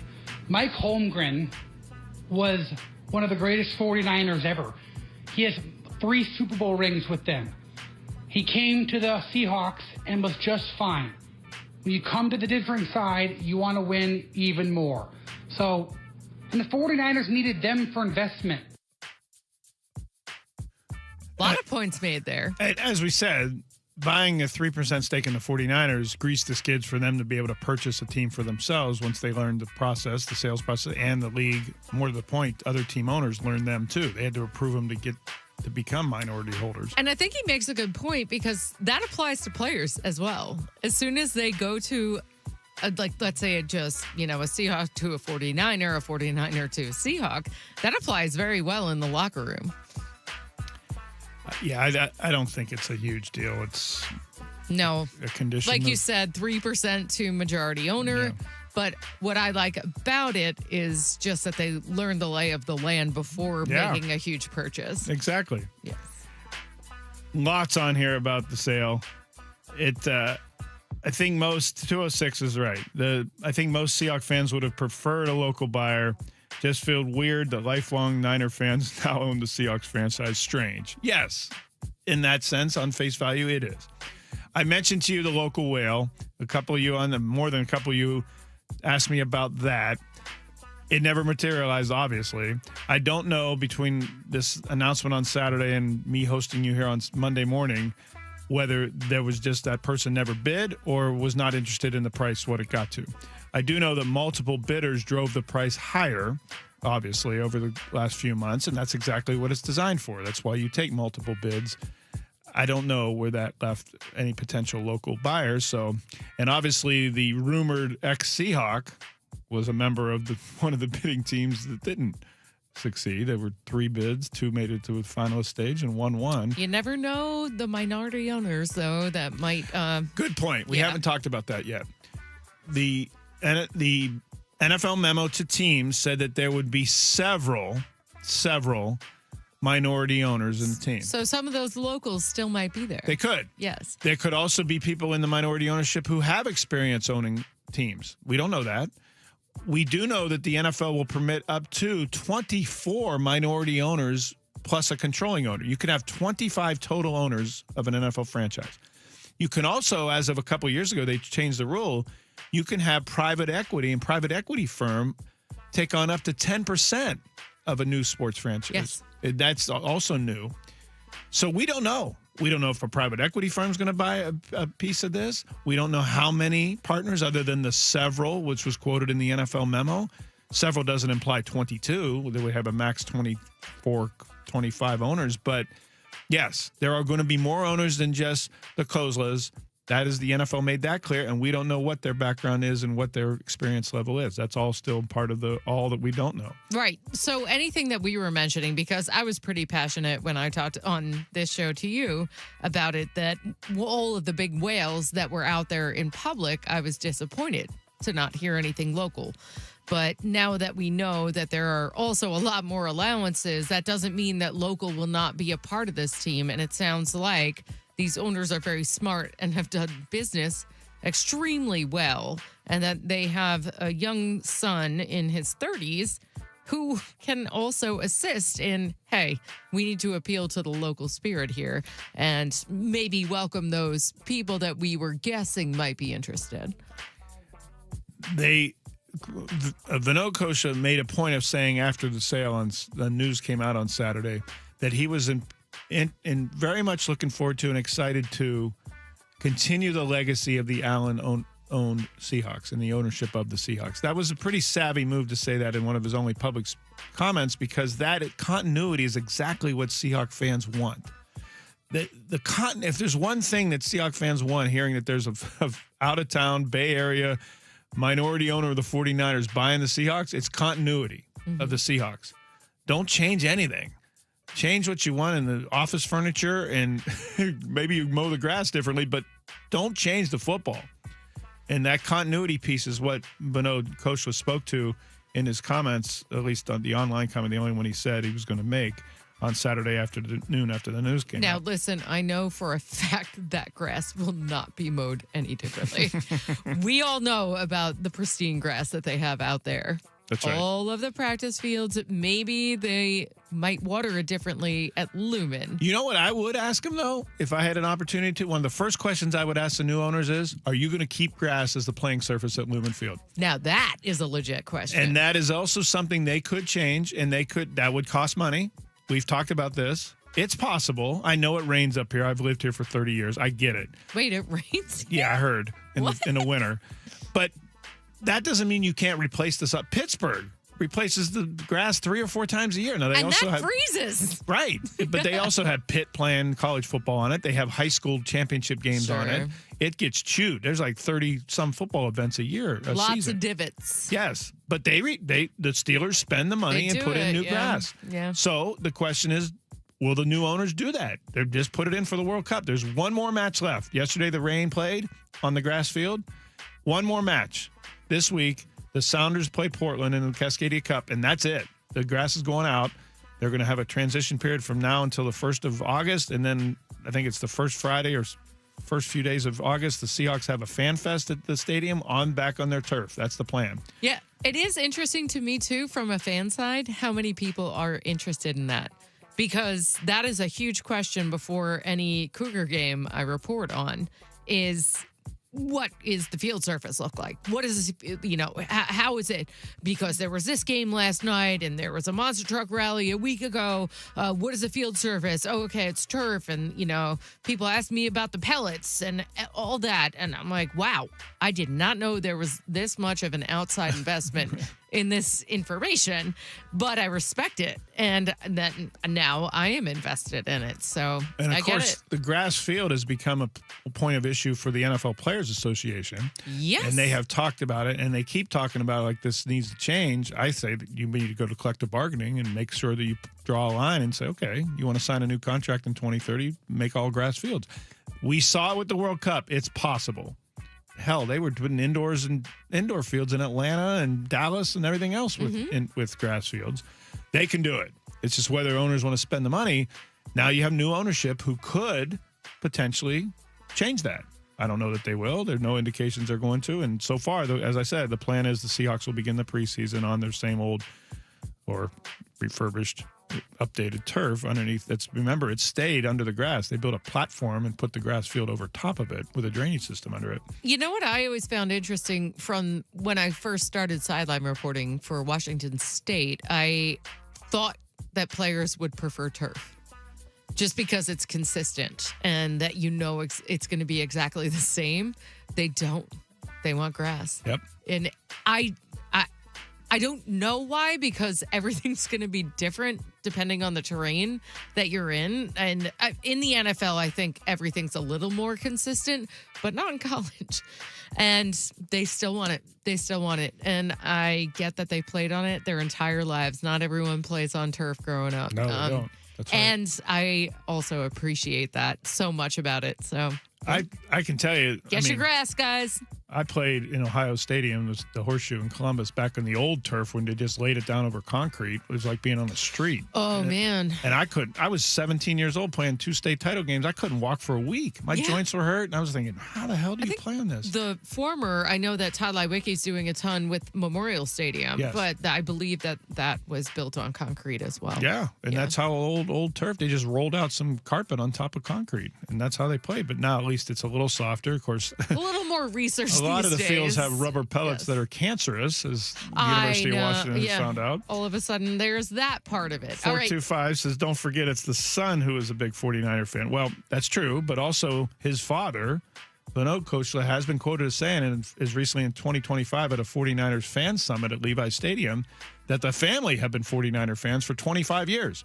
He said that he and his son bought season tickets when his son was 5 years old. His son is now in his mid-30s. Yeah, they're not lying about it. So they're just not advertising it right now. Right.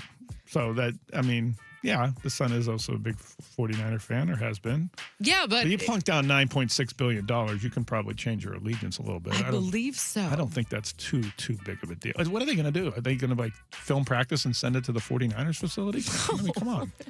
It's just, and I just have to say that I appreciate the true allegiance that fans have here for their fanhood, and no outsiders. No outsiders, no grifters, especially within our division.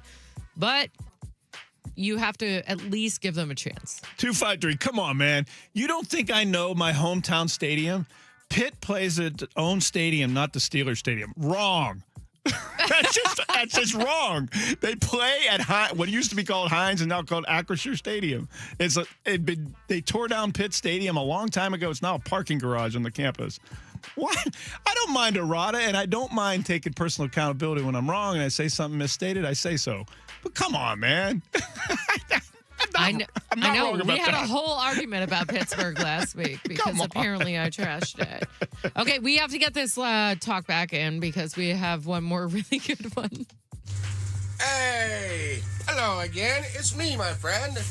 Just commenting on what Greg said. I wholeheartedly believe that this ownership group is here for the right thing and the right reason. I mean, if something is successful, you don't not put money into it. If it's failing, then obviously you're not going to put money into it. You see a product that's doing something that's succeeding. Well, I mean, I think he was going to continue, but he sounded like he was on a lawnmower and probably was focusing on the road / the lawn and couldn't look at his phone to see that the countdown clock was coming on. But I do like the sentiment. And just like we said, these are business people that care about football. So if you're worried about their allegiances, I just wouldn't be. 425. Yeah, the grass fields at Arizona and Vegas have really helped those teams win. Oh, wait. Okay. Well, that's not the field. That's a lot of They very got a lot poor of, they got a lot of decisions. problems. The field ain't it, but they got a lot of problems in those two franchises, that's for sure. I do have to say hi before we go to break to Jeremy, who I got to meet in person at Ian's Mayor of the Maple Valley tournament. We're going to talk all about that next. Go ahead. Yes, but I was just a first time for a long time, very far removed from handing out raffle tickets. And he bought some, which is amazing because you donated to 3 amazing causes. That's Jeremy. And he wanted to buy some, and I handed some. And I'm like, I think we put these over here. But it was one of those raffles where you actually put the tickets in the jars. Yeah. In front of what you want to. But I thought it was like a 50-50 situation, so I was ready to take half of them. No, I was wrong. He talked me through it, and he goes, hey, what's up? I'm Jeremy. And I was like, wait, Jeremy? You're the Jeremy? You're Jeremy.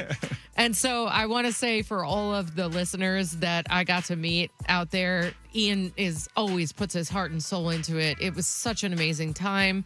I got to talk to a lot of very, very special listeners to this station, and everyone is pretty awesome. So thank you for being out there, and thank you for shaking my hand if I got the opportunity. That's great. I'm glad you were there. We'll get Ian to talk about that next. Two quick texts on the 206. Do what Atlanta does for the fans and lower concession prices. That would be a popular move from the new owners of the Seahawks. Oh, my God. What? Go ahead. I was just going to say, because I fly Alaska a lot, and they told me that, like, lowering things by 5 cents. I mean, this is a global organization and everything, but if they just cut a tiny little thing, it's like $1 billion saving. So could you imagine taking like $1 off a beer at Seahawks? However, they are billionaires. Yes, they are. I feel like they could make some back on the back end by doing that. 206, what new business owner comes in after a new purchase and doesn't put their fingerprint on the business? You're delusional if you don't think the new owner isn't going to change anything. Correct. There will be changes. We'll see what they are. Yeah. It just better not be football or else they have done it wrong. Ian's up next, talking about a great event that he had benefiting multiple people and more on what his show is going to be today on 93.3 KJR FM.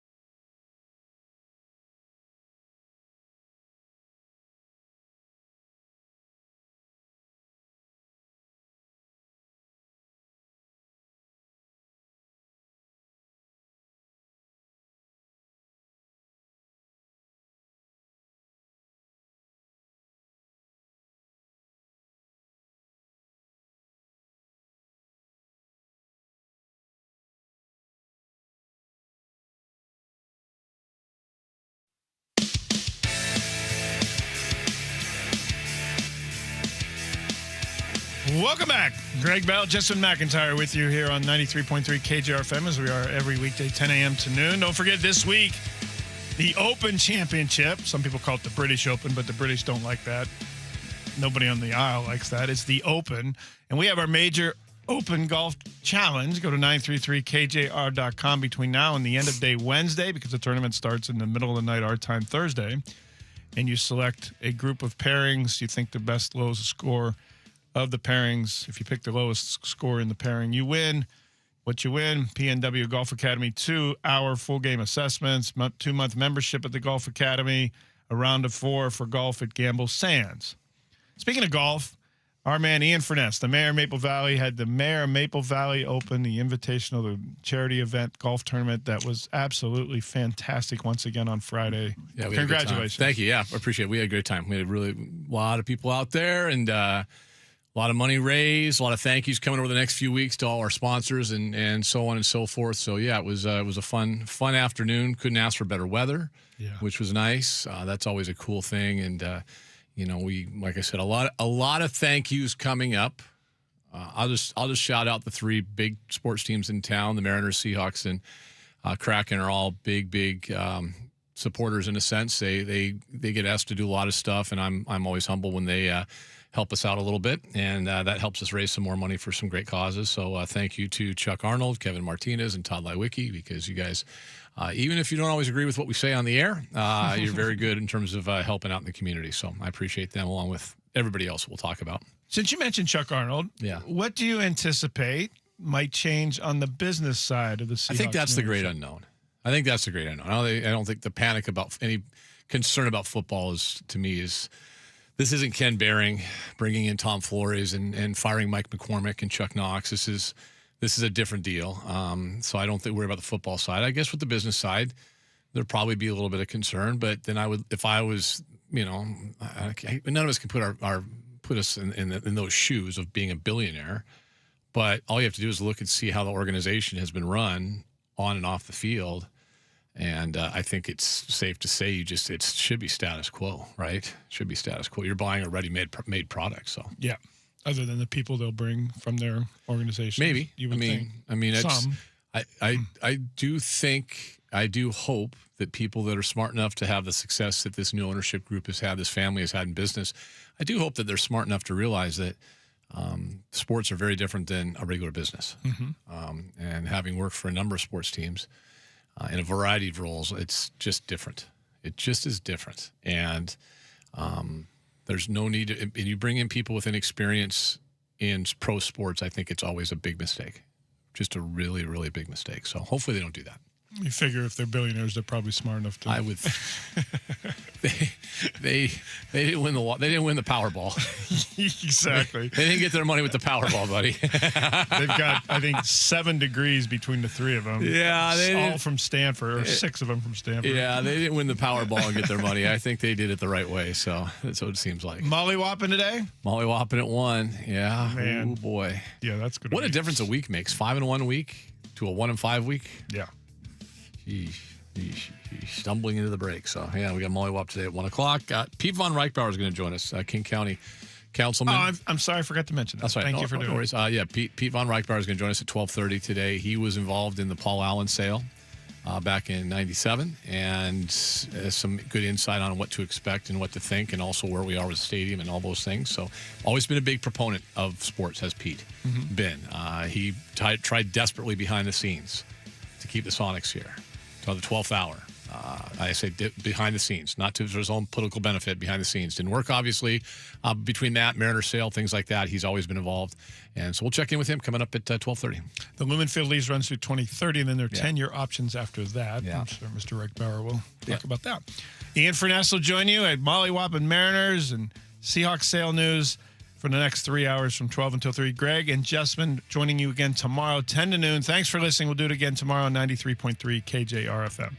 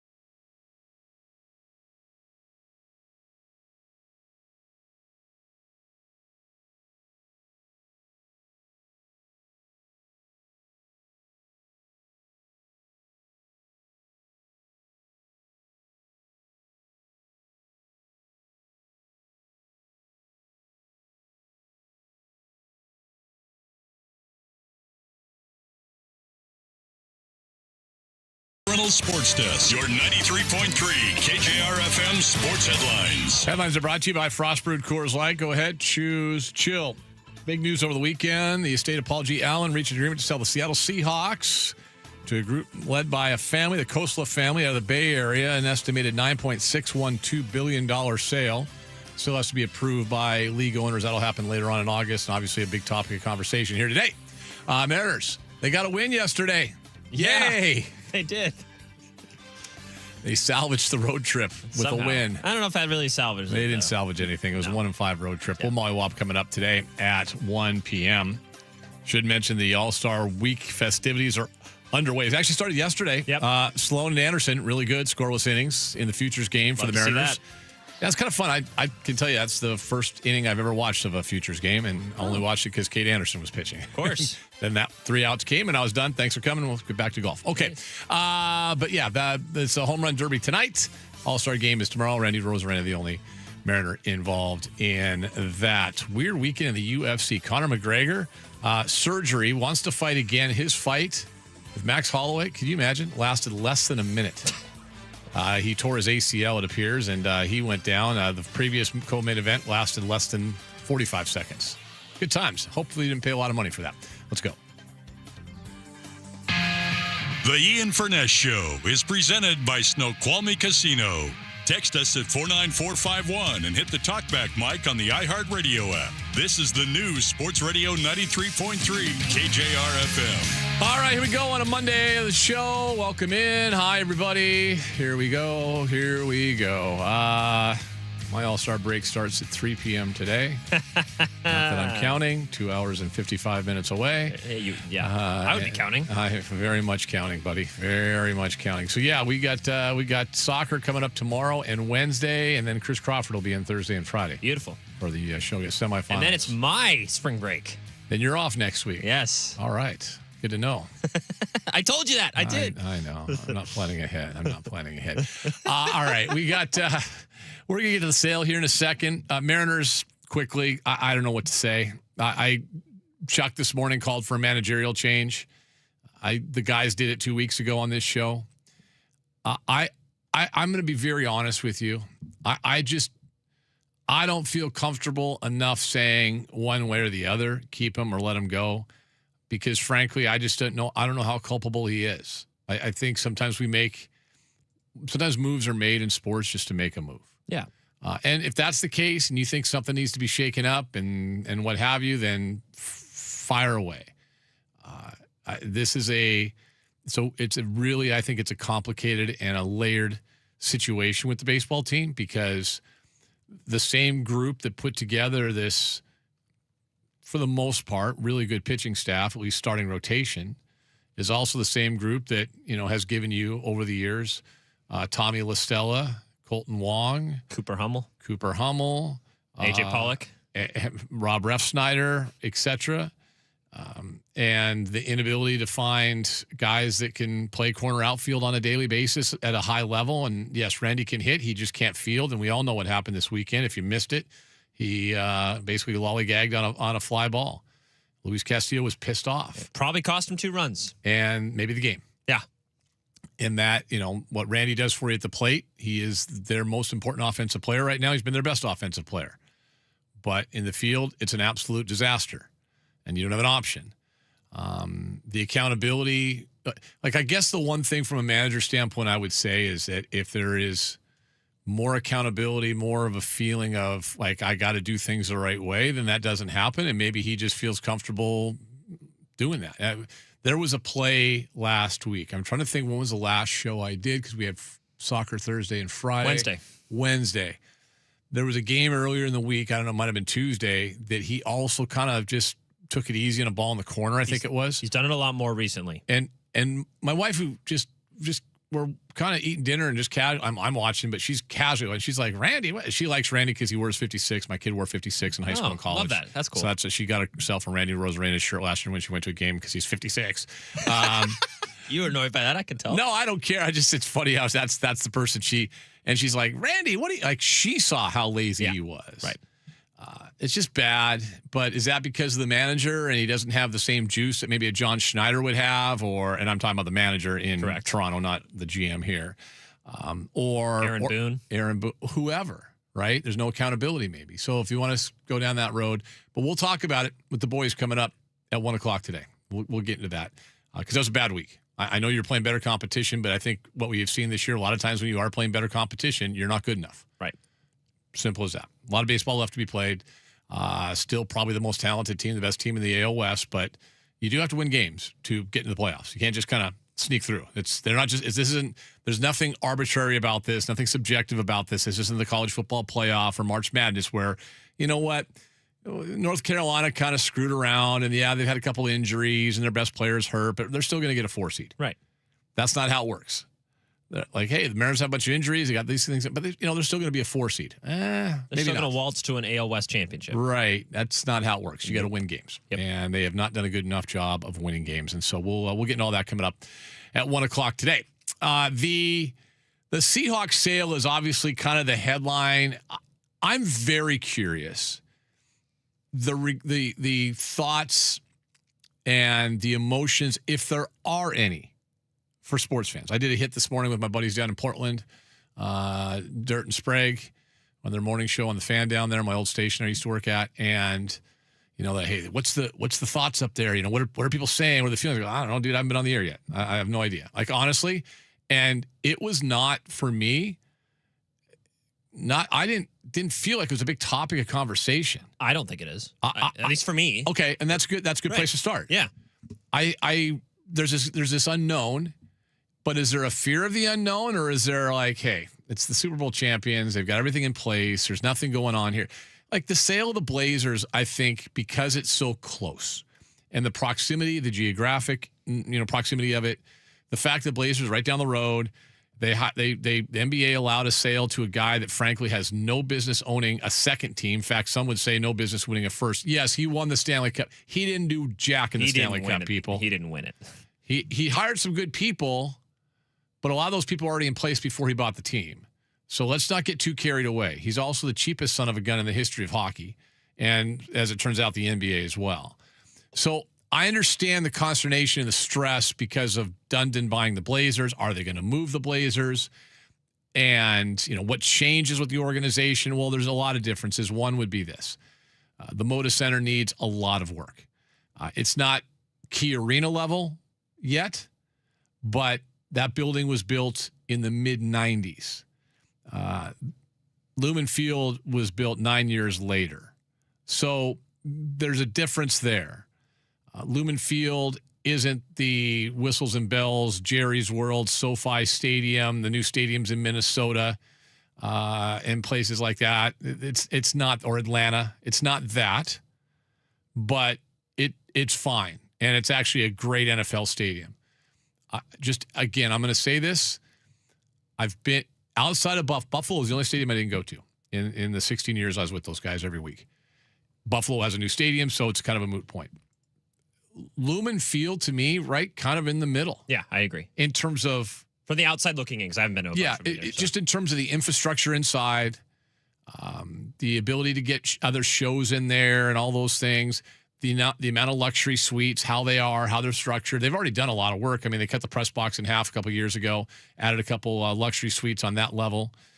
They changed the end zone lounge area. It's fine. It's absolutely fine. And so I don't worry about Lumen Field, the lease and all that, 2030. I don't worry about that.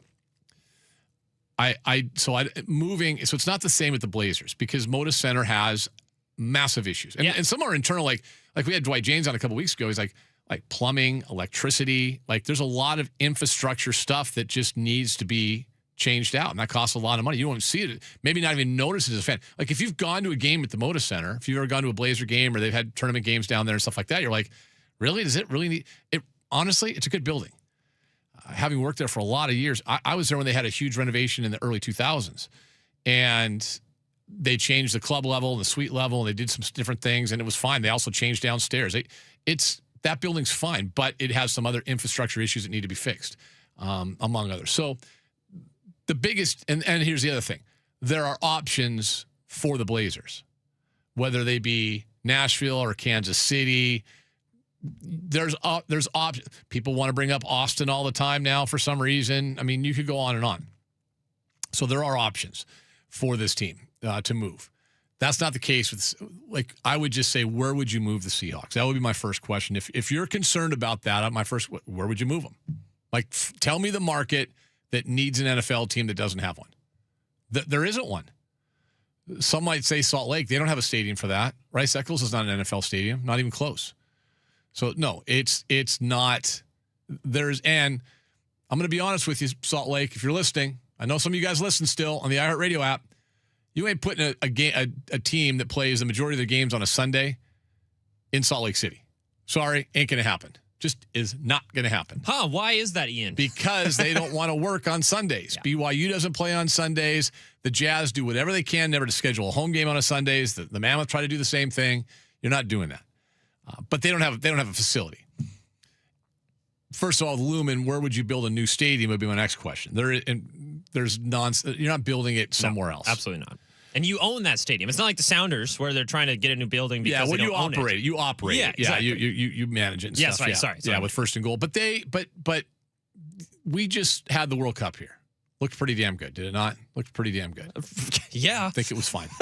Atmosphere was fantastic. So I guess my question would be, like, what would if you are thinking about the Seahawks sale, which, again, I might be wrong, and 49451 on the Tacoma Dodge text line, 49451, just group chats, friends, others that, they'll complain about. I've got group chats where people complain about the fact that the Kraken just re-signed a 4-string goalie. Or the Mariners, are last in baseball in runners in scoring position, things like that, which can change and turn around. Like I see those texts all the time from friends over the weekend. I didn't see one thing from anybody. Didn't hear one thing. Again, I'm just saying in general, from people going, "Oh my God, the Seahawks got sold." And we knew they were going to get sold, and B, you've had owners here forever, the Allen family, that just worked behind the scenes. It wasn't like you had somebody up front and facing the crowd. Jody, her involvement on a day-to-day basis, I believe was greater than many people gave her credit for. She just let people run the show. She let the football people run the football. She let Chuck and the business side run the business side, and they ran it really well. You have a group coming in that I do like this, so this is my favorite part.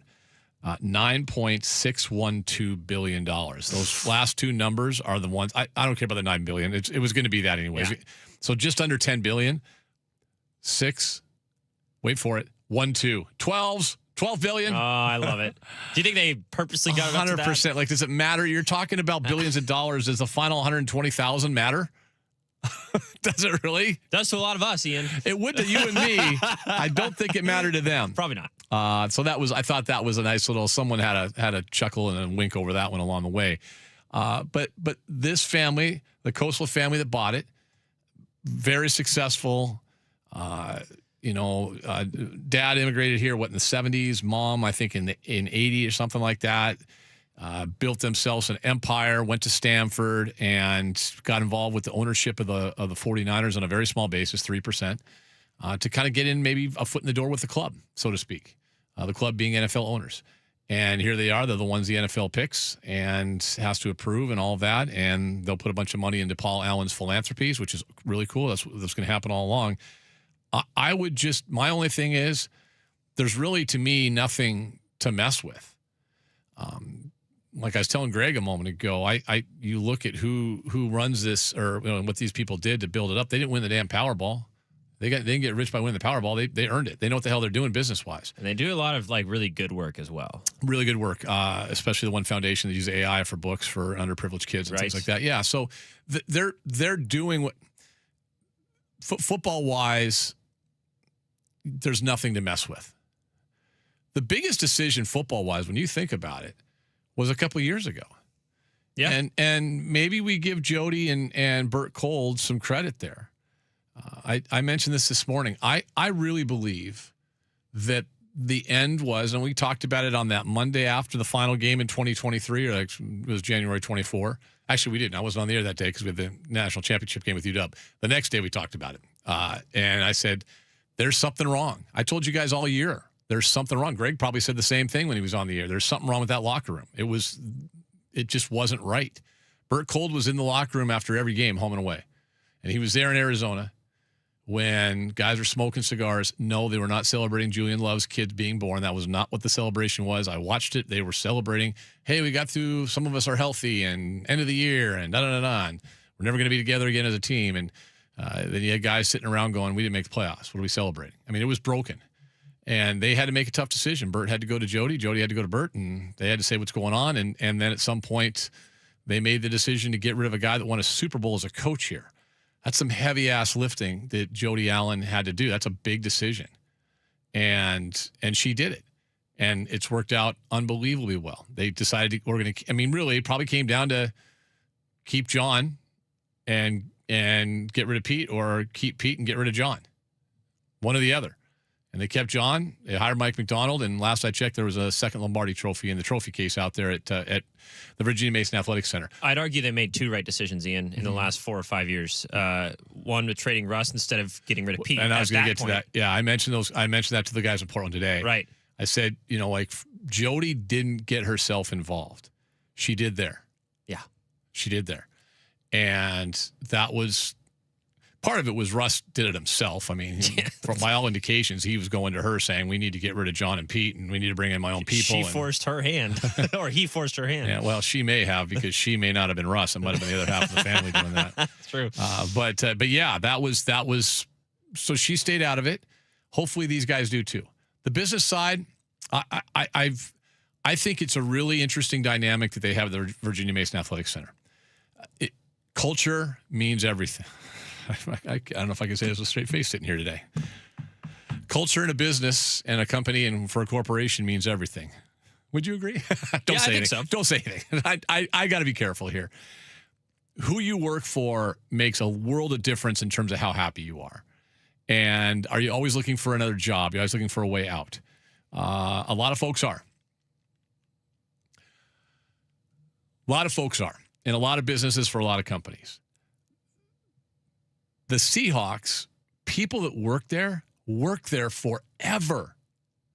Like, I know a guy that I used to be involved with some youth sports stuff with on a couple boards.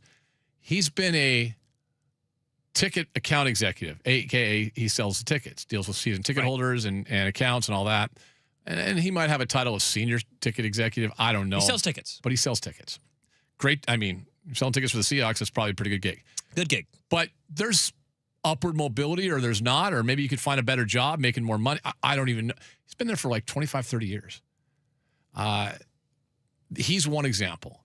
The PR staff has been there collectively for decades. I think Chris is the guy, the shortest tenure. He's been there for probably 10 years now. Everyone else is 20 years plus. Corporate partnerships, the people that sell the luxury suites and the advertising and all that, sponsorships. I know that Amy and her crew, they've been there forever. They don't leave. The culture that was created by Todd Lewicki, Peter McLaughlin, and now Chuck Arnold is one that, A, is obviously successful financially. They just sold for $9.6 billion in Media Market 12. So obviously what they're doing off the field is very successful. They're very good at what they do. And at the same time, they don't leave. That tells you all you need to know about a company. And yes, the NFL does have pension for even people that work in the front office. But you get that after 5 years. You could bail, still have your pension later on, and go find another gig. You don't do it. They stay there. And I'm going to tell you right now, working in sports for I've worked for 4 different sports teams and organizations, minor league level and the top levels. It's hard. The demands are intense. The goals that are set for sales and things like that, they're intense. It's not easy. Your hours suck. You don't get weekends off. You don't get nights off. And they're still there. The thing at the end of the day is these guys they should not need to make any changes anywhere. This should be turnkey and go. But are you concerned at all about the ownership situation with the Seahawks? 49451. I just think it's kind of a nothing burger. Someone's going to buy it. These guys seem great. They got a financial wherewithal. The only question do they still do things first class? Well, you and I don't have to deal with that. True. Right? You and I don't have to deal with that. And there's been a lot of sentiment on the text line when we talked about Kraken doing things first class where people were like, I don't care. I just want to see them win. I want to win. And guess what? Guess what team wins in this town more than anybody else? The Seahawks. At the highest level, it's them. Pete Von Reichbauer was involved in the last sale of the Seahawks in 1997. Council member, King County Council member. He'll join us next.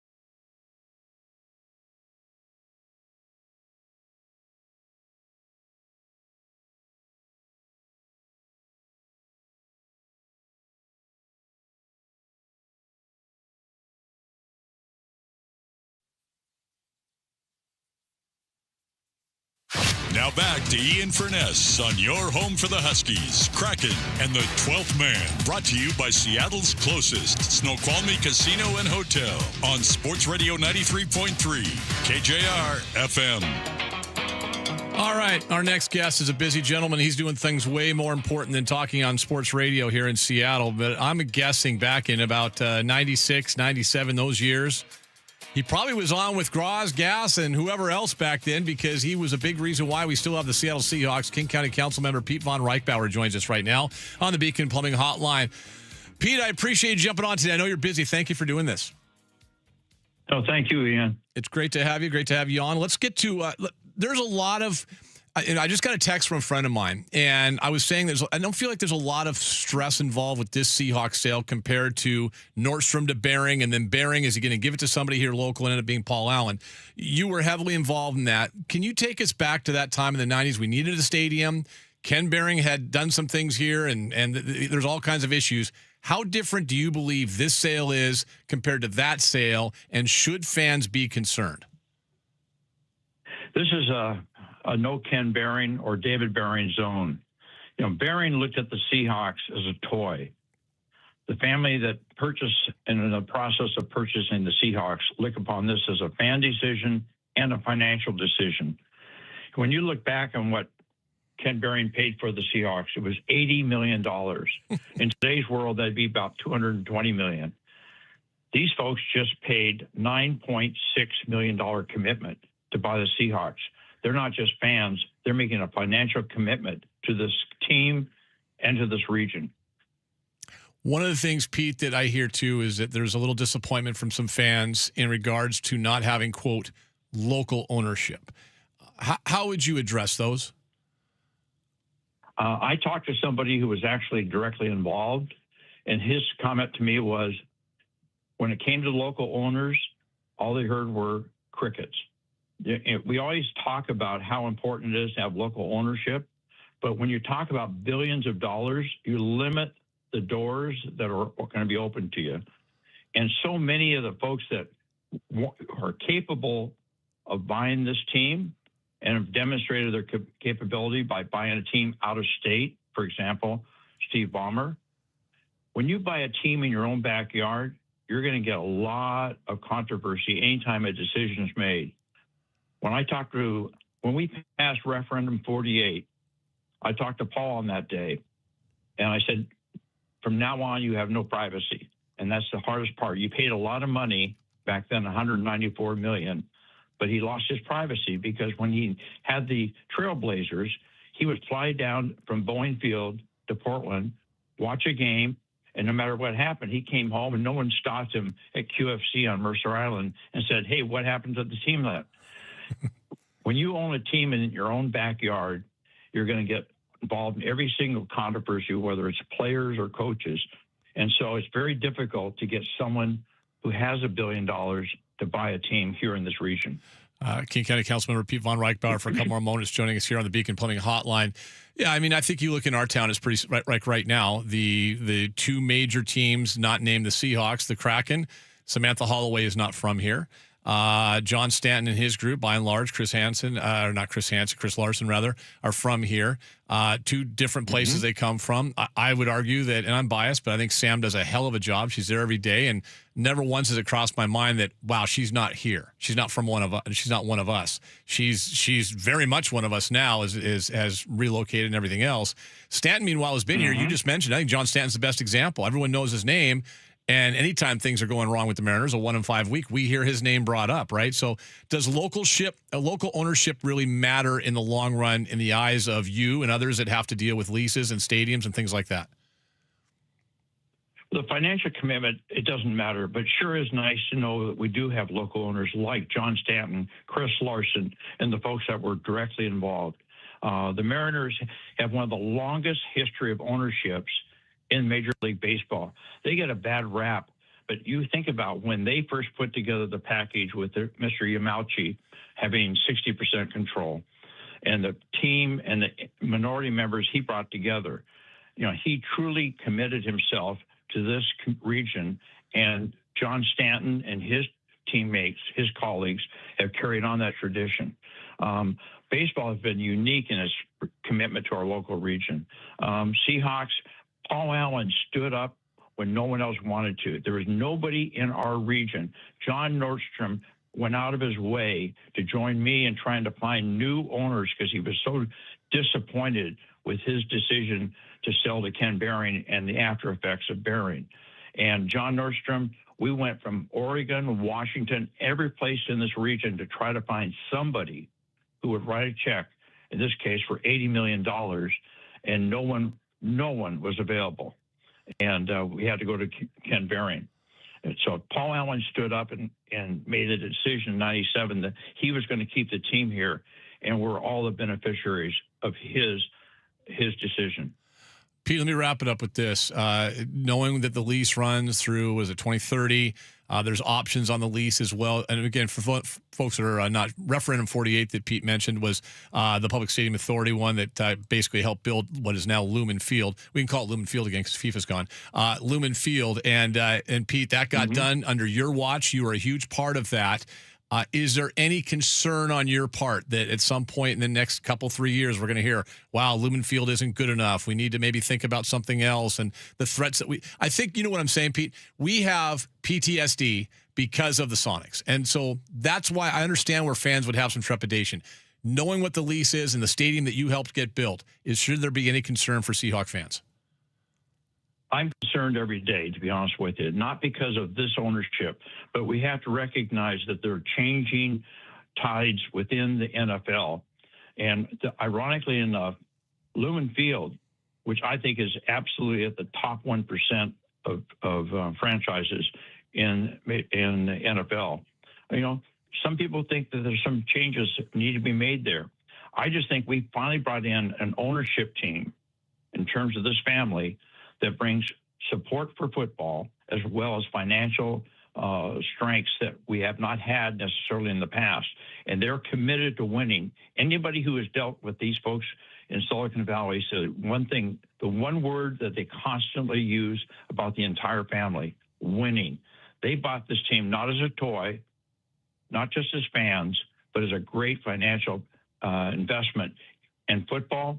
And we're going to be the beneficiaries of their commitment to winning. Pete, I really appreciate it. Councilmember Pete Von Reichbauer joining us. Busy man. I appreciate you jumping on with us for a few minutes today. By the way, I had somebody text me a moment ago, said to remind Councilmember Von Reichbauer that they are very appreciative of your work keeping our green space, also known as Druids Glen Golf Course, open. So people want me to pass that along to you, that they appreciate your work and support on that as well. So thank you, sir. Count on it. Thank you, Ian. Thank you for all you do. I appreciate good talking to you. That's Councilmember Pete Von Reichbauer, King County Council member, who was a part of it for a while. Yeah, I got a text from somebody, and as I mentioned it to Councilmember Von Reichbauer, the non-local ownership angle. There was nobody here in 97 and 96, 97. There was nobody here this time that had that kind of money that wanted to step forward. The one person that, if you want to consider her local, that I guess would be Melinda French Gates, and she just tied her moored up next to the good ship Kraken / One Roof Entertainment, which, by the way, will be the ones that get the Sonics back here at some point as well. So you can't do it all. She can't do it all, but you know, we'll see what happens. The only thing that surprises me is looking at this sale is now they can bring in some investors. It's been interesting to me that they haven't mentioned at all Jody being still part of it. And I bring that up for this reason. I thought maybe, just maybe, and maybe she will be, because I think they're going to still need some minority investors and stuff in it. They don't need it necessarily. They've got the financial wherewithal to write a check for the whole money. I think he's worth $14 billion or something like that. You're not going to do that. You're not going to leverage, all but even when we're talking billions, you're not going to do that. You're going to have other investors. So maybe Jody is involved a little bit. Maybe that would make people feel better if Jody had like a minority interest in the team. Right. Which is weird to say because when things weren't going well, they didn't want Jody. Nobody wanted Jody. Then Jody gets Schneider over Carroll, and they hire McDonald, win a Super Bowl. Jody looks good. If I ask that, what would be a fun question? I should have done this with these knuckleheads down in Portland today. Would you rather have Jody and Burt, or would you rather have Tom Dundon? Because right now they probably want to see down there. They don't like the Allen family. They don't like Allens. Yeah. Well, they liked Paul enough. Paul was at every game. big fan, invested. It just didn't work, right? Like Right. things didn't work. I mean, they had their struggles on the floor. That's also a hard league to win in, especially in a smaller market. Yes, I know what Oklahoma City did. I get it, but you guys, I mean, they've never drawn a free agent there, ever. No. You know, That's why so they trade everything they get for draft picks. right. Sound familiar? Yep. Hard to get players to go to some markets, but you know, Paul was a basketball guy. Jody wasn't as invested and wasn't involved day to day, but she probably looks pretty good right now compared to the guy that put the kid's name on the Stanley Cup as opposed to his player and longtime equipment manager. Anyway, I digress. We'll take a break. Come back. 93.3 KJR FM.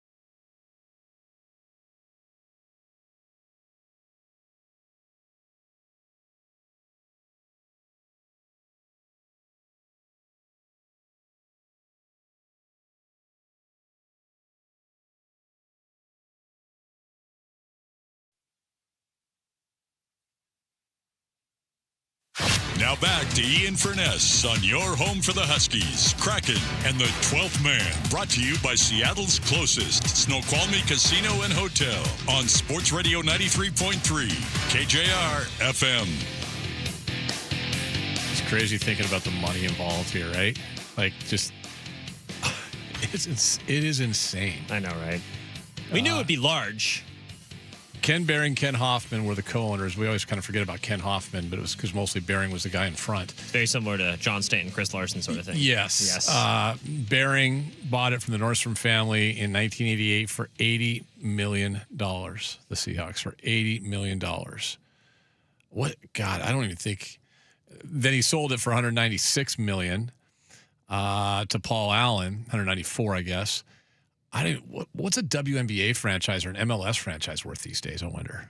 I'd say maybe just under $1 billion. Yeah. I would say, probably. It's funny because, like, all the money that the Kraken paid 6 years ago, well, it'd be 8 years ago now, right? For the expansion. It was like $650, I think, $650 million, something like that. Wow.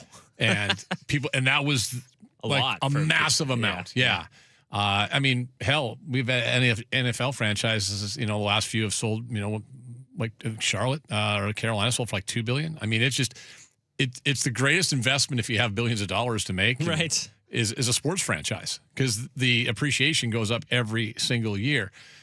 But see, my thing is, and I understand the trepidation, I understand the stress, I understand people. I think there's this big fear of the unknown. Now, we've never, I guess you would have to talk to people that worked at high levels with the Khosla. Do we know how to pronounce it? Khosla, right? Is it Khosla? I think so. Okay. Family. That have worked for them. Like, do they let you do your thing? There's such a weird dynamic of hands-on, hands-off, right? If you're hands-on, it can be a great thing. If you're hands-off, then you get criticized as well. I thought Pete Von Reichbauer had a great point about that. If you're local and really people really know who you are, it seems like it's easier to hammer a local owner and criticize them than it is. Because they're always around, right? Well, or you've known them for years, right? Stan's a name that's been out there for years. Jody and Paul and that group, people have known them for years.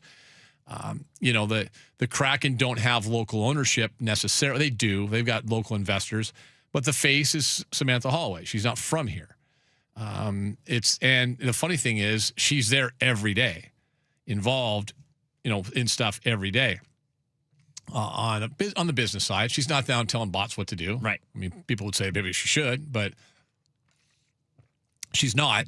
So, but she's involved. The Behring thing, there was no doubt that he wanted to move this team to Anaheim. And it didn't really take that long. I mean, it took 4 or 5 years, 95 season, they moved. They tried to move. Now, the Kingdome was not good enough. That was one of those stadiums that had been dated. We saw it with the Mariners as well. Saw it with the Mariners. Kingdome at that point was 18 years old. But when you just think, we love our Kingdome, us old people, we like our Kingdome back in the day. But the Kingdome was, if we're being honest, it just wasn't good. It was a dump, but it was our dump. It was our dump, and they needed a new stadium. Getting people to pay for it is hard. Anaheim, it's not like they had a great stadium situation at that point anyway. The Big A is not a great football stadium, never was. Yeah. And they never had supported football down there. So there's a lot of things going on. Some would say they still don't. Some would say they still don't. I do have a question for you regarding the new ownership, Ian. Because I think the most consistent concern, I should say, amongst people is the fact that not that they just aren't just local, but the fact that they had a stake in the 49ers beforehand. Not that there would be any sort of conflict of interest because guys look into it. They have to sell their stake to the 49ers before they make this purchase for the Seattle Seahawks if it goes through, right? So it's not like they could own a little bit of both and have that whole thing. But just the thought that maybe they're not true full-on Seahawks fans. They're just kind of NFL fans looking for a stake. Yeah, I think if you looked around all of professional sports, I'm just gonna guess here. There can't be more than 50%, probably far less than that, of local owners for any team, whether it be MLB, NBA, NFL, whatever. I just don't think that there's a lot of local. I mean, we're a pretty pretty successful, and this area is anything but poor. Right. In terms of Fortune 500 companies, in terms of obviously with Microsoft and Amazon being more or less based here, Boeing more or less based here, and other tech companies and so forth. There's a lot of money here in Seattle. We didn't have people ready to step up in 1988, 1996, or in 2026. So if we didn't, I think you could look around and say, there's some families that own teams, the Rooneys and the Browns in the NFL. Obviously, the Packers are community-owned. That'll never happen again. Right. But I think by and large, you see Steve Ballmer's not an LA guy, but he bought the Clippers. Right. So, I mean, it's just, I'm not worried about that. The fear of the unknown, I understand. I think the timing is perfect in the sense that they won a Super Bowl. Yeah, it's like, okay, we don't want to screw with something that works, obviously, right? Yeah, and I haven't talked to anybody in the front office, so I don't know. I mean, I'm sure there's probably some concern, but I mean, that does, if they make decisions on the business side, that really doesn't affect probably you as a fan. Right. All I like for me, I hope that they leave it intact because I know a lot of people that work on the business side. I like a lot of those people. Great respect for the work that everybody does. They do a good job. Corporate partnerships, tickets, sales, PR, community outreach, Mario and his group. I mean, all that. I have great respect for them. I think they do a great job. I think they're the gold standard in town. Period. End of story. And so I don't want anything to happen to any of those people. That'd be my concern. But it wouldn't affect you sitting in the south end zone going bananas. Right. Like it wouldn't affect you if you're sitting there. Now, they've already raised ticket prices. They won a Super Bowl, by the way. I've got to point that out. They won a Super Bowl. But they raised ticket prices, right, for the new seats in the Hawks Nest. I think people were going crazy over that. Whatever. But that's the old ownership. By and large, we're just concerned about the football side of things. And I guess here's the one part. When Ken Behring bought the team, we had Chuck Knox and Mike McCormick were the football people. Chuck Knox was the coach. Mike McCormick was the GM. Mike McCormick's a Hall of Famer. Chuck was a borderline Hall of Famer. And when they took over, when Chuck took over, they fired Patera. McCormick coached a couple games, ended up being the GM, and then hired Chuck Knox. That gave this team legitimacy. Right. Gave them, kind of took them from being they were this fun little expansion team that on Monday Night Football every now and then, Jim Zorn would run around, the kicker would throw a pass, Efren Herrera. That's what they did. They were just kind of cute. They became legitimate when they hired Chuck Knox, and he took them to the playoffs. Mike McCormick was a terrific GM by all accounts. When they got rid of those guys, and they brought in Tom Flores. This is why I just tell you Tom Flores being in the Hall of Fame over Mike Holmgren is just an absolute embarrassment.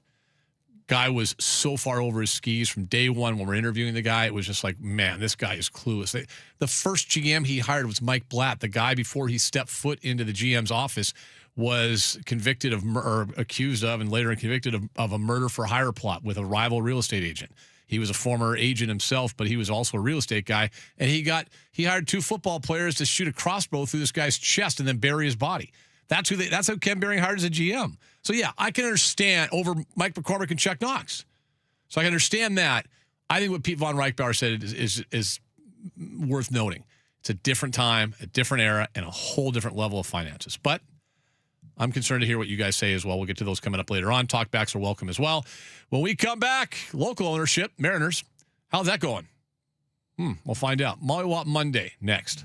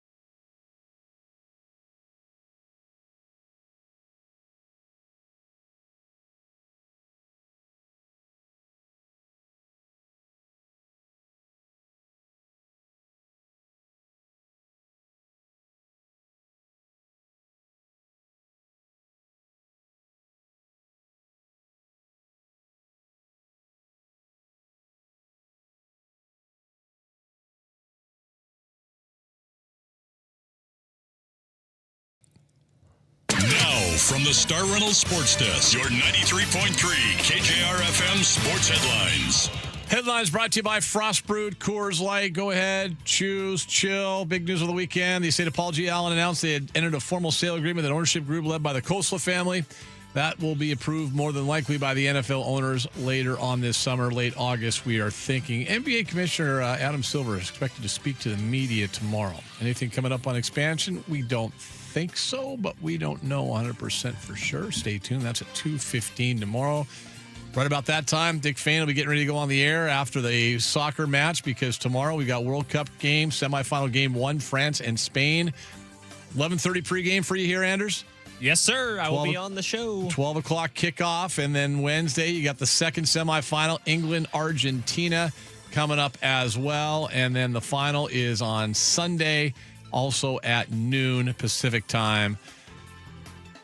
That's in New York. Nobody knows why it's in New York. Actually, we all know why it's in New York as well. Let's see. Mariners get a win yesterday, but that just gives them a 1-5 week, which I think is something we need to talk about right now. It's Monday, and that means one thing. It's time to mollywop.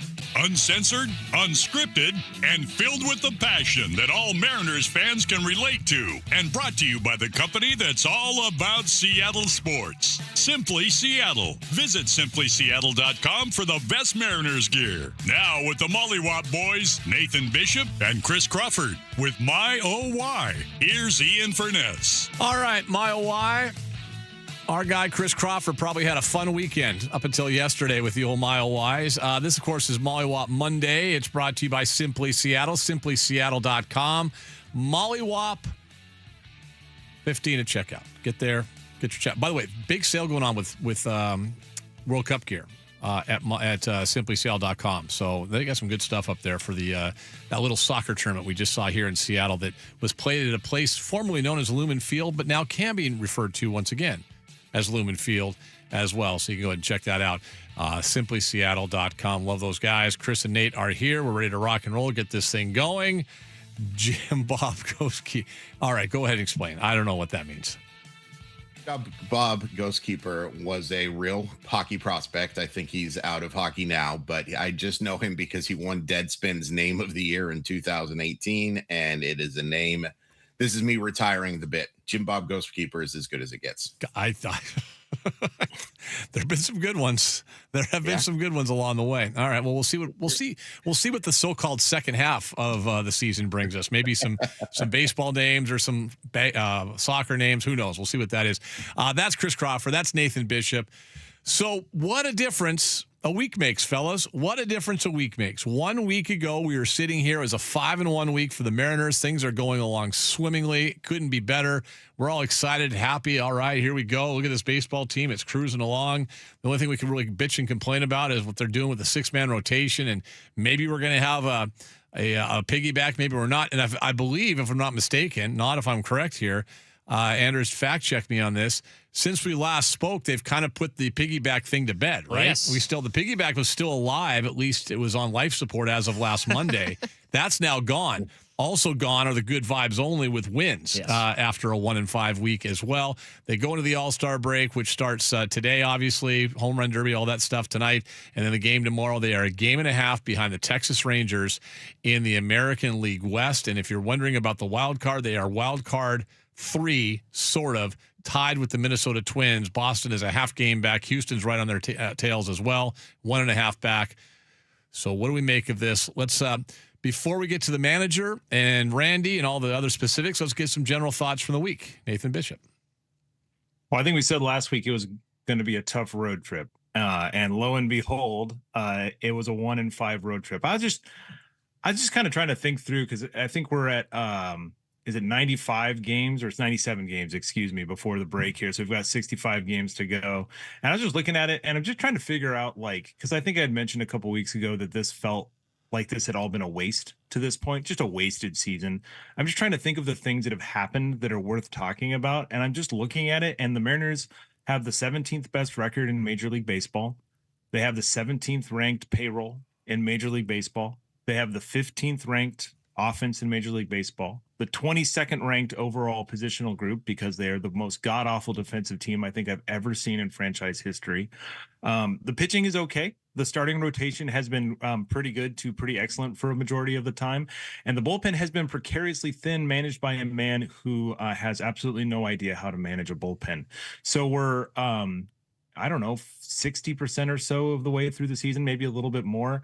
And I'm still just struck here thinking, like, what has been the point of all of this? What has stood out? What storylines? Last year, even when the team was struggling, and they were struggling till I think they won 17 of 18 games in September, we always had Dumper last year. We had something fun, and that's a great thing that baseball can do is regardless of wins and losses, the players, individual players, groups of players, moments have ways of capturing your attention that override whether the team ends up having a great season or not through the collective. That's the vast majority of the Mariner fan experience is finding these individual performances and experiences to make the season worthwhile.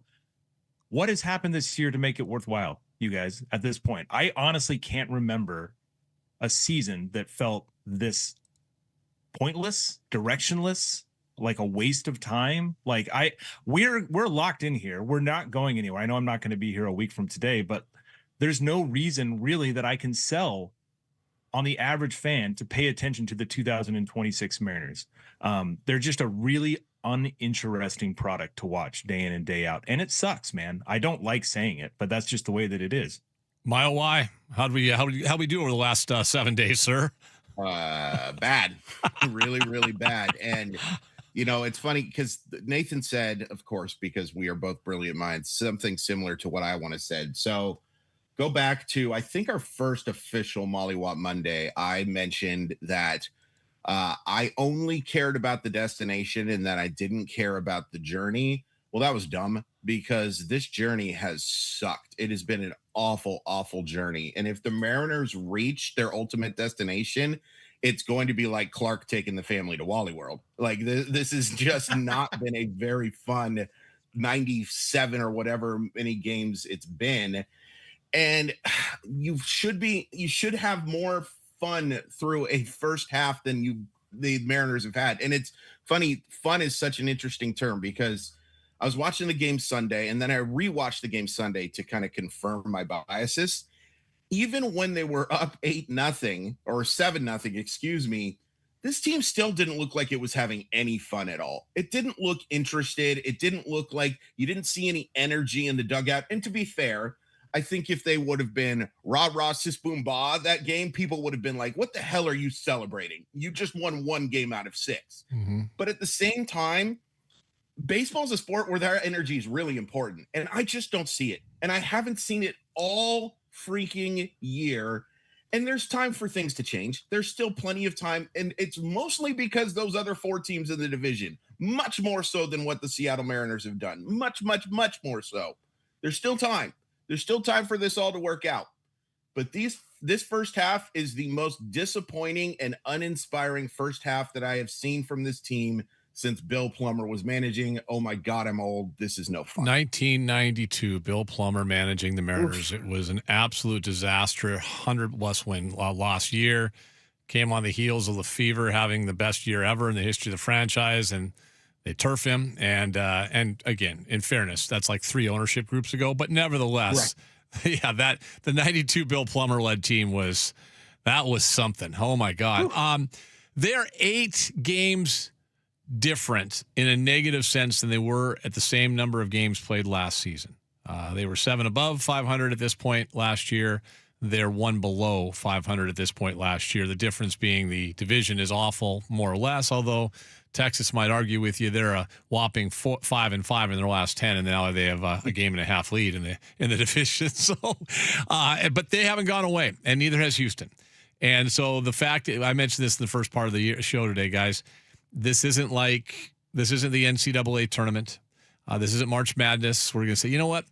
Yeah, you lost a couple good players, but your name is North Carolina, so you're still going to be a 4 seed. You're fine, right? You're okay. Yeah. You're a 4 seed. That's not how it works in pro sports. You have to win games, and if you don't win enough games, then after game 162, they say I'll see you next year at spring training. So let's get to the other part of it. You guys brought it up 2 weeks ago, kind of unsolicited. You brought it up organically 2 weeks ago about the manager and maybe needing a change. It's an interesting world we live in. Not always do the Molly Whoppers, and that's usually what I had our golf tournament Friday. And the game was on before, right as we were getting ready to go. They're already down, and the questions I was getting, what are the Molly Whoppers going to say on Monday if they lose again today? And what are the Molly Whoppers? Well, here you are. Not always the Molly Whoppers are on the same page with our morning show host, Chuck Powell. But here's what he had to say this morning. The manager's not getting the most out of the team. And this is too important of a season. There's too much at stake. It's the 50th anniversary. We've never made the World Series. We may have a lockout next year. We can't let it end by missing the playoffs in a year in which the American League is down like never before. Mm-hmm. So I endorse a managerial change this morning, officially. I don't think they'll do it. But that's my statement on a Monday morning. This is the Fire Dan Wilson show on Chuck and Buck. And again, I don't take that lightly, but I think it's time. This team needs a new boss, a new voice, and they need a shakeup. They need to be reminded you just can't play like garbage and not expect bad things to happen. And I'd like to see it happen before we play another game. Chris, I'll let you react first. Yeah, I mean, I agree with everything he said. I mean, it's entirely correct. And I didn't even think about the lockout thing that we could be talking about if the Mariners don't make the postseason, that we're not going to see Mariner baseball for a long time, and we're going to have just the most bitter taste in our mouth as well. But he's right. It's so justifiable. It is so justifiable to watch what is happening with this team. And I'll tell you what, if there is a photo that you wanted to put next to why the Mariners should make that move, it's Dan Wilson's face after Logan Gilbert talks him in to stay in the game. It is Dan Wilson's face when that happens, because that is the look of a man who just doesn't know what's going on. And I don't have any ill will to wish to Dan Wilson. I've mentioned this on the show a couple of times. I told anyone who would listen to me, I only had like 4 friends, but anyone who would listen to me, that I wanted Dan Wilson to someday be the manager of the Mariners. But hashtag not like this, because this is just not how this was supposed to happen. And it's not going to, it can't work. It can't possibly work. And I hope that this gets played over and over again when he wins the World Series and sprays the locker room with Wilcox Farm milk, because I hope it all works out just great. But everything we have seen now suggests that Dan Wilson is not ready to do this. Dan Wilson cannot manage the Seattle Mariners. It's like Chuck also said, no way in Hades they're going to make the move. I hope I'm wrong there too. They're not going to make that move. They're not going to fire a Mariner Hall of Famer in the 50th season. They're not going to remove Edgar Martinez during the 50th season. The Mariners care too much about optics. Prove me wrong. But everything Chuck said is entirely right. It's time for a managerial change. And to be honest, the managerial change that they created, the move that they made, should have never happened in the first place. Nathan. I think that's the key point. And that's the thing that I keep coming back to. And maybe it's just me obsessing over the past and I need to just let it go. But every single conversation we have about Dan Wilson is a tragedy to me, because this is one of the most popular, beloved Mariners of all time. And I know that there are still people that probably really love Dan and really respect him. And they should, because as Chris has said repeatedly, and as everyone in the game says, he's a really, really quality human being. And that's a reputation that he's garnered over a lifetime. And that doesn't happen by accident. And it's a shame that as a product of what I can only term an utterly broken process through which they made a decision organizationally to relieve Scott Service of his duties and not only bring Dan Wilson in as the manager, as an interim guy to just play out a lost season, immediately and unequivocally announce him as the full-time manager moving forward. That is a broken process. And yes, it worked out okay last year because Cal Raleigh hit 60 home runs. That tends to really cancel out a lot of things for you. Everything else other than Cal Raleigh hitting 60 home runs tells me that this was a disastrous hire from the day that it happened. and it has continued to be a disaster. This team is not playing up to its talent level. You know how much it frustrates me that I can't just come on here and lambast the front office for putting together a half-ass roster. That's all I want to do every Monday is come on here and make fun of Jerry Dipoto. And I can't do it because his manager, who I don't think he had any part in hiring, is coming out here and making 3 + 3 = 4.5 every single day. And it just has to change, man. This is a tragedy. And they're absolutely right. They have their 50th anniversary celebration August 7th through 9th. Can you imagine if they fired Dan Wilson before then and then trotted him back out onto the field as a part of that celebration? It's absolutely not going to happen in any circumstance, in any reality. But, we talk a lot about how you get to certain places over time and why you have the reputations that you have and why you get the results that you have. And the Mariners are, in their 50th season, the least successful franchise in the sports history. And there is a reason for that. And it's the kinds of decisions that lead to you installing Dan Wilson as your manager. And that sucks. And now his reputation is tarnished probably forever in the eyes of some Mariner fans. And he doesn't deserve that. And we don't deserve that. We should get to love our heroes, especially the ones that are as good a people as Dan Wilson, because he isn't actually a heroically good man. He's just a terrible major league manager.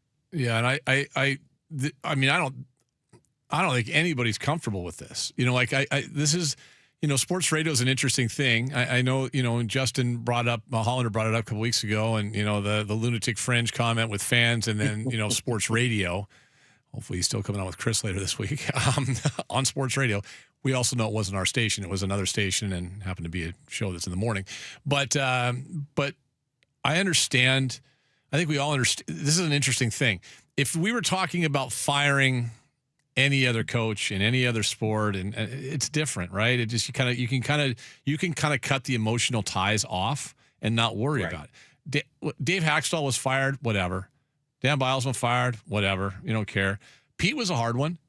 Pete was really hard. But I think upon reflection, and I think people that have covered the team and did cover the team, we all were able to kind of articulate, yeah, it was time, right? It was time. Mm-hmm.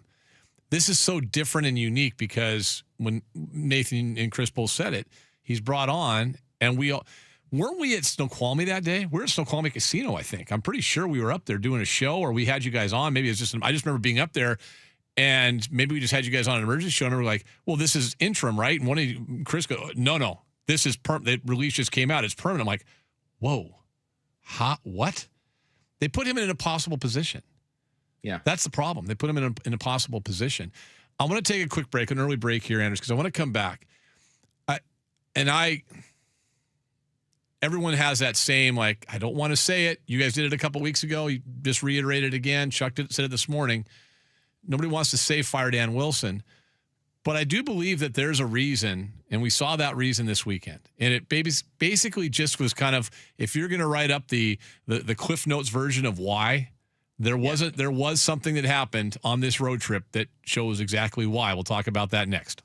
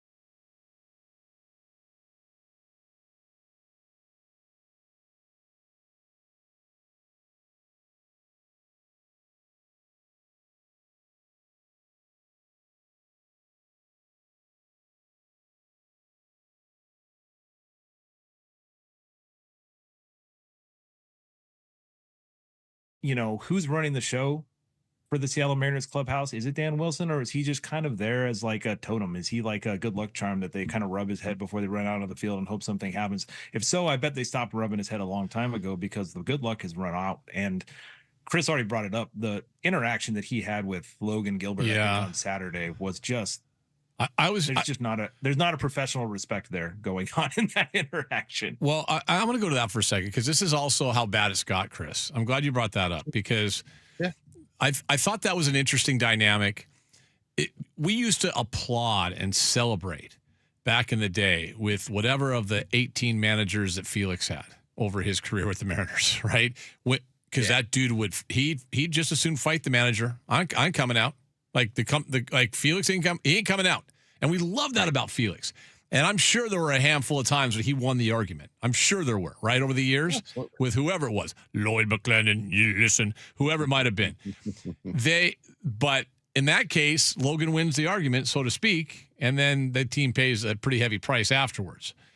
So then it looks bad for Dan. I think that's the unfortunate thing there. Like that was one of those things, like maybe he was doing the right thing, but maybe as the manager, he needed to stick to what he knew was the right. Like he went out there to take him out.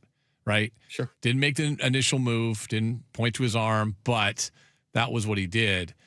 I just think the Randy thing is just kind of it's a microcosm. It shows exactly where this team is. I'm with you though, Chris. I'll wrap it up with this. I don't think they're going to make a move. I think it's just that August 8th weekend, 7th through 9th weekend is so big. And 50 years and the celebrations, and it's going to be one of the coolest things we see all year in sports. It'd be awesome. Don't think you can get rid of a Hall of Famer, Mariner Hall of Famer, before that happens. Well, and here's the other thing too.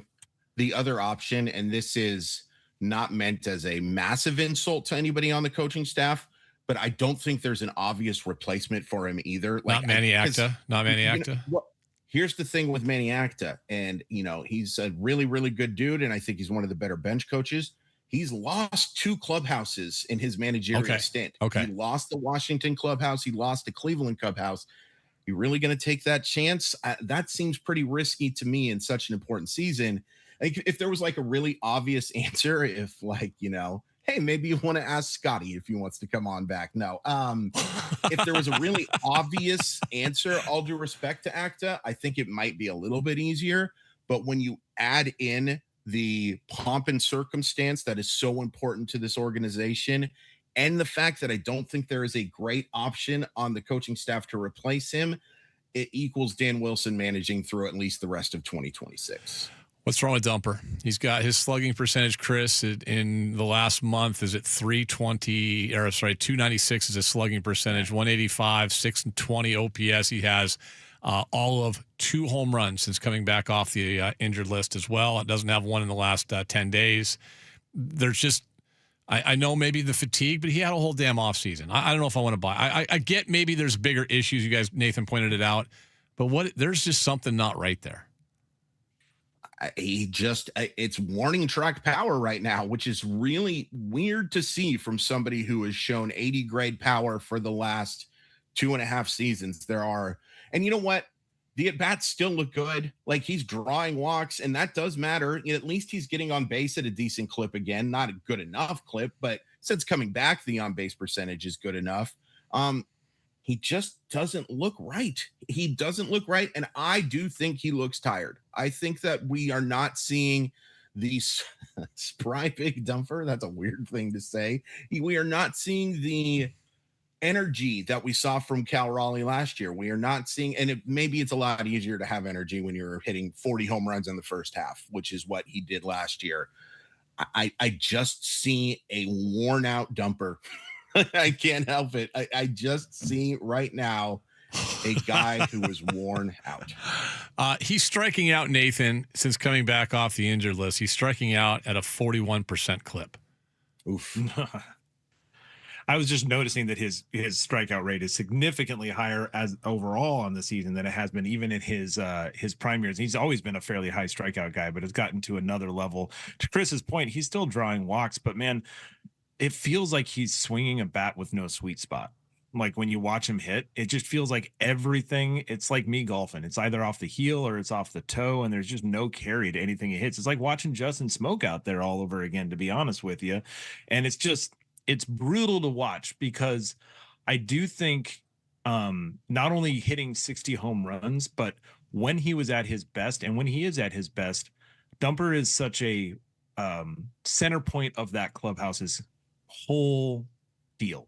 The chemistry, the rhythm through which it runs. I think he helps set that accountability tone, and that's a lot harder to do when you're not producing. And he's not producing. And I think that there's a cascading effect there. I think he helped overcome a lot of Dan's shortcomings last year, not just by hitting, but by providing great leadership and great accountability and setting the tone in that locker room day in and day out.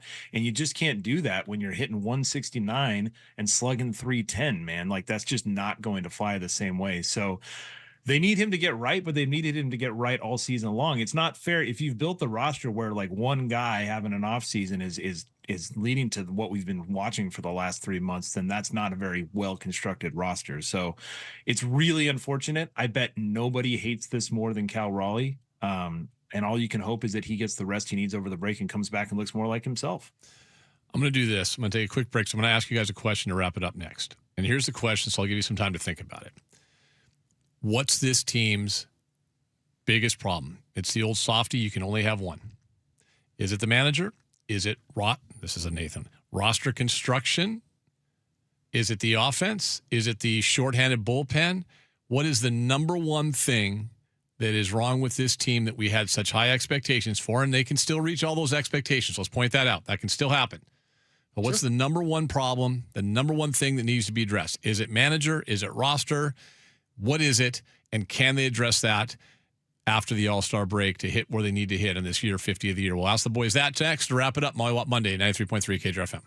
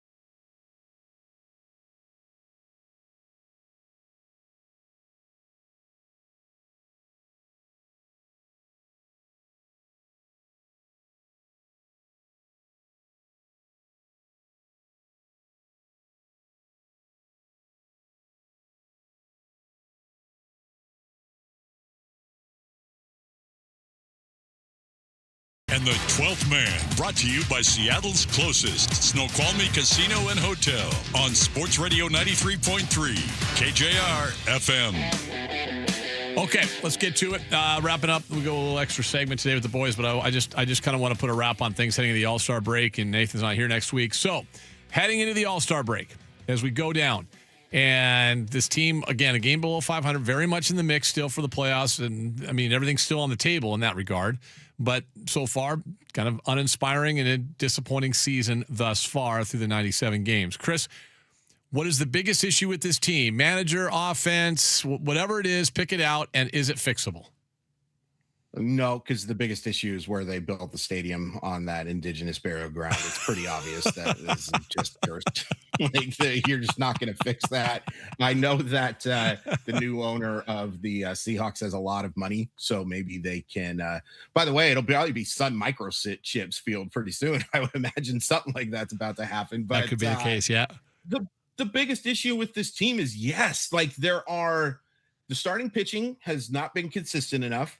The lineup doesn't ever get it done. And I know that's slightly hyperbolic, but not really ever get it done in the clutch situations. Like, think about how many clutch hits that I know Josh Naylor was only here for a third of a season. Think of how many clutch hits that dude had in that 1/3 of a season. Think about how many clutch hits Big Dumper came up with.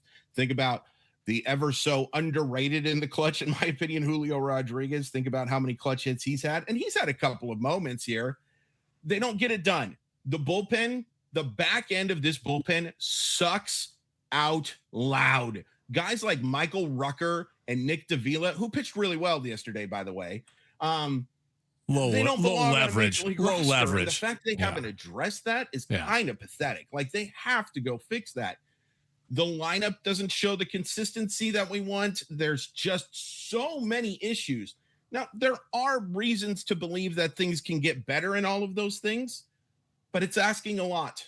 It's asking a lot to become a World Series contender. And, I talked about it before where I said I regret my journey destination comment. I don't regret saying that I demand this team go to the World Series at all. And I still demand that this team goes to the World Series. I still will say anything but a trip to the World Series for this year will be a massive disappointment.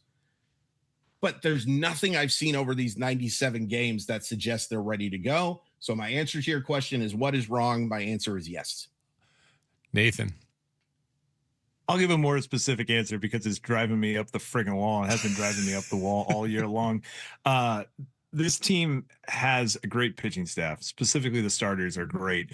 They're fundamentally great because they don't allow free passes. They have the best walk rate in all of baseball. Kudos to them. That's starters and relievers combined. They allow the fewest number of walks per 9 innings of any group. They don't strike out a lot of guys. They don't strike out nobody, God. but they're right around league average. At I think 13th in strikeout rate. That means there's a lot of balls in play.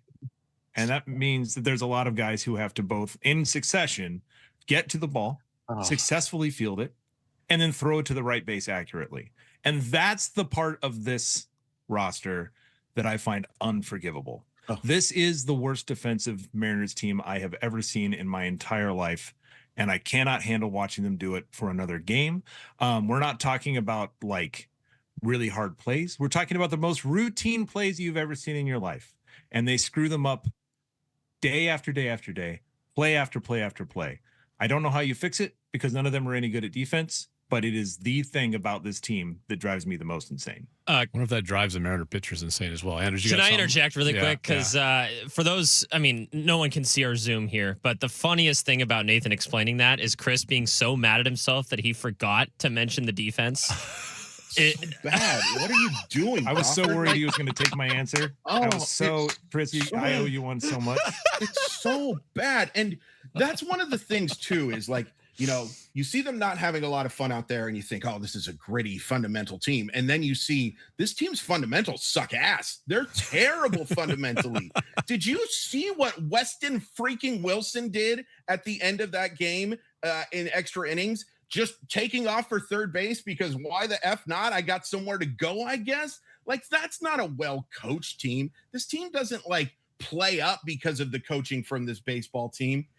There's no justification for any of this being good enough. There's just none. I don't care about the injuries. And I don't care about all of the excuses people want to make. This team just isn't very good. And the fundamentals of this team, the thing you think would be, well, that's why we're keeping him on, because they're coaching him up. And Perry Hill, he's just a God's gift to coaching infielders.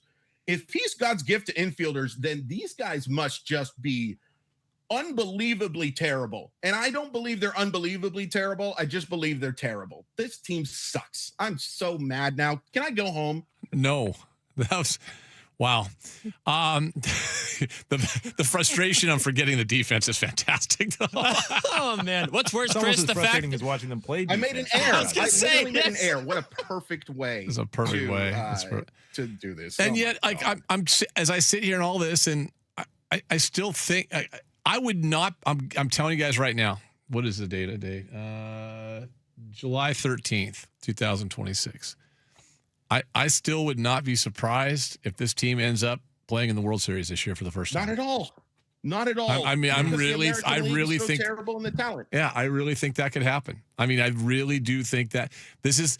I think there's a part of me that's going through these things on Mondays and the rest of the week when I'm just talking about them that I'm thinking, yeah, this is frustrating or this is that, and I'm like, this will be the year.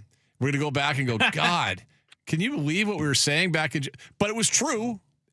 Nothing that has been said is untrue, but it also doesn't mean it can't flip, and they can't all of a sudden get going. If they're just okay after the All-Star break, they're probably still going to be a playoff team, right? And then you don't have to worry about the back end because then you do use two of your starters as leverage guys, right? It does help you out a little bit in that regard because that is the problem right now. No Matt Brash is an issue. I know injuries can't be an excuse, but that is an issue. But it's the six-man rotation is an issue. The piggyback thing, whatever we're doing. And as good as the starting pitching is, guys, there's an all-star game being played in Philadelphia tomorrow, and they don't have a pitcher on that staff. Yeah. And I know that's not the be-all to end-all, but that does say something. No one's had that year. None of those starters have had the year that you would. I mean, in theory, you should have two probably starters on that all-star roster. Whether they could pitch or not, depending on the days, doesn't matter. They have none, right? And Munoz certainly hasn't been an all-star this year. But that doesn't mean they can't turn it around. No.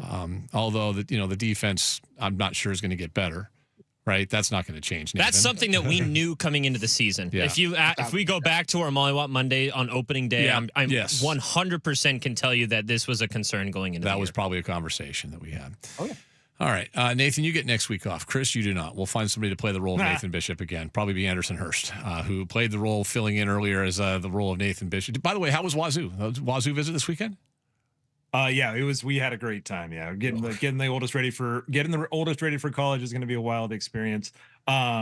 Yeah, Chris is giving us the thumbs down. It's fine. Can I just really quick? I know I got to go. I just wanted to point out something really quick for everybody to keep in mind since I have to leave for a week. That if they don't go 4-2 and better on this upcoming homestand, I think they're royally screwed because after that they play Texas, Dodgers, Minnesota, Detroit, Tampa Bay, New York, Houston, Milwaukee, Chicago, Cubs, Philadelphia, and Toronto and Boston before September 1st. I don't know if they've got it in the tank if they don't have a good homestand coming out of the break. They better get it together quickly. Well, you're playing the Giants. I mean, you should get it. Well, I guess. What am I saying?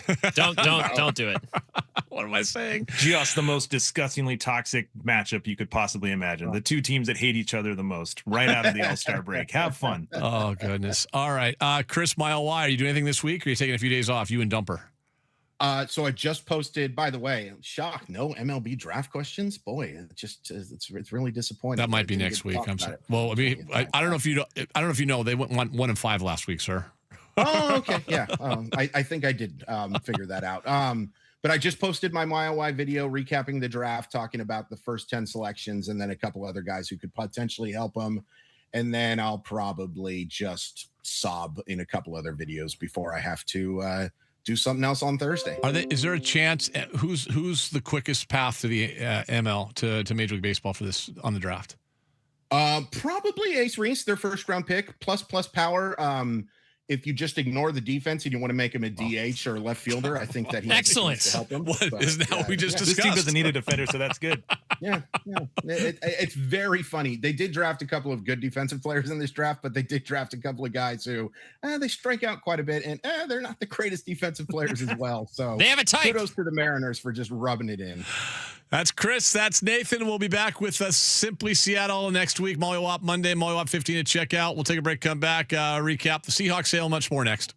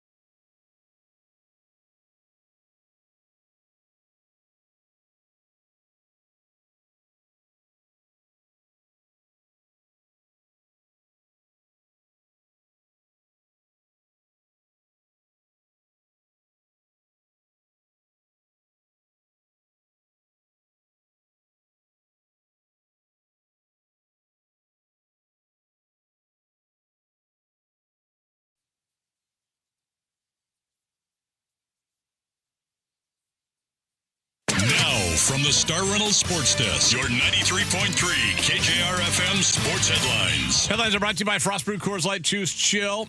Rain win yesterday, storm lose yesterday. Get that out of the way. Let's see what else we got going on. Mariners were winners yesterday. We just talked about that at nauseam with the Mollywop guys. And now we have All-Star break going on. The home run derby is tonight. New rules. More in a moment. Mariners return to action Friday against the San Francisco Giants. Ooh, big series. Big. Gotta get going. Nathan brought up a good point about the schedule after the next 6 games. Not easy. We got World Cup semifinals tomorrow. Yeah, we do. Is it the final tomorrow? No. Okay. No. Jackson will say yes. I say no. World Cup semifinals, which you can hear right here on 93.3 KJR FM, include, ladies and gentlemen, boys and girls, a pregame show with Anderson Hurst at 11:30. Norway, England. Help me out here. What am I doing? England, Argentina, France, Spain. Yes. And when I said England, Argentina, that's on Wednesday. Yes. France, Spain is tomorrow. But you say that's not the final. It's not the final. Okay. Yeah. All right. Good enough. Let's get to hour number 3. Now back to Ian Furness on your home for the Huskies, Kraken, and the 12th Man. Brought to you by Seattle's closest Snoqualmie Casino and Hotel on Sports Radio 93.3 KJR FM. A lot of criticism I saw online over the last couple of days about the semifinals being played midweek at noon Pacific, 3 Eastern time. Guys, remember the U.S. is not the only team to be right, and I do understand that. Only country, I should say. I do understand that. I would be interested to see when they've been when the games have been played elsewhere, where they played at night, because I don't think the Olympics are never staged, so the countries that are doing well can see them at an opportune time. Right, but I wonder if was there an anticipation the U.S. wasn't going to be there, so we don't care. Stadiums will be full; it'll be fine. TV numbers will drop dramatically, and they have anyway since the U.S. got eliminated here. But FIFA's not worried about FIFA doesn't care the US about numbers. Here. Yeah, right? We care about here. When you get back, there was a great story in The Athletic today. I want to do a little bit deeper dive on the whole soccer is too expensive crap. I'm so sick of this. Yeah. It's just that. Instead of looking inherently at problems like coaching, player development, things like that, we're just going to call the cost. The dumbest thing you're going to hear. I didn't ask you to play this. Don't worry about it. Wait. Do you have it? I might. Just a second. I'm looking. I thought I had it. There it is. Fire away. The Ian Furness Show proudly presents Ignorance at its finest. Until Softy hits the air. A special part of your day where intelligence takes the segment off. If it sounds stupid, it probably is. Ladies and gentlemen, the dumbest thing you'll hear today. Really? A real no-brainer. It's really the dumbest thing we've heard for the last month, to be honest with you. Okay. The best athletes aren't playing soccer in the U.S. All right. The best athlete isn't necessarily going to be the best player in the next 2 semifinal rounds either. There's great athletes playing soccer. The best athlete, right, doesn't necessarily. Messi's not the best athlete. Athleticism is not the U.S. men's national team's problem. But and nor is it a concern for anybody else. You don't pick a team going, boy, he's the most athletic person out here. Messi is not an athletic dude. No, he's a 5'6" tiny guy who is just skilled beyond belief. Harry Kane is a great finisher, correct? Yeah. And they have the best passing stats in the World Cup, does England. That doesn't necessarily mean they're the best athletes to get to the semifinals. It's just, but when you get back, I'm gone for the rest of this week. You're gone the next week. Yep. When we get back, we're going to do a little deeper dive because you've coached. Yes. And I saw a great thing today. It costs too much. Well, we just had Pete Von Reichbauer on. I could have asked him. I mean, he's there. He's working hard right now to make sure Druids Glen doesn't go away. Right. Green space and stuff like that. But here's the thing. If it's a public green space, park, what have you, someone has to maintain that. Someone has to pay for that. It comes into play. Coaches have to be paid. Yes, they do, as much time as they put into it. This isn't youth soccer where you're just going to go out there once a week, twice a week for a practice. It's not rec soccer, yeah. Yeah, that's not the case. And, oh, by the way, you want to make sure you have the right people around your kids. There's background checks and other things. You're trying to get the best around them.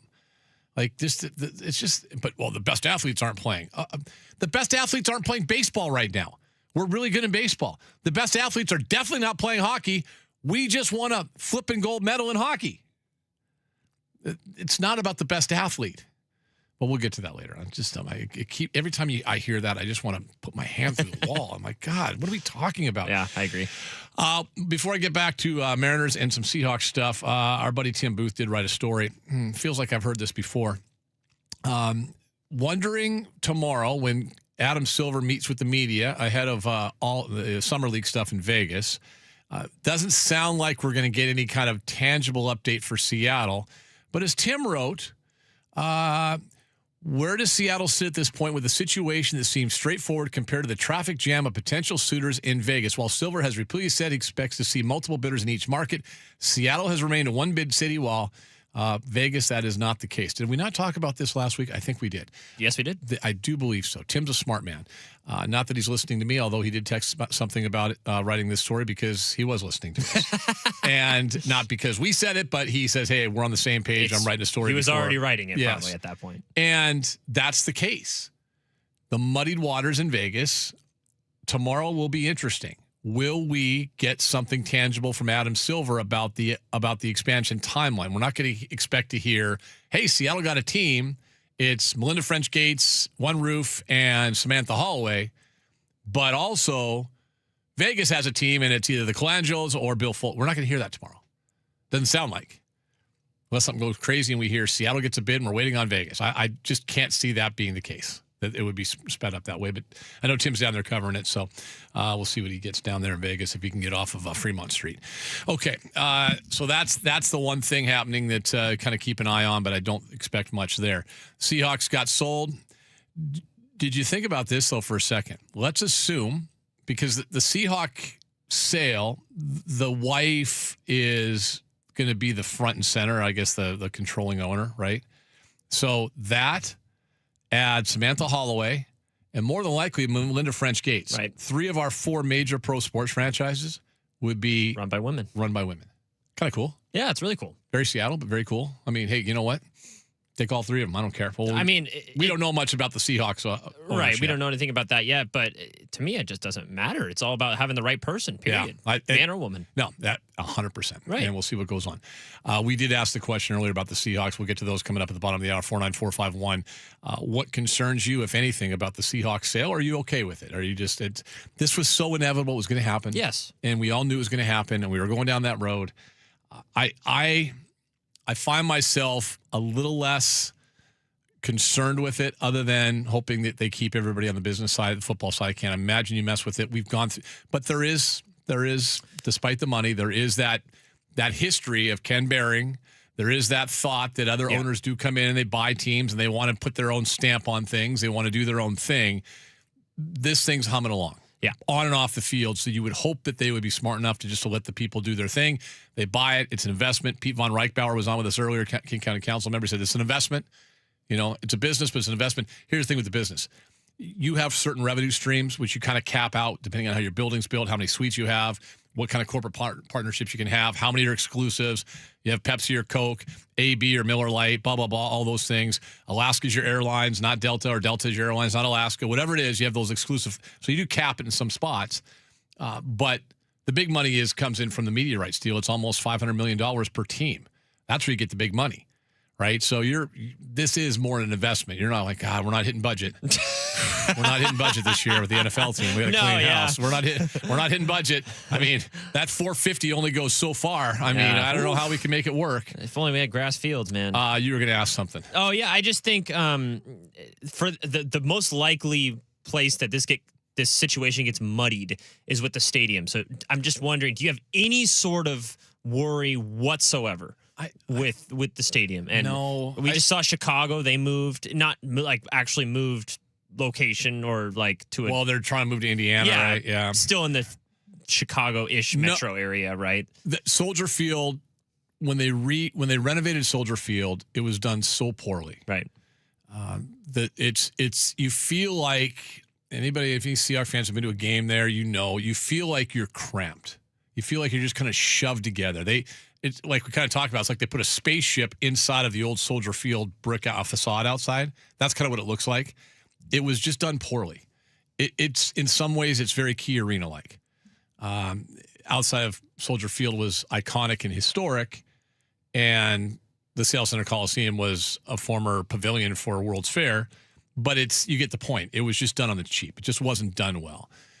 And there's other opportunities for land and things like that make sense. I don't think we don't have any land in Seattle. I think somebody wrote about that this morning. It might have been Condota or somebody in the Times wrote about. It's not like we have an option in the city to build a new stadium, unless you want to just have a 2-year process where season ends, demolish Lumen Field, rebuild it, play at Husky Stadium for 2 years. I mean, I guess if someone wants, and they would have to finance it themselves, that's $1 billion+, a couple billion probably to redo it. After just spending $9+ to get the team. Yeah. Even if you were to do and build a building on the east side somewhere. Yeah. Right. Which has been talked about with the NBA is if a different group came in and bid on it, would they build a building? Yeah, but they still have to play 2 years probably in Climate Pledge Arena. Just doesn't make sense. And I don't see, and there's no obvious market that the NFL needs and wants to go to that you would move Seattle. It's a very successful franchise. Like none of the warning signs that we had with the Sonics necessarily exist with the Seahawks and the Sale. Or right now with Portland. Portland. Yeah. Like there are, I was talking to the guys today. I mean, I know Chad Dewing was on with Softy a couple weeks ago, and he's like, oh, there's no problem, blah, blah, blah. I'm like, these guys I was talking to today in Portland, they're like, yeah, man, this is a big concern. Yeah. We're not sure if the county's going to go ahead and pass the money. There's a big pushback on it from a lot of citizens in the area. Nobody wants to spend money on it. We don't have those issues here. None of the red flags from the Sonics, Blazers, what have you, really exist outside of it's a new ownership group. New ownership group for the Sonics was a guy that was out of state, but he had a building ready to go and had a team that he could move there. And oh, by the way, they had hosted the NBA for the previous year because of Hurricane Katrina. We don't just find a dot to connect. There aren't any. Yeah. There just aren't any. And, Lumen Field just was on full display for the world to see with the FIFA World Cup. Yeah. And I know it's a different sport, but you know what? It seemed to work just fine for the biggest sporting event that the world has every 4 years, and that would be the World Cup. It seemed to work just fine. I think for 8 to 10 NFL games a year, it's still just fine. Yeah, I think you said it best in our interview earlier today. It's just PTSD amongst fans. And totally understandable. Yeah, it's completely understandable. If I'm like very understandable if you're a fan. Yeah. Right? Like if you're sitting here in Seattle, it's like, damn, like we're 18 years ago, 2 weeks ago, 18 years ago, we lost the Sonics on that day on July 2nd, 2008. That is very understandable. I just don't see any of those things. And keeping in mind, too, I'm sure during the process of the purchase of the Seahawks was, you plan on keeping the team here. We don't want you to move it. Yes, that's what the plan is. We're not moving it. Whereas when Howard sold the Sonics to Clayton Bennett, there were no secrets. Like, he was going to try to move the team to Oklahoma City. That was never, God, I remember, I've told this story a million times. I remember sitting here, I was down in Portland. I was still working for the Fan down in Portland, and I was listening online that day because it was like, yeah, this is the most significant thing. This is huge. Sonics getting sold to a guy that just basically got into the good graces with the NBA for doing them a favor and hosting the New Orleans franchise for a year in Oklahoma City. There's a massive problem with Key Arena. We all know that. And I remember listening to Graz, specifically that day. The Graz was on, and Graz said opened his show saying, this is the end of the Sonics in Seattle. I'm paraphrasing, but that's what he said. And I'm thinking, no, Graz, no way. But yeah, he was right. Mm-hmm. That's not the case here. That is just not the case. There's none of that same sentiment. I don't think that's any kind of a problem here. All right. Now I understand people wish there was local ownership. I thought Pete did a good job of saying, hey, there wasn't local ownership. Wasn't available for that price. Wasn't available. Yeah, it just wasn't there. Mariners, just to wrap things up, the boys were on one today. Yes, they were. I want to play this again. I think this is powerful stuff. Chuck is. We always Chuck's our baseball guy. Yeah. Chuck is a baseball savant. The guy watches every game, knows every roster. He has a passion for the sport. He's our expert. And I think he's got a passion for the sport that is matched on our station only by Hugh Millen's passion for football. I agree. Right? Like Hugh, to the point of, I'm going to do a deep dive on the most little small things in the world because I have this great passion for the game, which is makes him great on the air. I'm talking about Hugh. Makes Chuck great on the air for us with baseball because he cares and he studies it. He's into it. And I know that these are the things you do not take lightly as a host, especially a host that goes down to spring training every year, is in, with those guys. It's something that you have to be very careful if you're going to say what Chuck said this morning. The manager's not getting the most out of the team. And this is too important of a season. There's too much at stake. It's the 50th anniversary. We've never made the World Series. We may have a lockout next year. We can't let it end by missing the playoffs in a year in which the American League is down like never before. Mm-hmm. So I endorse a managerial change this morning, officially. I don't think they'll do it, but that's my statement on a Monday morning. This is the Fire Dan Wilson show on Chuck and Buck. And again, I don't take that lightly, but I think it's time. This team needs a new boss, a new voice, and they need a shakeup. They need to be reminded you just can't play like garbage and not expect bad things to happen. And I'd like to see it happen before we play another game. Yeah, I think, Dan Wilson's strength is, from what we understand, is the clubhouse, right? Yes. And the relationships, and that was the difference between him and Scott Service. If those guys really cared about Dan Wilson, Randy, and others, they'd start playing like it. I don't think it'll happen. I think we all agree upon that. I just think that the optics of it during August. It would really go a long way if they did, for showing the Mariners, Mariners showing their fans that they don't care about the ceremonial aspect of this stuff, which a lot of people think they care more about that than winning. Well, I think multiple things can be true, right? Like, you can really celebrate your history of 50 years, and I know they haven't been to the World Series, but damn it, we got a Major League Baseball team for 50 years, and I've said this before, I've worked in two markets that didn't, Salt Lake and Portland, and it sucks not having a Major League Baseball team in the summer months. It's awesome. And our team, yes, we'd like them to be better. We'd 100% like them to be better, and they've been better lately under Jerry DiPoto. 54% jokes aside, they have been better. Yeah, they get to the playoffs. The last two of the last 3 years, like they're making their inroads and they're having winning records. I don't care about a winning record as much as I care about the playoffs, right. but they're getting there.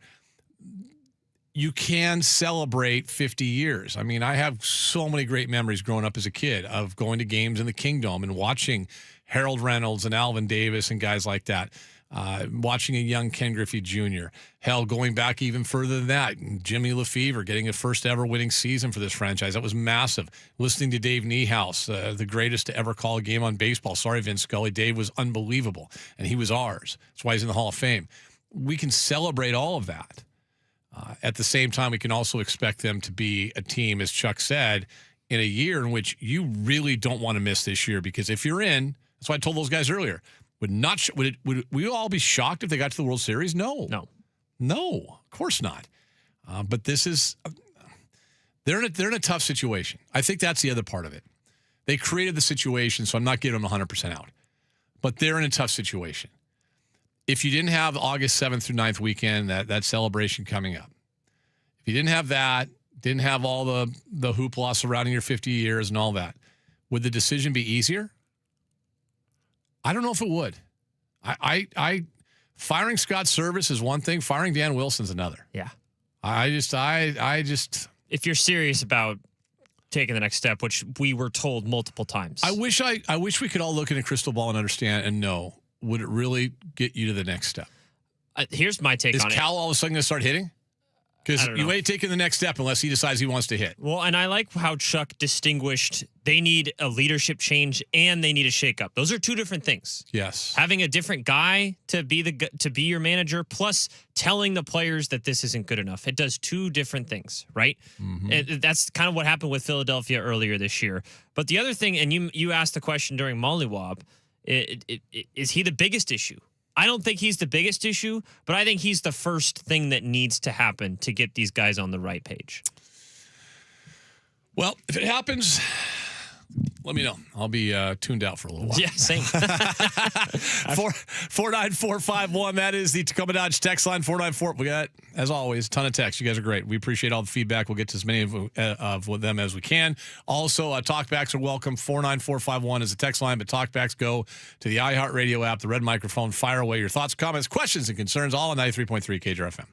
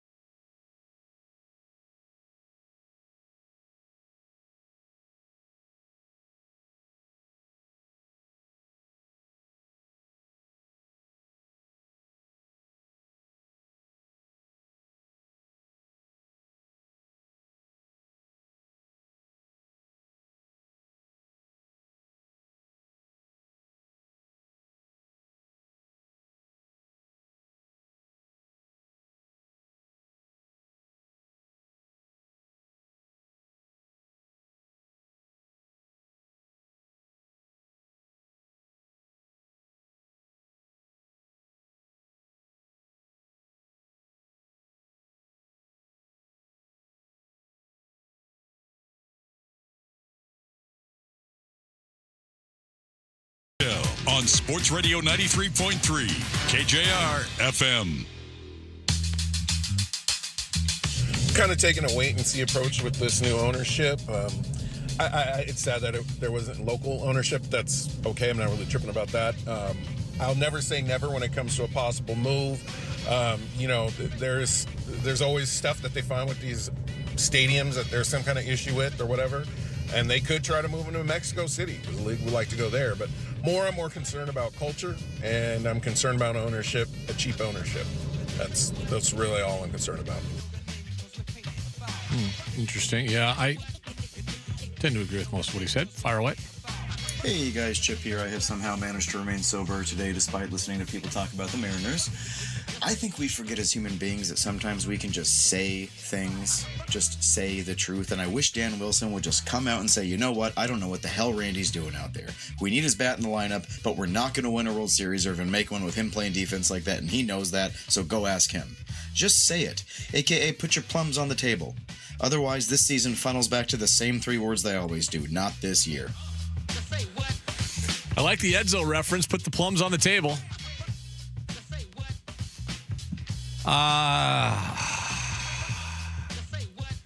425. Jerry isn't firing his sock puppet, so Dan is here to stay. Chris brought this up before. A lot of people feel like it wasn't necessarily Jerry's hire. I don't know. Don't know if it was or wasn't. There is a lot of sentiment that the Mariners / Jerry Dipoto hired Dan Wilson because he was a yes man. I push back on that quite a bit because service was Jerry's guy. That's if you really want to say, hey, this is the guy he really wants to have in charge. That was service. And I think this is more of an ownership hire than anything else. Kind of knowing that Dan Wilson had a lot of ties, obviously, with the team and former catcher, and it was an easy fix for a lot of people who may not be as involved on the baseball side of things as someone like Jerry Dipoto, obviously. Back to the Seahawks 253. My concern with the Seahawks' new ownership is not the parents, it's the son. I think he might try to flex his political muscle, force out some very good people, maybe not right away, but down the road. I think I'll be honest with you, you're just guessing there. We don't know that. Yeah, I mean, I guess that would be a concern. Yeah. Right? Sure. Yeah. Somebody else mentioned it's a salary cap league. I don't care about the ownership group. No, you just want to see them do their things the right way. Like some of the things they do the right way. I'll just use this for example. 2 years ago, I think it was, one of those surveys that the Players Union does or NFLPA or like the Athletic had published. They ranked bottom third in facilities, not so much locker room, but it was just like the training room, the rehab areas, hot tubs and whatever they're doing that stuff at. Yeah. And if you remember last year, they did this massive renovation on that bottom floor that's on the southwest corner of the Virginia Mason Athletic Center to upgrade all those things to the cost of a lot of money, right? So they do listen, and they also do spend, if need be, on something that has, that needs to get done. Right. But you could certainly get away with not doing it. There's a lot of people that would. Right? A lot of voters that would. Yeah. I think we may have to play our dumbest thing open again because of this text. What is it? 253. Why would anyone in America play soccer? There's no money, no fame, and girls do not care about soccer. How often do kids in America go play pickup soccer? There's a lot better sports in America to play that are more fun. How often do people play pickup football? But the answer is never. Yeah. Like real football. Yeah. And pickup soccer is extremely popular. Well, I'll give you one. When's the last time you saw somebody playing pickup baseball? Baseball, not softball, not slow pitch beer league. Right. Baseball. Right. It never happens. No. Pickup basketball, 100%. Yeah. That might be LA Fitness guy texting in right there. I know LA Fitness guy because I live with one of them. I live with LA Fitness guy. Yeah. Trying to relive the glory days of the North Puget Sound League, going against Kentwood or something. But it's like, so you play pickup hoops and you play pickup soccer. I got buddies that play pickup soccer. I got one friend that plays every Friday night. Yes. Yeah, stop it. Stop it. Somebody's mad at me about blanking on Utah so much. Get over the Mormon religion, dude. You haven't lived here in a long time. Things have changed here in Utah. Mayor MV is bitter for not reason for a state that was founded on religion. We get it. You hate Mormons. I don't hate Mormons. I have a lot of friends that are Mormons. I think your religion's a cult, but I don't hate Mormons. I don't hate somebody just because of what religion they're in. I was fascinated by the religion when I lived there, to be honest with you. Morbidly fascinated by it. Right? It's almost like kind of a research project. There's a couple Instagram accounts I follow with people that are like, Mormon influencers. I'm fascinated by it. I also don't believe in anything that they have going for them. And you can't hear what you're mad because I said that they're not going to have the NFL probably would never go to Utah because they don't want to play on Sundays. There's nothing wrong. That's a fact. It is a fact. Your big school, BYU, refuses to play on Sundays, so everyone has to cater to your damn needs in the NCAA tournament every year. I don't hate Mormons. I think your religion's weird. I'm not sure it's a religion. Okay, that's all. Relax. Just relax. I have another God, I need to go back there and work. I need to quit and go back there and get a job. And I mean, I can be hated here a little bit. Renew your rivalry. But I can really be hated there. I can really be hated there. I do have another talk back. All right, fire away. Hey, Dan Wilson here. Tough road trip, Analytics tell me that. Not just that, but the 1-5 record. Put Rucker in the first game of the 10th for no apparent reason. And a tough break there. He fought hard with the analytics that I put in, and didn't work out for us. But, the guys continue to fight hard, and I have no feel for the game, much like our current president on inflation. We're going to continue to fight hard, and just keep sticking to the analytics, and just wait for Ref Snatter to return. Wait for Ref Snyder to return. Can't wait till he's back. When is Robbie back? Oh, God. Should be back after the break, right? Oh, my goodness. Somebody was texting or tweeting or something this weekend. I feel bad for Dan. Do you? He says every loss. Tough one tonight. Tough one tonight. Tough one today. We need to find the recordings of every single one of his lost press conferences and play it back to back and see how different they sound. If the Mariners, 206, if the Mariners were a hockey team would Dan still have his job? Well, not in this town. Probably not, to be honest. I don't know if you know this. The guys at Northgate, they don't mind firing coaches. It's not working, you're gone. You're done. You're out. Thanks for coming. Let's see. I think that's about it. We are missing an explosive big dumper in our lineup. Yes, we are. We'll leave it at that. We'll come back and check in with Fane next.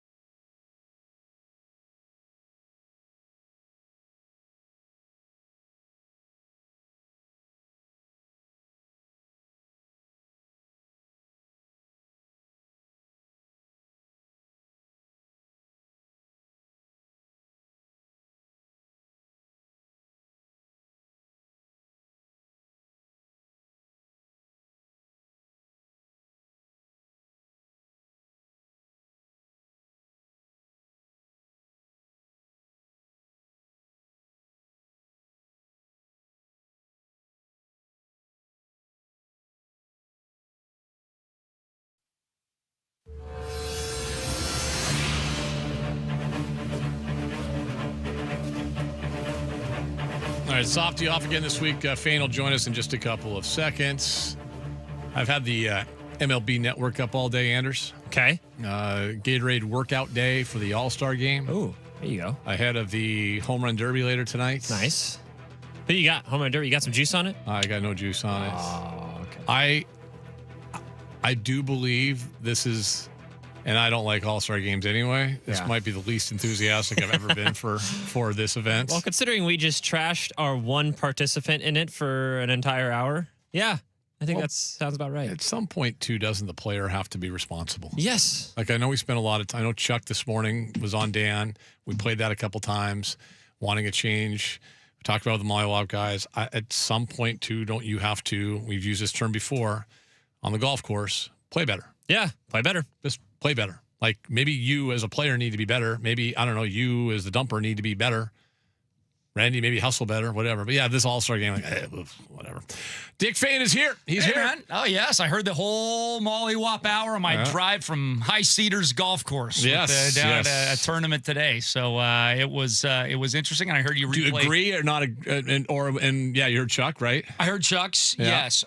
Really, the only thing that jumped out to me that I would disagree with is this is not the most unfun year since Bill Plummer. Do we remember 2010 when they literally couldn't score a run the entire season? Do we remember 2011 and 2012? Like basically the whole first half of we that had the decade? perfect game that year. I mean, holy smokes. That team scored like 1.7 runs a game. God, actually, now you're going to make me look this up here. Hang on. Oh, God. Hang on. Stand by. Baseball Reference Team, Seattle Mariners Franchise Encyclopedia. It was truly like historically bad offense for like 3 years. I think Nathan's point in saying that, because I know the quote you're referring to. Expectations compared are to expectations. Oh, of course. Yeah. Of course. I don't know. there's no I question. enjoyed the 2008 season myself. I knew that was the year because that was what a great year in sports. Oh, yeah. 2008. That was the 61 and 101 year. Yeah. How about 2019? That was the rebuild year. That was fun too. But at least you knew that they were 68 and 94. Yeah, that was bad. That was good. really bad. So, runs for 758, runs against 893. Is that bad? I think so. I think that's bad. But yes, that's not good. in comparison to expectations, this is one of the if they finish the season exactly how they are now and they win like 79, 80 games. Yeah.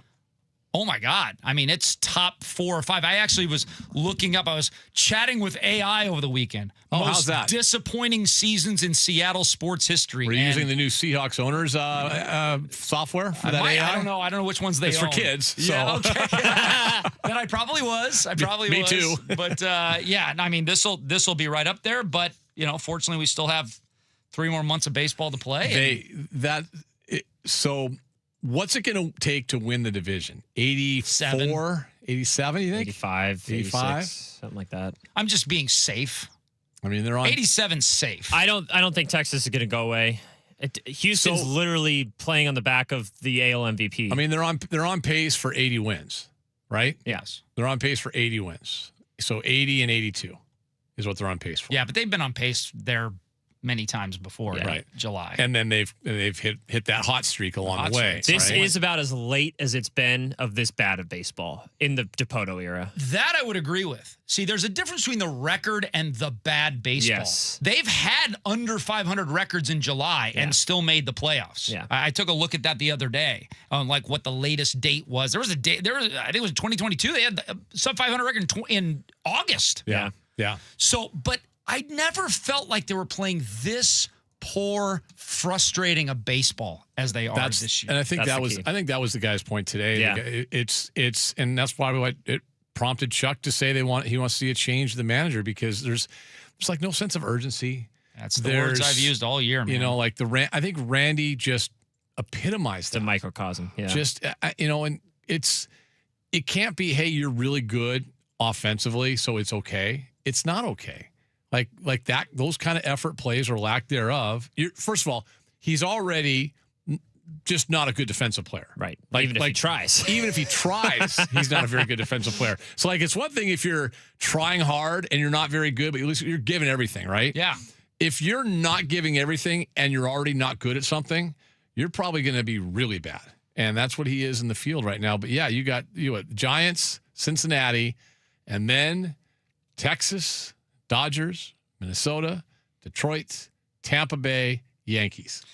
See, other than the Dodgers and the Yankees in that entire list, I don't think there's any team more talented than Seattle in that entire list. Talented, maybe, but better. Who's playing better? That's right. But, about every team. But playing better in early July does not equal playing better in late July. That's how weird it is. That's how weird baseball is. But that's one the team frustration. Goes 7-1, and then they go 1-7. I mean, so you don't know what those teams are going to be playing like when you face them. That's the frustration, is that you look at this team and say, you just should be better. Like, you should have a better record. You should be a better baseball team. I brought this up earlier. I just mentioned the All-Star game. And that All-Star game is far from a great barometer, but maybe sometimes it can be. Case in point, even your starting pitching hasn't been as great as you would expect.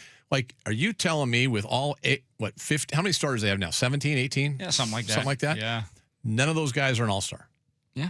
None of those guys are an All-Star. And I don't think you make an argument. I was going to say, minus maybe Bryce Miller, but the only reason he isn't is because he hasn't pitched enough, right? But you can't say, oh, he is an egregious miss in this one. You can't say that for anyone. There's none of those guys you can say, I can't believe they didn't take. Right. Like, if you took the road starts away from Brian Wu, then you go, God, how's he not an All-Star? But then you go, wait a second, we have to include all the games. And if you include all the games, those include games not played at T-Mobile Park. True. And sorry, Joe Sheehan. They don't look good. He's a bad pitcher on the road. Yeah, he is. What do you think of the manager? I don't want to take your show away for doing it today, but it's just yeah, I'll do it today, but I'll do it with you. I mean, what do I think of the manager? I think he never should have been hired in the first place. As Chris Crawford says so it's hard for me to say, fire Dan Wilson, when I've been sitting here on the air for 2 years saying, why was he given the managerial job? Yeah. Like, I've literally said, Softy and I were you mentioned you were at Snoqualmie Casino. Yeah. Softy and I remember it vividly. We were at the QFC I think it's the last time we've done a show at the QFC. At QFC in U Village for San Juan Seltzer. Yeah. And we got the word, and the first thought was, my first words out of my mouth was, it makes sense. He's going to manage for 30 games. Yeah. He's the Mr. Mariner guy. Yeah. It's the most Mariner move Perfect ever. interim coach, to be honest. Yes. Yeah. And I was like, it's fine. No big deal. And then an hour later, we get the word that, no. This is permanent. This is permanent.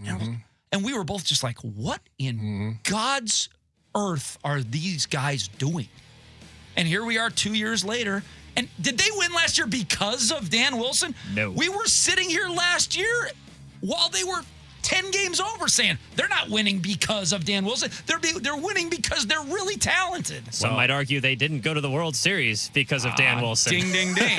That's the problem. And here's the unfortunate thing. Unless they win it this year, that's always going to be there. Yep. Just like Service bringing in Robbie Ray for Yordan Alvarez. That's right. Just like goal line, Super Bowl 49. Yep, 100%. There's always things gonna be there. There's things that Pete won a Super Bowl. Pete's never been forgiven for that. Whether it was his, Daryl's, Russ's, whoever's fault, litany of people. Like, a football play isn't one person. That's right. But that's part of Pete's legacy. Always will be. Same with Russ. Always will be. And unfortunately with Dan Wilson, maybe you in back-to-back World Series, we might forget about Toronto last year.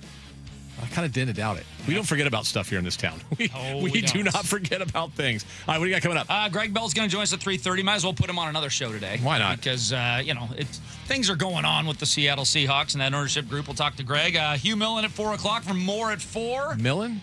Yes, Millen. You know Millen? Never heard of him. Quarterback. He's pretty good. Okay, yeah. Pretty good. Yeah. I think he went to won a pretty big bowl game. Yeah. Kruger at 5 o'clock. We'll ask Bill Kruger if Dan Wilson should be fired. Well, maybe we'll play the Chuck Powell rant. Oh, I like that. For Bill Kruger. You like that idea? I like that idea. I will be tuning in at 5 o'clock for that action. Yeah, and then Jackson's going to tell us at 5:45. Jackson's going to tell us, if you're correct, Jackson's going to tell us why the World Cup final is tomorrow. Correct, Anders? Not, but But that's what Jackson's going to tell us, right? Yeah, okay. Furious Felts on the World Cup. I love it. All right, see ya. Thanks, man.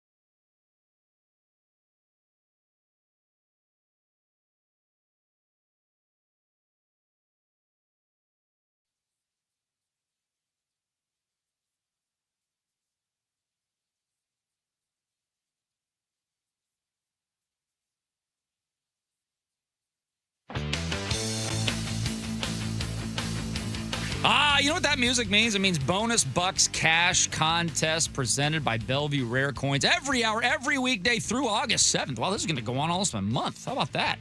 If you own gold, now is the time to sell at Bellevue Rare Coins, 4 convenient locations, BellevueRareCoins.com. Enter the keyword on our website. Well, Jackson, they would need a keyword in order to enter the keyword on the website, so I'll give it to you. Check. Check, please. CHECK. Check is your keyword. Enter it right now at 933KJR.com. Now, from the Star Reynolds Sports Desk, your 93.3 KJR FM Sports Headlines. Sports headlines at 3 o'clock, brought to you by Frost Brewed Coors Light. Choose chill. Mariners with an 8-2 win yesterday to salvage the final game in Tampa and the final game of the first half of the season, snapping their 5-game losing streak. Emerson Hancock had to leave the game after getting hit on the pitching hand by a line drive in the second. X-rays were negative. The Mariners stand at a, dictionary definition of mediocre, 48-49 at the break. Hey, Ken Griffey Jr.'s on MLB Network. How about that? Speaking of MLB Network, they're not going to be carrying the Home Run Derby, but they're broadcasting from there. It's going to be on Netflix today. I completely forgot the Home Run Derby was on today until I turned on the MLB Network here. Blue Jays' Dylan Cease and Phillies' Christopher Sanchez selected as your starting pitchers for the 2026 All-Star Game. And the Mariners selected third baseman Ace Reese out of Mississippi State with their 24th overall pick in the draft this weekend. They selected LSU outfielder Jake Brown in the second round and right-hander Nathan Turner in the third. And Yannick Sinner, your winner at Wimbledon for the second year in a row. Let's get the show started. And now, two goofy, wacko, out-of-touch homers. Just brutal radio. Just horrible. Live 41 yards from Elliott Bay. Can you feel it now? This is Softy and Dick. Yes, a beautiful Monday afternoon. We are here, Softy and Dick, once again this week without the soft one, but we have a cast of thousands helping out. But the best of all, right here, Alyssa Charleston joining us until 7 o'clock tonight from Fox. And, of course, my brand new partner in crime, color commentator of the Seattle Storm on TV. How are you? I'm great. I mean, it's been, 12 hours since we last saw each other? I know. It's been, I've seen you all summer long, which is a great thing. But usually we're talking about Dom and Flage and everything. And we've got so many other things to talk about today. I know. We get to jump back into, I kind of entered a freelance role with Fox 13. So I've jumped away a little bit from, talking about Seattle sports all the time and just into a dark hole watching the Mariners, just deeper and deeper. That has been a dark hole. It sure has. Woof. I mean, it's been a couple years worth, despite the playoff run, but it's good to be here, good to elevate the show, without Softy, and I'm kidding. He's great, but you are elevating. It's really fun to be full here. on an elevation. Yeah, this is an improvement. There's no question about it. But, there's usually this week is literally the number one dead week in sports in the calendar. For the entire year. This usually is the number one dead week, but now this year has been much, much different. We have not had those shows where we're what is there to talk about? And now our football team, we add to the World Cup is already boosted last week. The World Cup was awesome last week, and we'll continue to talk about it today and tomorrow and Wednesday leading into the final games. But now we've got the Seahawks sale, and it's interesting, coincidentally enough, because I was wondering on the whole, everybody was wondering on the pronunciation and everything. I kid you not, the dad that I walked with for 4 hours today, his name is Vic Khosla. No. Spelled exactly the same way. What? From India. His son has played with my son for years on the junior tour. Yeah. And I walked with him. My first question was, I was like, hey, Vic, you related to this guy? Yeah. Family tree? He was like, no, but he goes, because of the name, he goes, I've studied him for years because I knew he was a minority owner and I followed him. I kind of followed him. I was like, so I just started asking, we just firing away and questions. I was like, well, most importantly, how do you really pronounce it? Yeah. Vinod Khosla. Vinod Khosla is how you because he was born in India, went to school in India, and then moved over here 25 years ago or something like that. But did you ask Vic what his net worth was? His network or Vinod's network? Well, yeah, it would be higher if he actually was blood related. She's curious. That's exactly. But the facts of we'll start with the facts, and then we'll go into whatever opinions we can have on this, which is really, really difficult. But the facts are, he purchased the team for $9.6 billion. He is the co-founder of Sun Microsystems and Khosla Ventures, which is, the fact that you had Mittal and you had Khosla.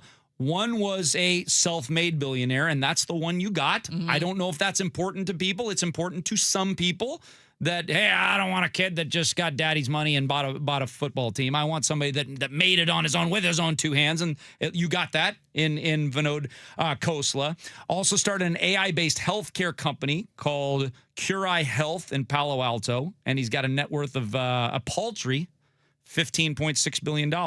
Poor guy. Yes.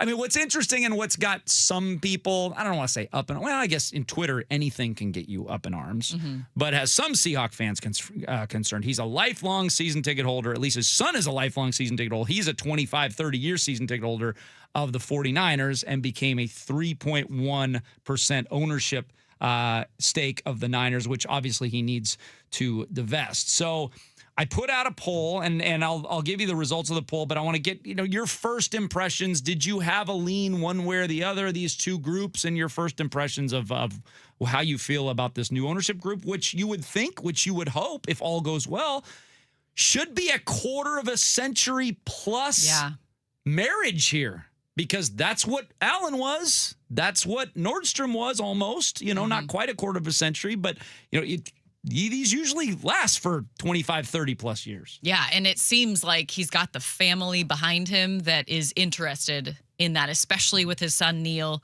who you mentioned is in his mid-30s, was a football operations intern with the 49ers. He's been published in the Journal of Sports Management. He's got a Stanford degree. He's even Time 100 most influential people in AI. Like, he's got a diverse profile, does his son. So I think the fact that there's a family behind it, there's 4 kids, and Neil is one of them. I think pleasantly surprised by one of his first tweets, Vinod's first tweets after the sale was announced, saying that and also great that this purchase, the sale goes to charities. Like the $9.6 billion for the owners, it's a positive because you up the value of an NFL franchise. That's a good thing business-wise. But the fact that he called that out, that was one of the first public statements he really made on X, that he cares about that. There's a lot of parallels that he has with Paul Allen. They're both tech entrepreneurs. They both care about philanthropy. And obviously when you're making that kind of money, you have to, tax purposes. So that also makes me kind of curious, with all the sale money going to charity, is there any benefit for Vinod Khosla in purchasing? Just from a tax standpoint, I'm just kind of curious. But I'm wondering if that money goes to, I don't know if can it directly go, it would be Allen that would get the tax write-off, right? I don't think, Khoslas' money has to go to the foundation. Yeah. And then the foundation money's got to go, but who knows? It's just you curious. Might be right, yeah. Yeah, but I think that kind of stood out as just like this guy could be a good guy. And the fact that, because we just don't know enough about him. The fact that he is self-made, I think is really cool. Moved here in 1976, created this empire and Sun Microsystems, co-founded it, and wants to be a football fan.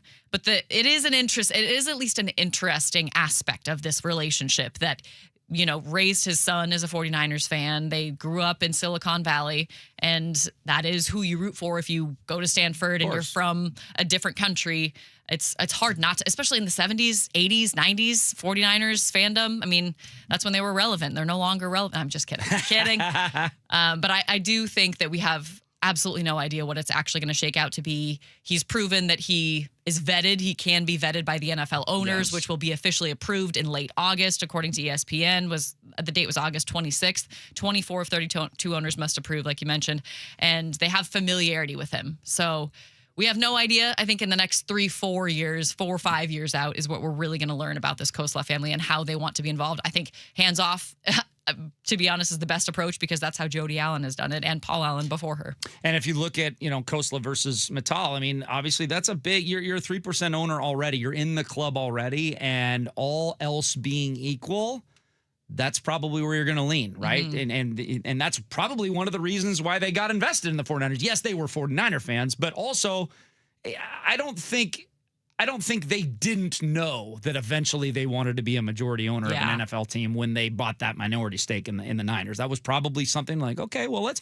sort of dip our toe in the water. Wouldn't it be nice to dip your toe in the water and buy 3% of a football team? You know, it's just a small little investment to see if we like it. You know, crazy. Just see how we feel about it. Let's put what at that time probably was $25-ish million. Just a small drop in the bucket just to see if we like this. Just a small risk. Small risk for us. Exactly. No question about it. Well, it's amazing that, these sports franchises, they increased, this sale went for 50x what Paul Allen's went for. I mean, think about it for a second. Yeah, inflation. Okay, well, think about that. What did a new car cost when Paul Allen bought the Seahawks? It wasn't 50 times cheaper than a new car costs now, okay? So it's not just inflation. These sports franchises, Softy said it all the time. It's like, if you have that type of money, there is no better investment than to buy a sports franchise because nothing goes up 50x in 25 years. Minus Microsoft, which I saw something on X. Is it 50x for Microsoft in 25 years? He would have made like 15 or 16 billion around that. I saw a tweet from like more of a economist kind of person, and it was like if you would have put that money strictly into Microsoft at that time, it would have been about the same, about 15 billion total. And now this Seahawks are selling for 9.6. So it's just a couple bill.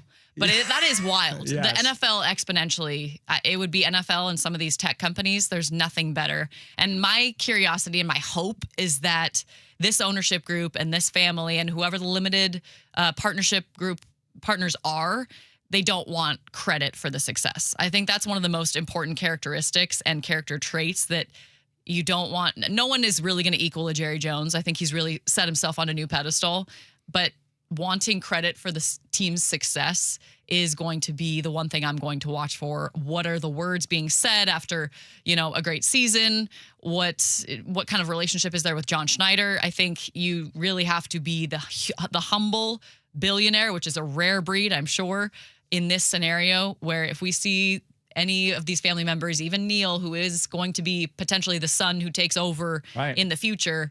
If all goes well, 30 years from now, he's still your owner, right? Neil's your owner in 30 years. And hopefully with 4 more Super Bowls at least. There you go. At least. We'll set the over under at 4. But Vinod and his wife, Neeru, who will be the controlling owner, the wife will be, they're in their 70s. So it makes sense that Neil will become the future. It might have the most interest of the 4 kids in taking over long term, but I think that's something that I'll be looking for. Is that would be a worst case scenario if they're trying to get out there and be very front facing with the media. Right.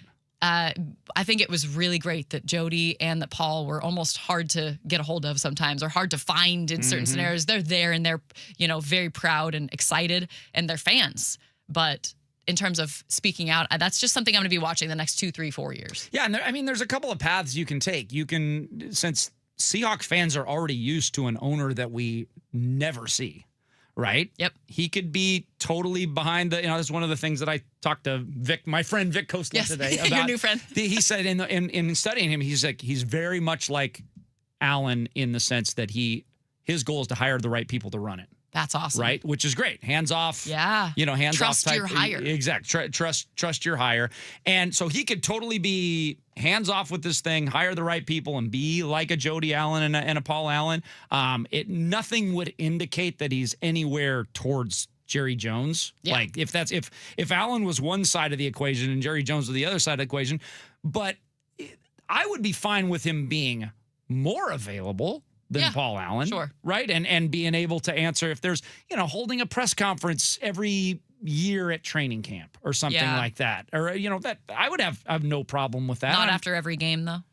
No, and not having Jerry. it, and we don't need. I don't need the Vinod Khosla radio show either. Yeah, we don't need that like Jerry has in Dallas. But I put a poll out on Twitter today, just simply, what are your emotions of the Seahawks sale? And I was trying to think of what categories, what words am I going to put down on this that would fit? And I just tried to think of what I've seen in the media, social media, the tweets that I've read.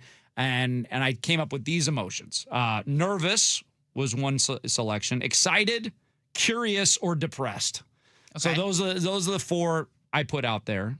Jackson, how would you react to that? Nervous, pretty firmly in the nervous camp. Firmly in the nervous camp. Yeah. Okay. I think for me, it's just the question of how much. Exactly what you were talking about. Control do they want to exert here? Does Neil want to come in and put his stamp for, when he eventually inherits the team? Do the Coastals eventually want to all come in and, change essentially, have their hands in the cookie jar and, make sure that they had their stamp is on the organization? It's called the Tom Dundon right now. That's what it's called. Until we see them not do that, then I just have no way of believing that they won't, because a lot of times you'll have rich people who come in and want to put their stamp on an organization. And that is the only thing right now I have is fear that would happen here to an already massively successful organization. Did you see, by the way, what Tom Dundon did with the Stanley Cup? No. Yeah. This is horrifying. The first 12 names or something like that they etched into the Stanley Cup were him and his family ahead of all the players and coaches. They have 20 lines that they can etch names, and the first 2 lines are his entire family on the Stanley Cup. Are you kidding?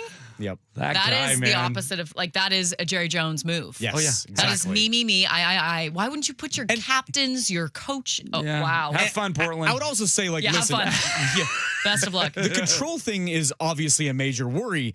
But the fact that the future owner of the Seahawks, Neil, because when they're in their 70s, let's all be real here. Within 10-ish years or whatever. So when Neil eventually takes full over, he is a lifelong season ticket holder of the San Francisco 49ers who grew up going to Candlestick Park, going to every Niner game at home. So you're going to sabotage the team? Is that what you're saying? No, but listen, at the same time, I would ask a very real question of, how much is his heart still there? Yeah. How could you root against the 49ers when they come to Lumen Field? It's not an absurd question to ask. No. How much of his heart is still with the 49ers? And he's going to own the Seahawks. Yeah. In a long time, though. He'll be so Seahawkified by the time he owns the team. He'll be so Seahawkified. Yeah. How could you not, though? I mean, he probably got a front row seat to them winning the Super Bowl at Levi Stadium. That was interesting. I mean, it's right in their backyard. They got to see the Seahawks fandom. The 12 show up. How many? I mean, I know it was there's always celebrities and there's always fans from around the world, but it's just interesting to me. But I voted curious. I'm curious. Yeah, that's what I just found out. I voted curious. Curious was by far the leader at 59%. Jackson's was second. Nervous at 26%. That's not an insignificant number of people that are nervous. Excited 13%, and only 2% are depressed. So I guess that's good. We'll talk. We'll ask what Greg Bell thinks. He's coming up next on 93.3 KJR FM.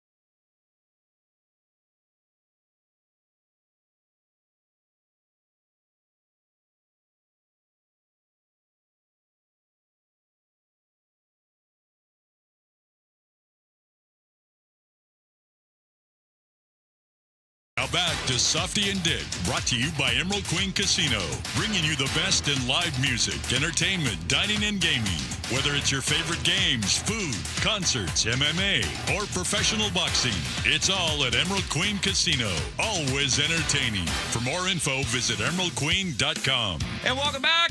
Sports Radio 93.3 KJR FM. Softy and Dick without the soft one, but we've got a massive upgrade with Alyssa Charleston in today until 7 o'clock today. Speaking of upgrades, we go to the phone and talk to our friend Greg Bell, who has pretty much been on all day, but that's what happens on KJR, Alyssa. When there's Seahawk news, and I think an ownership change might be considered major Seahawk news, we go to our man Greg Bell from the Tacoma News Tribune and our host on KJR. How are you, man? I'm well, sir. Alyssa, hello. Hello, hello.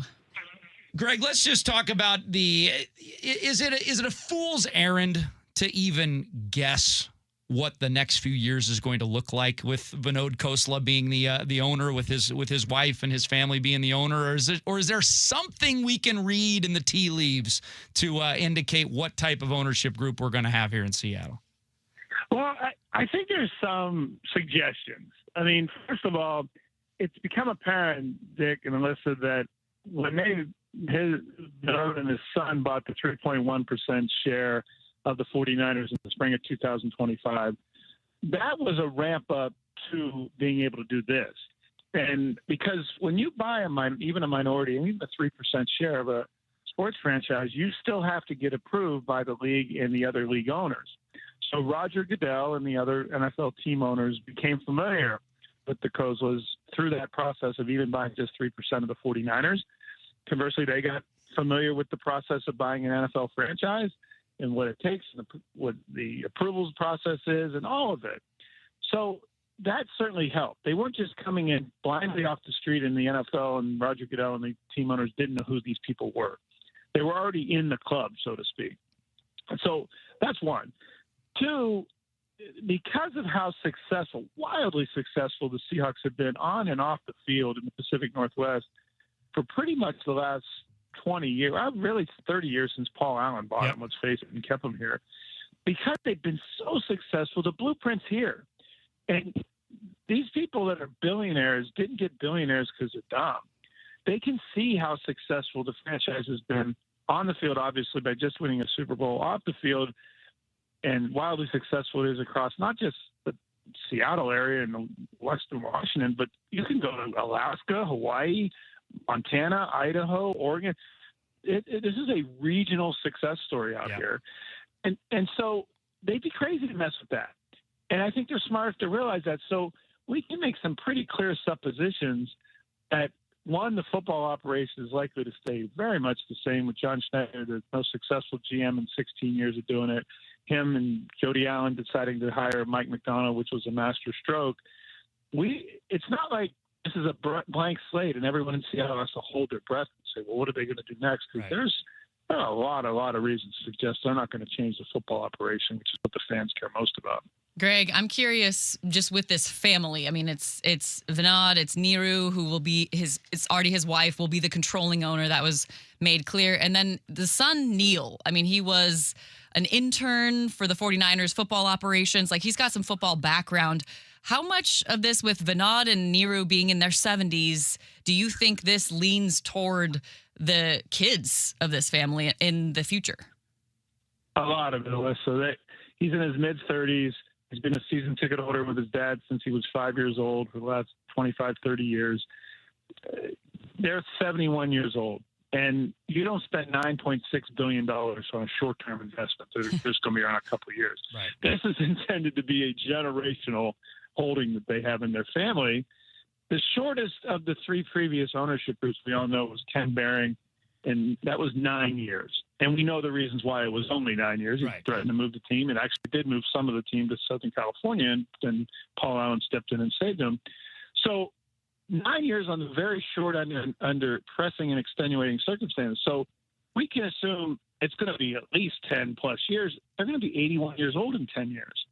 So suffice to say that the longer term outlook for the franchise is with the 35 or 34-year-old than for the 71-year-old. Right. The fact that, as Alyssa mentioned, he's been in football operations in at least some capacity with the 49ers certainly helps. But they didn't buy this at their age and their accomplishments in life for just them to ride out their sunsets with. They've got a son in place who could take its stewardship of this. Of course, the unknown is we don't know what that looks like. They've never owned a professional franchise, so we don't know how he would run it either.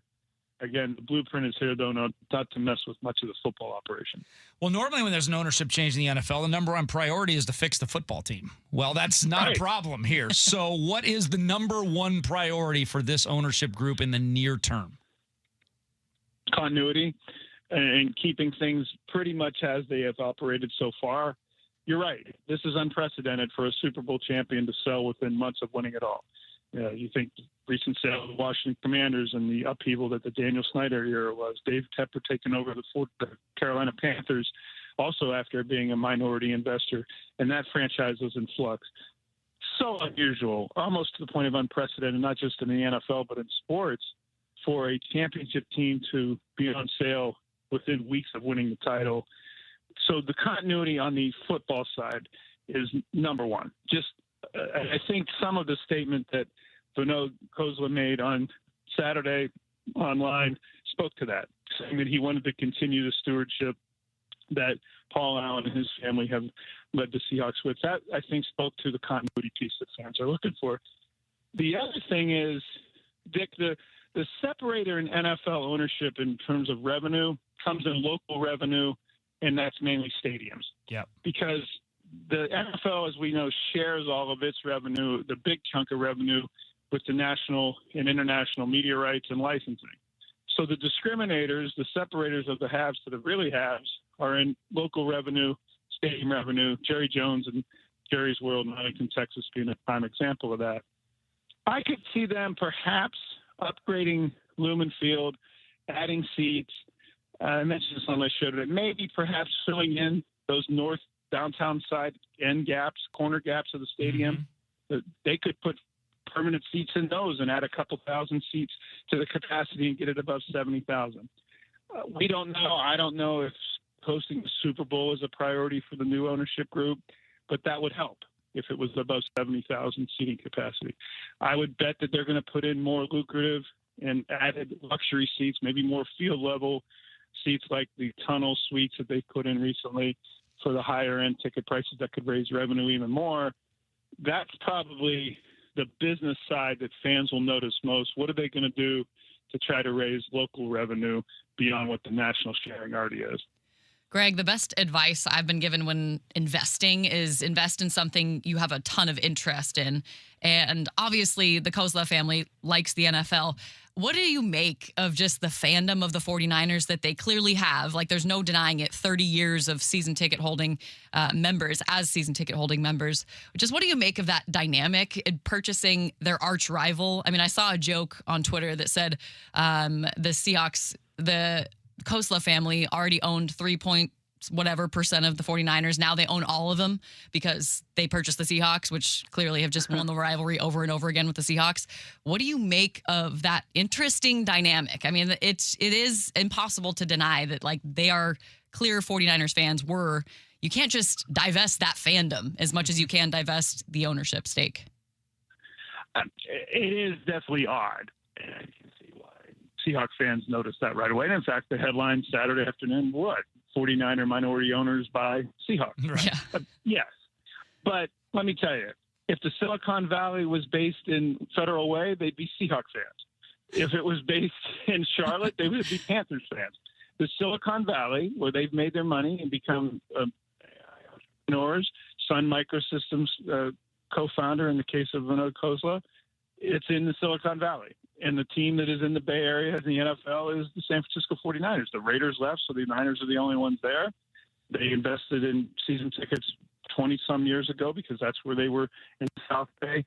I think it's not like they moved from India and got their 5 degrees from Stanford because they wanted to be 49ers fans. Right. Yeah. Stanford in the Silicon Valley is next to where the 49ers are, and so they became 49ers fans. I wouldn't read too much more into it than that.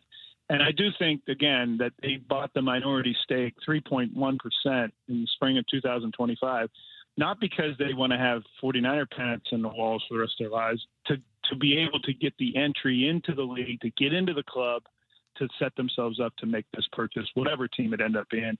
The fact it ended up being the 49ers' chief rival that just won the Super Bowl, even better for them as far as a franchise valuation. There is no other team in the league that would have pushed $10 billion at this time other than maybe the Cowboys selling, and Jerry Jones wasn't going to do that.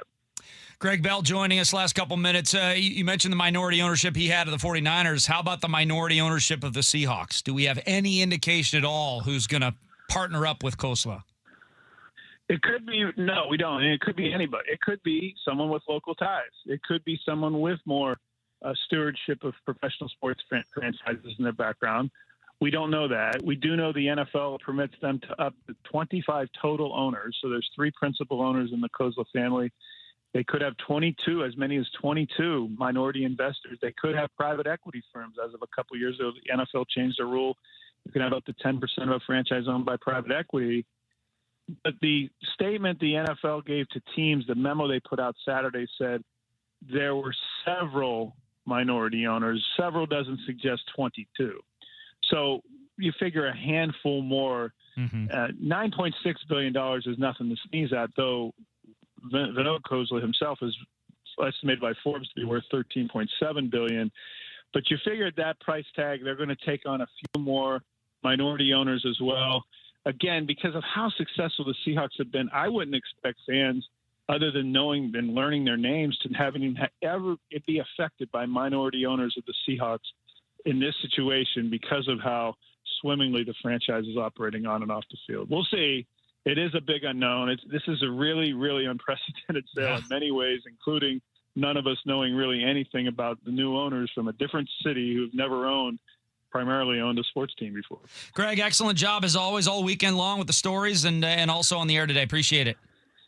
Thank you, Dick. Thank you, Liz. Thanks, care. Greg. You bet. That's Greg Bell. Fun with Audio coming up next on 90.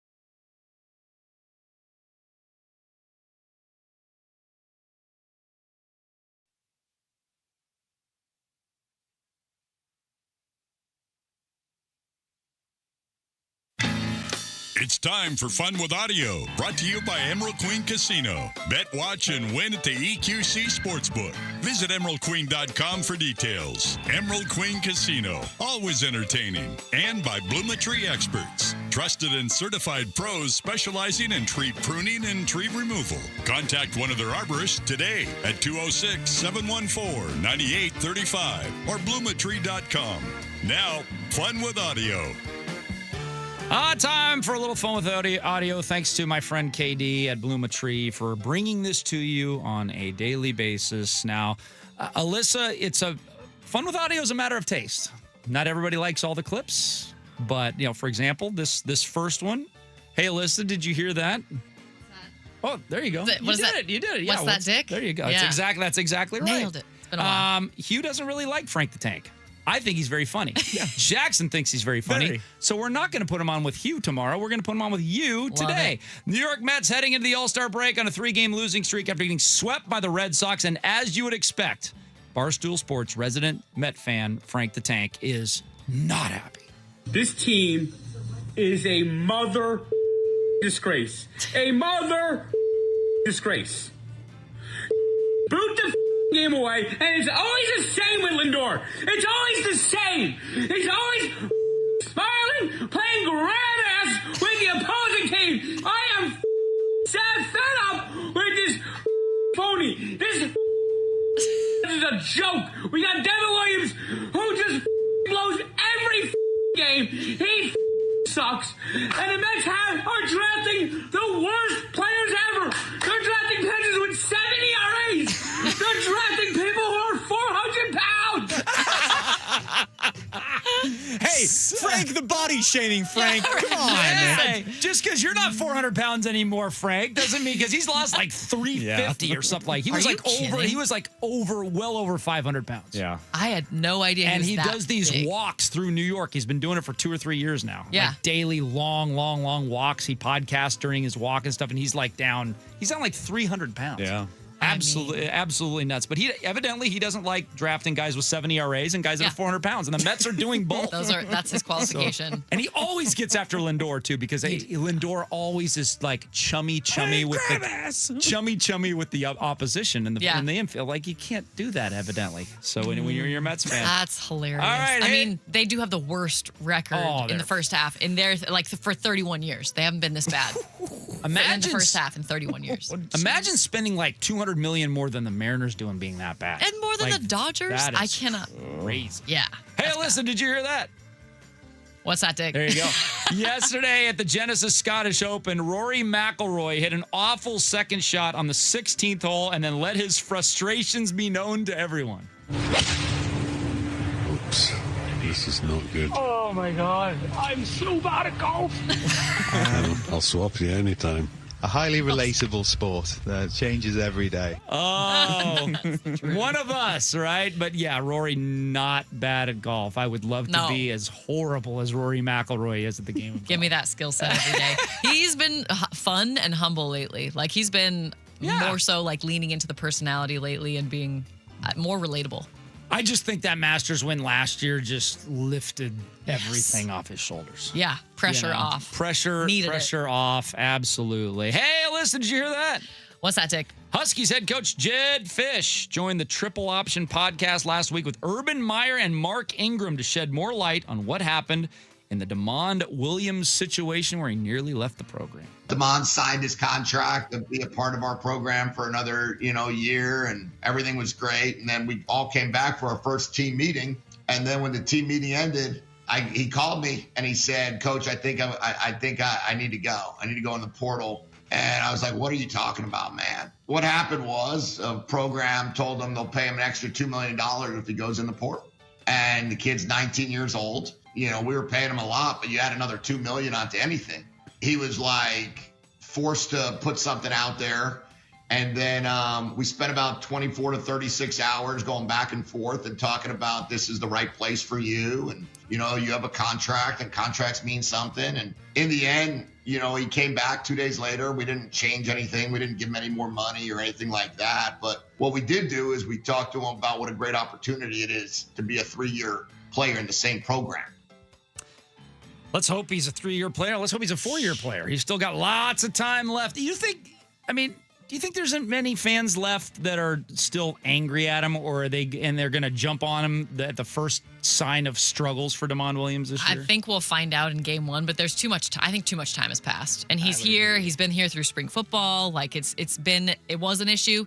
I feel like it's kind of over. I'm glad that Jed is at least giving more information about it and confirming some information. He's withholding some because it doesn't have to go public with it, Right. but I don't think he's going to be people's favorite Husky quarterback unless they were to go do something crazy in the next 3 years. Exactly. I think that's right. And the schedule breaks out so well for him because he should just put up video game numbers in September. Yeah. Absolute video game numbers. And then he'll be in the top 7 or 8 in the Heisman list. He's already in some top 10 in the Heisman list. So it's not a stretch to say he'd be in the top 7 or 8 when he's playing the teams that he's playing in September. And then they continue in the schedules. The Big Ten schedule's pretty soft through October, too. It doesn't get to November until the you-know-what hits the fan, and that's when all the Husky eyes, all the Klee lights are going to be on DeMond Williams. Okay, bro. Yeah. Here's Oregon. Here's Indiana. What do you got for me? Because you haven't shown me anything against those type of teams yet. So it's going to be a really, really fascinating season. Speaking of Husky quarterbacks, we'll talk to a former Husky quarterback, Hugh Millen. It's more at 4 next, right after top of the hour headlines on 93.3 KJR FM.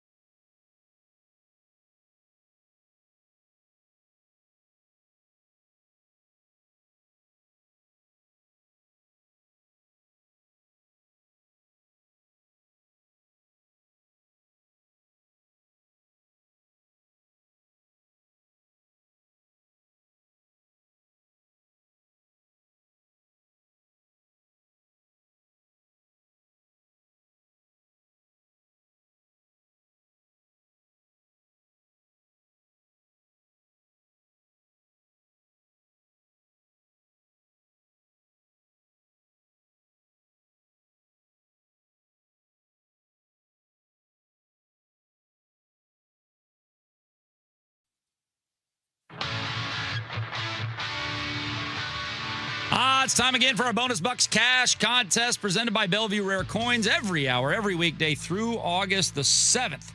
If you own gold, well, now is the time to sell at Bellevue Rare Coins. 4 convenient locations, BellevueRareCoins.com.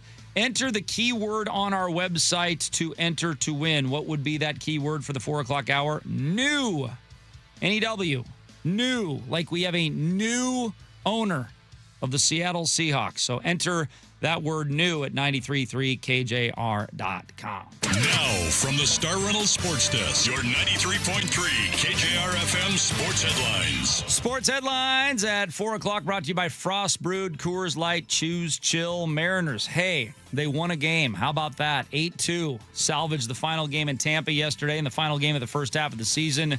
They have a very pedestrian 48-49 record at the break. Cade Anderson and Ryan Sloan, they are not pedestrian. They both threw scoreless innings for the AL during the MLB All-Star Futures game yesterday. The home run derby is coming up in about an hour. Jackson, they're showing the 1996 home run derby right now on Major League Baseball Network. That's when the derby was a derby. Man, that was good stuff. I can literally, they just showed all the players' faces without just standing there. I could name all of them. I don't know how many I could name in the 2026 home run derby. They're wearing their own team jerseys here. Oh, so good. Please, can we go back to that? So good. Huge loss for Gonzaga hoops. I'm putting this out there before Softy gets back. Starting point guard Mario Saint-Superi will leave the school, heading back to Spain to play professionally. He's got a 4-year, $15 million contract to play back in Spain. Phillies ace Zach Wheeler. We got to talk about this a little bit later on, Alyssa. Did you hear about Phillies ace Zach Wheeler? I did not. Turned down an invitation to the All-Star game. Why? Because he said he was snubbed multiple times, so he feels disrespected. So I'm going to take my ball and go home. So you're going to take that away from your own resume? Yes. Yeah. He was not going to be a 4-time All-Star. He's just going to be a 3-time All-Star now. Because he's taking it. For what? For pride? For pride. Exactly. Let's get to Hugh Breedlove Millen.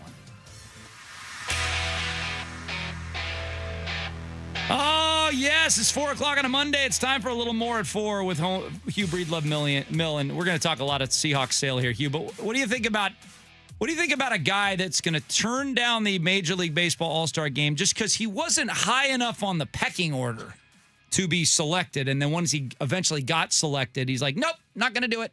Not going to play. What do you think?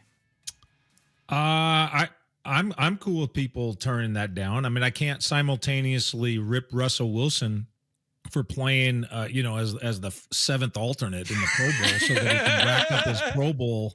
That's true. See, tally. I don't rip him for that. You rip him for that. So, well, no, you know what I do? I rip what I would term the lazy reporting involved in that. That they and good to be with you, Dick and Alyssa. But that would be my charge. Is that at some point, if you're going to take the time and the space in your article to write that he's a 10-time Pro Bowler, right? At least just put in a dash or in parentheses, parenthetically, just say voted to 5. How, that doesn't take a lot of characters on a keyboard and in the space, and most of it's website stuff now, so it's not even inches in a newspaper. So I think that it's just the idea that Russell Wilson promulgates it, that he's a 10-time Pro Bowler, and nobody challenges it. Gotcha. And 5 is a lot. 5 is a lot. Yeah, 5 is a lot. But it's not. But it's not 10. But it's not 10.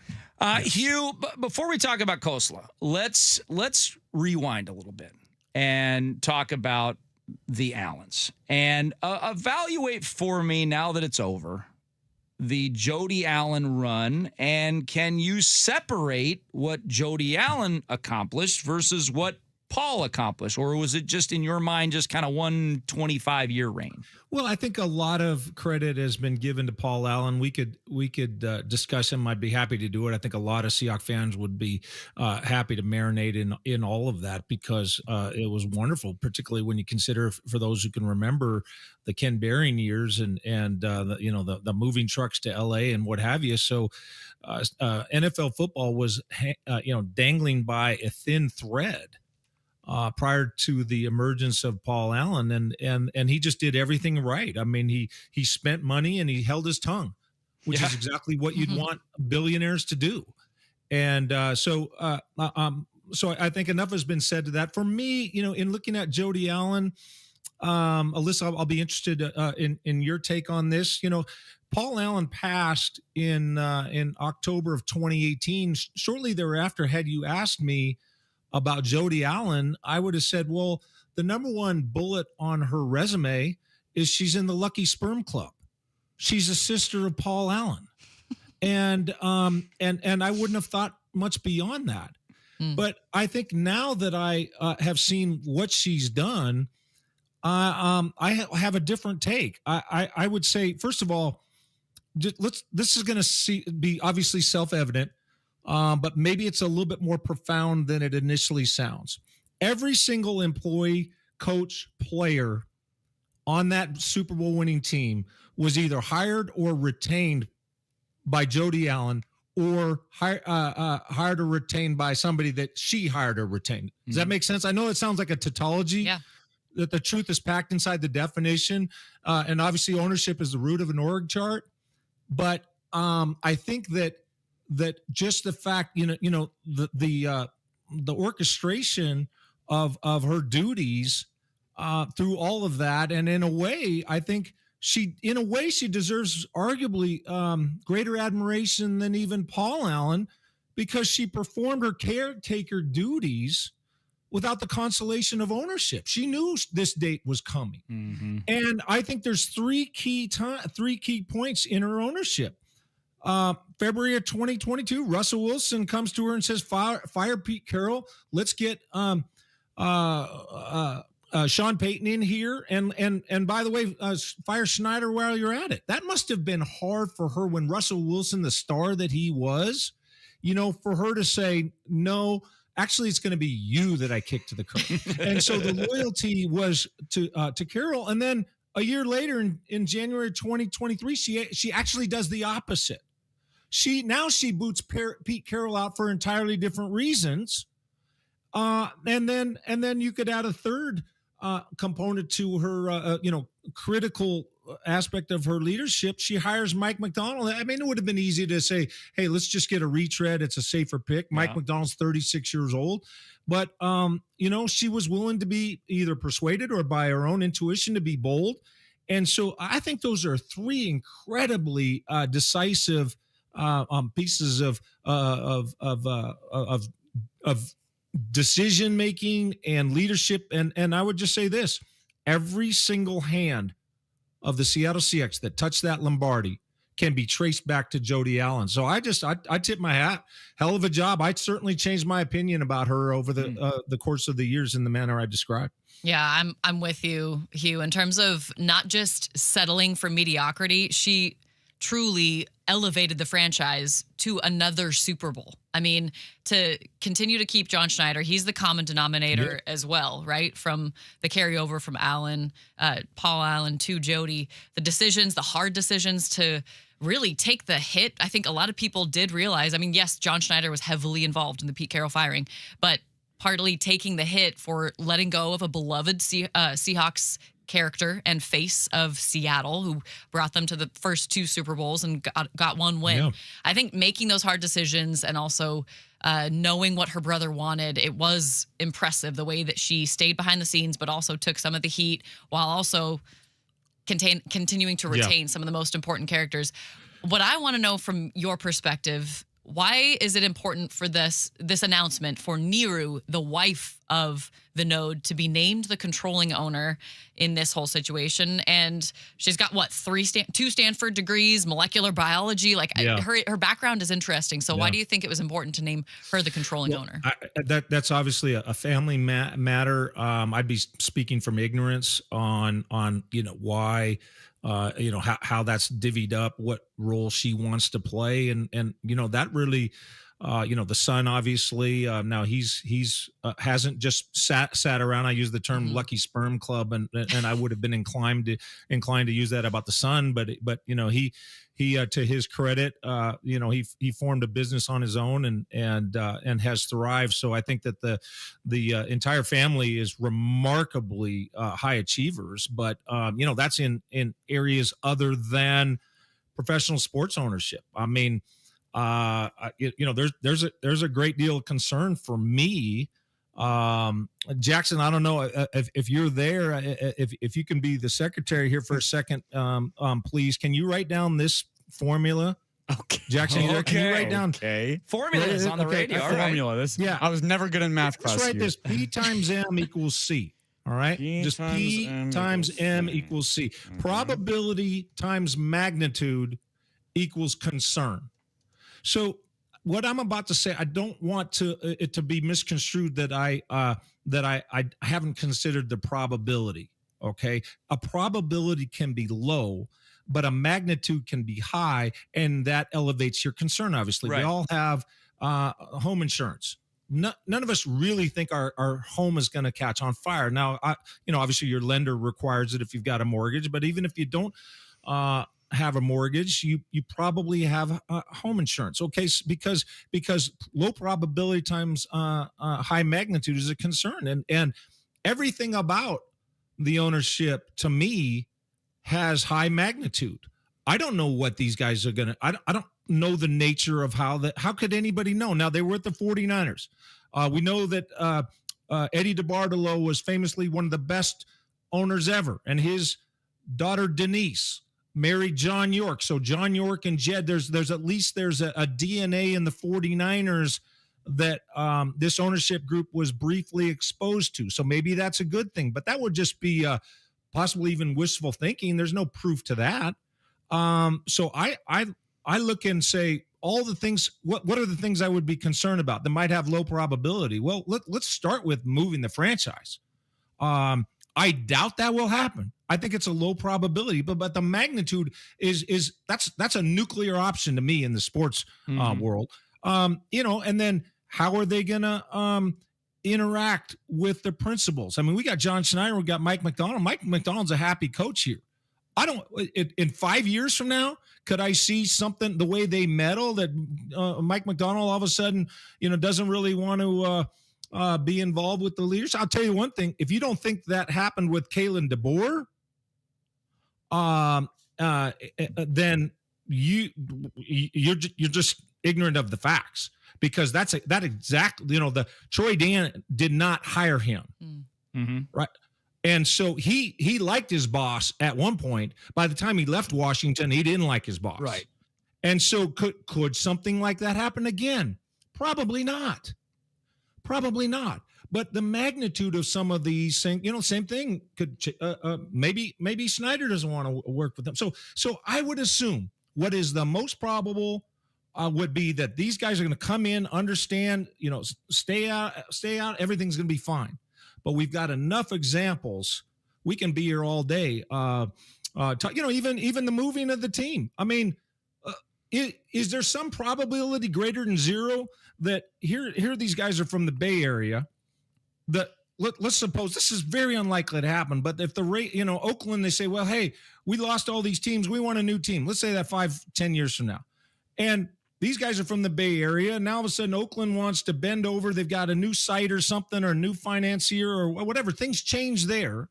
And now, all of a sudden, we're getting leveraged because they want to move to Oakland. You think that can't happen? Al Davis went from Oakland to L.A. to Oakland. And every time the owners tried to say, no, we're not going to let you move, he sued them and won and got treble damages. Look at the Chargers going into LA, two teams in the same market. Like they know damn well from an antitrust perspective, you can't stop an owner once he gets a team from moving a team.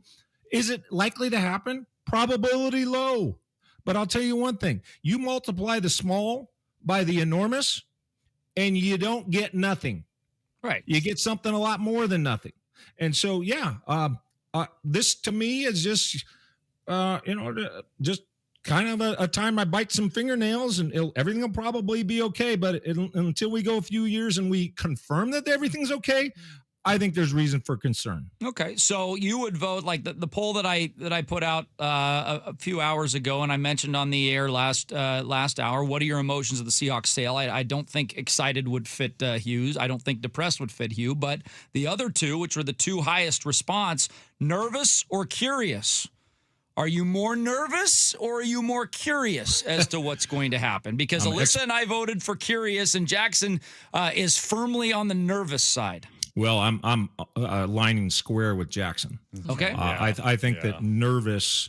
I think it should dwarf curious. If you really, my feeling, I'm trying to understand how curious would override nervous for somebody who's truly a Seahawks fan. That's the word. If you're really like your heart is in it. Yeah. Mm-hmm. I would just say cautiously optimistic would be more on the curious side than it would on the nervous side, and that's what I am. I'm cautiously optimistic, and that's fair. I think, if we had the time to develop this over a pitcher of beer, just talking as Seattleites and friends and what have you, I would probably try and persuade you. I'd probably say, Dick, I know you are a passionate Seahawks fan, so that box is already checked. Mm-hmm. But I would challenge you. Are you really have you really thought about this formula P times M equals C? I would challenge you that maybe on first play, you haven't given that enough thought. That's what I would say to anybody who says, I'm just merely curious. Guess what? I'll be honest. I'll raise my hand. I'd be curious about the Sounders with a new owner because my heart isn't into it. Gotcha. Like the Seahawks. That's fair. But because it's the Seahawks and I have much more passion, and that M in that equation, the magnitude of any of these events, elevating exponentially the concern, to me, I would say, nervous until, and again, I want to say it for like the fourth time. I acknowledge the probability is low. They're probably going to be wonderful. They're probably going to come in and they're going to, and 5 years from now, they're going to be writing these stories in The Athletic about how what a great transition it was. And Paul, and there's these photos with Mike McDonald arm in arm with these guys. It's probably going to be fine. But it might not be. And we know damn well, if you look at the history of owners throughout all the sports, there are scores of examples where one would think, everything's going to be hunky-dory. Guess what? And it wasn't. Yeah. So, anyway, I think. Okay, now I'm nervous. Thanks a lot, Hugh. Nervous. Way to go, Hugh. The city's nervous. In my opinion. Hugh's making the city nervous. Now, once you started talking about that does make a lot of sense. And from honest perspective, because I've talked about the Seahawks on TV for a while, and I didn't play for the Seahawks. I wasn't in the organization. I didn't play football, full disclosure, as might shock some people. I'm curious because I'm not as steadfast of a fan because I've pulled out my fandom a little bit, and that is why I'm curious. So you nailed it. I think I'm curious because I'm like, we'll see how it goes. I'm not going to be heartbroken either way, to be honest. I've kind of pulled out of the fandom a little bit by being in the media. Oh, okay.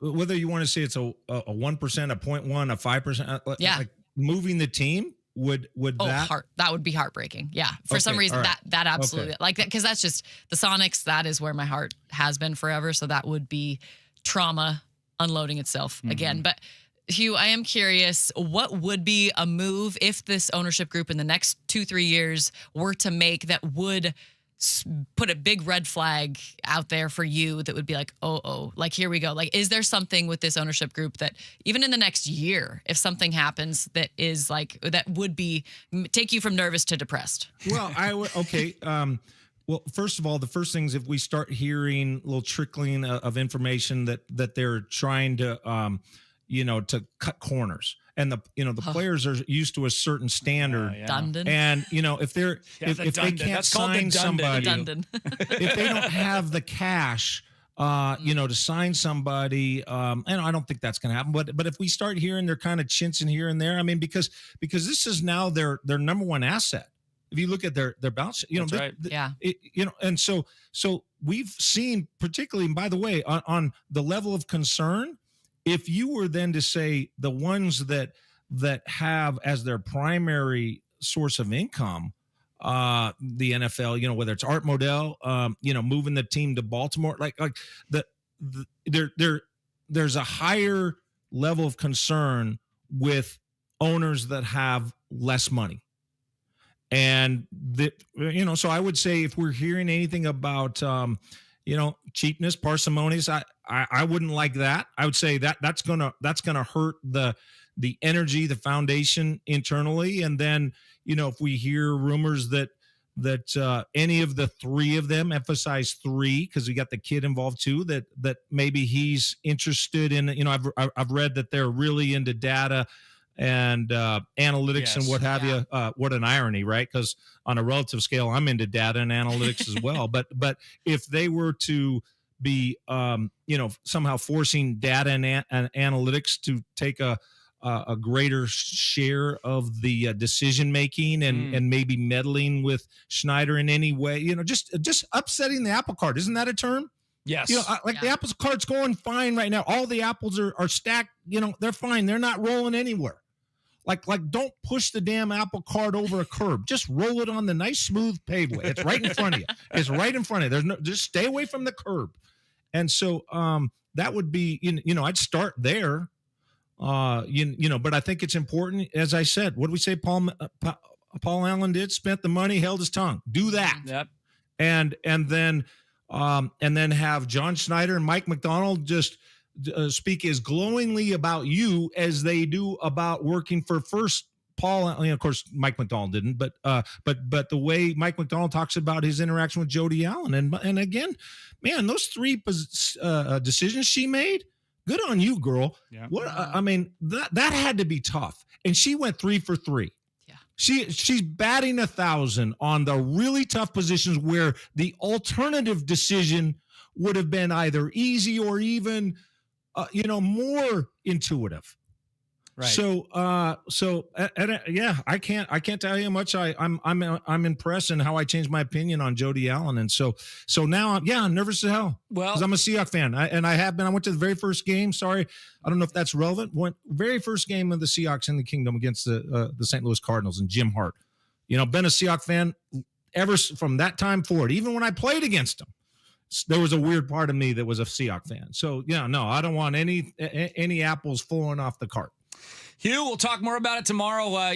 Early start tomorrow after soccer on about 2:30 tomorrow. So we'll be rocking and ready, all right? Great to have you on the team here today, Alyssa. Looking forward to your stuff. Appreciate it. Thanks, okay, Hugh. you bet. Good stuff. All right, hammer down. Hugh Breedlove Millen, he'll co-host tomorrow and Wednesday as well as Friday this week. And we don't possibly have a franchise in this city that overuses analytics, do we? I'm trying to think. Is there a team that is? I know. Yeah. Going really well. Oh, there is, and we're going to talk about that team next because they're one game under 500. And our morning show host just called for the manager to be fired.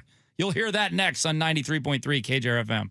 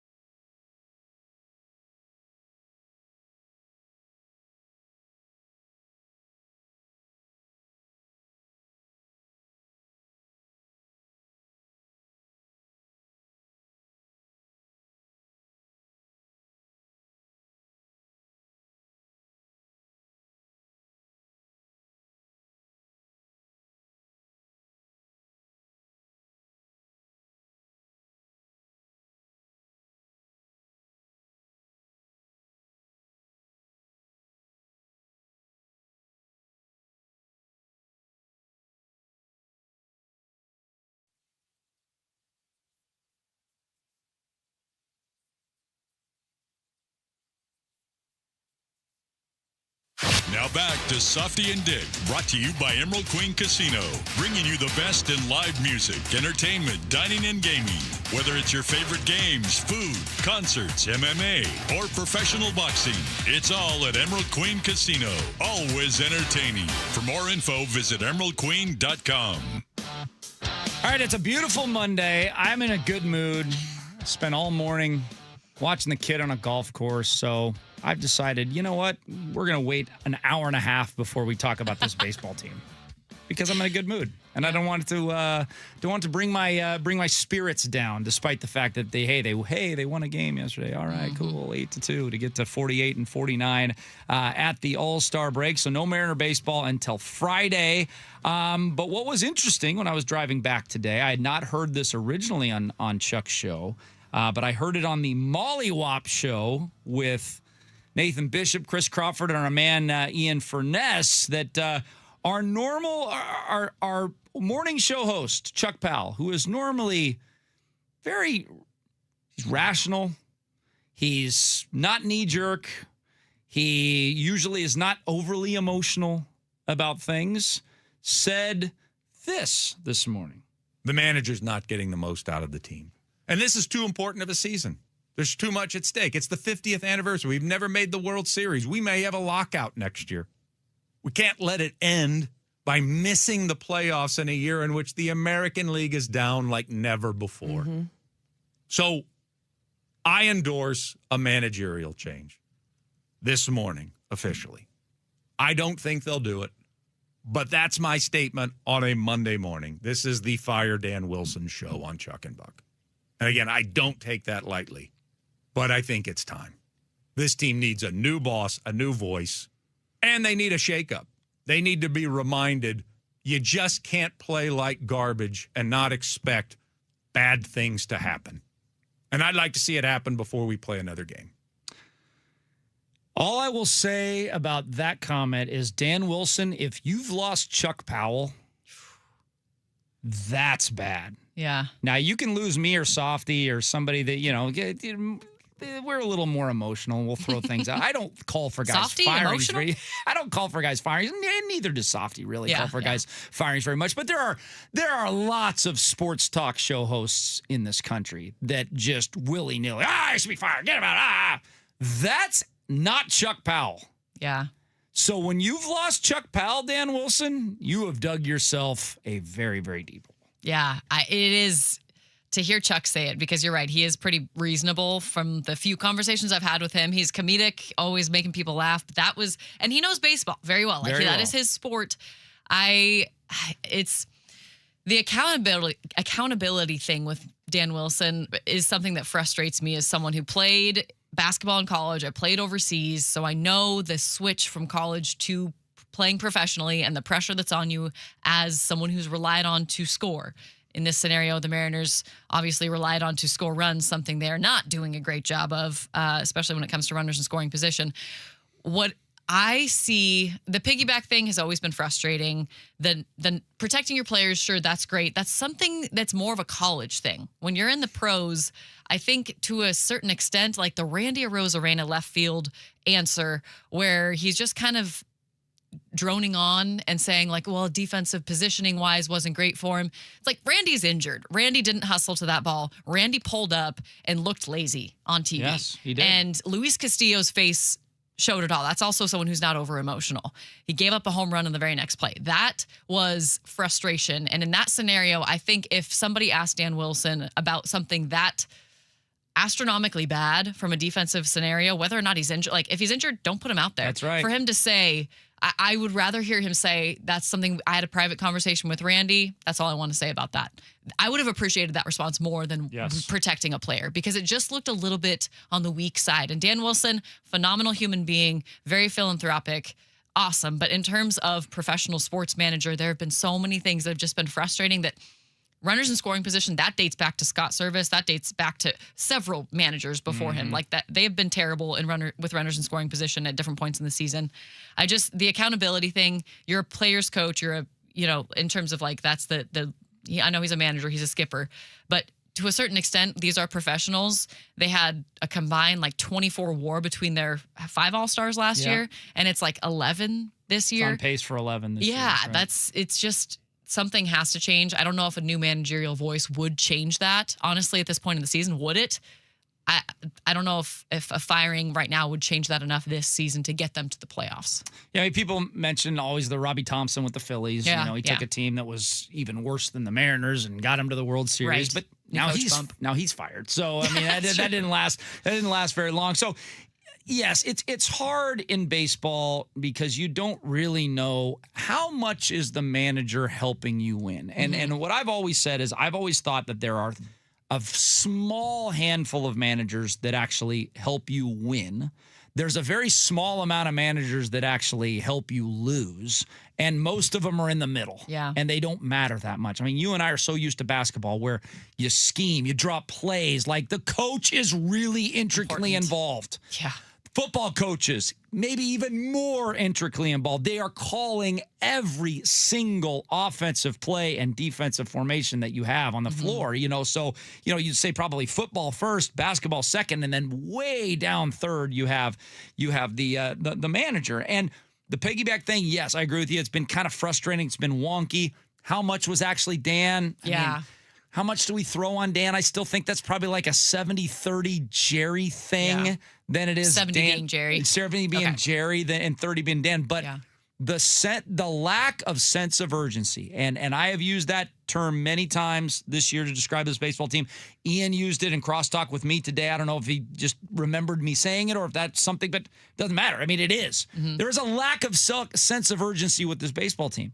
And there almost seems like a lack of sense of urgency with this whole baseball organization. And what I mean by that is, you know, we can laugh at the 54% thing, but let's look at the whole genesis of what the 54% thing was all about. It was about long-term contention.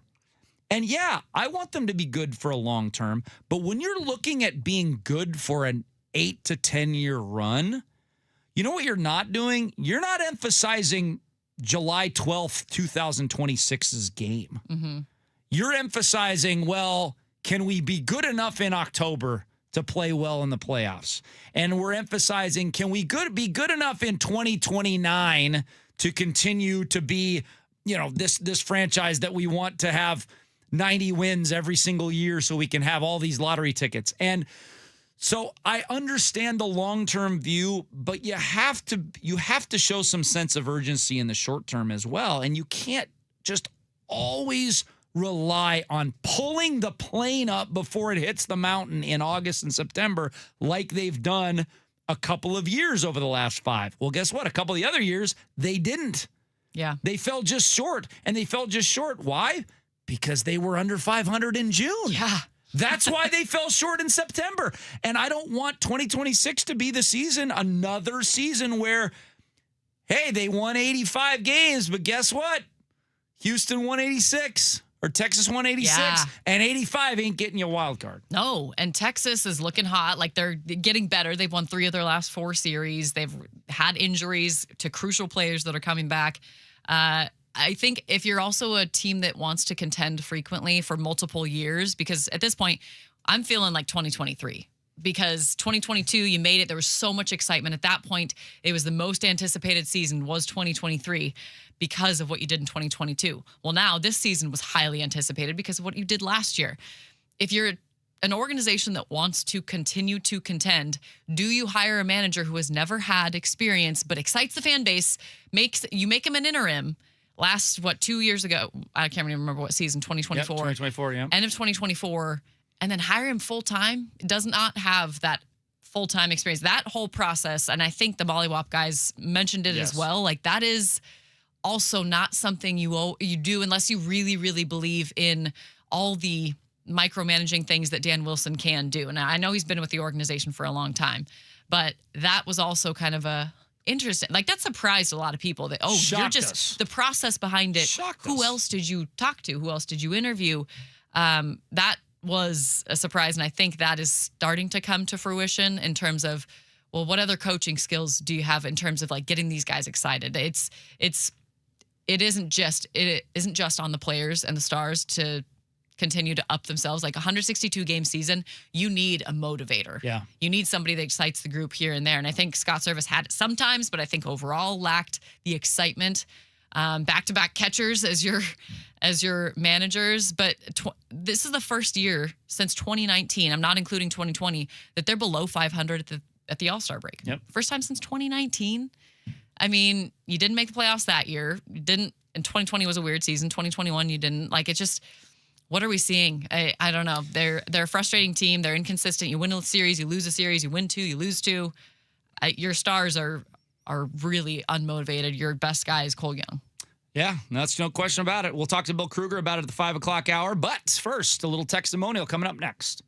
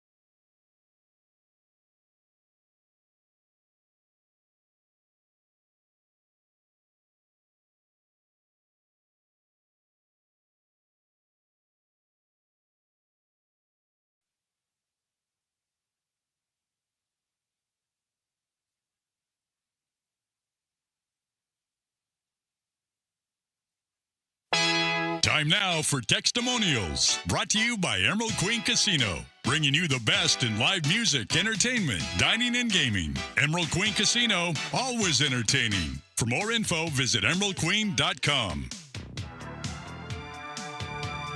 All right, we should have a lot on the text lines after all that we went through this weekend with the Seahawks sale and the Mariners being the Mariners. What do we got from Texty, Jackson? The Kosla kid was an intern executive with the Niners.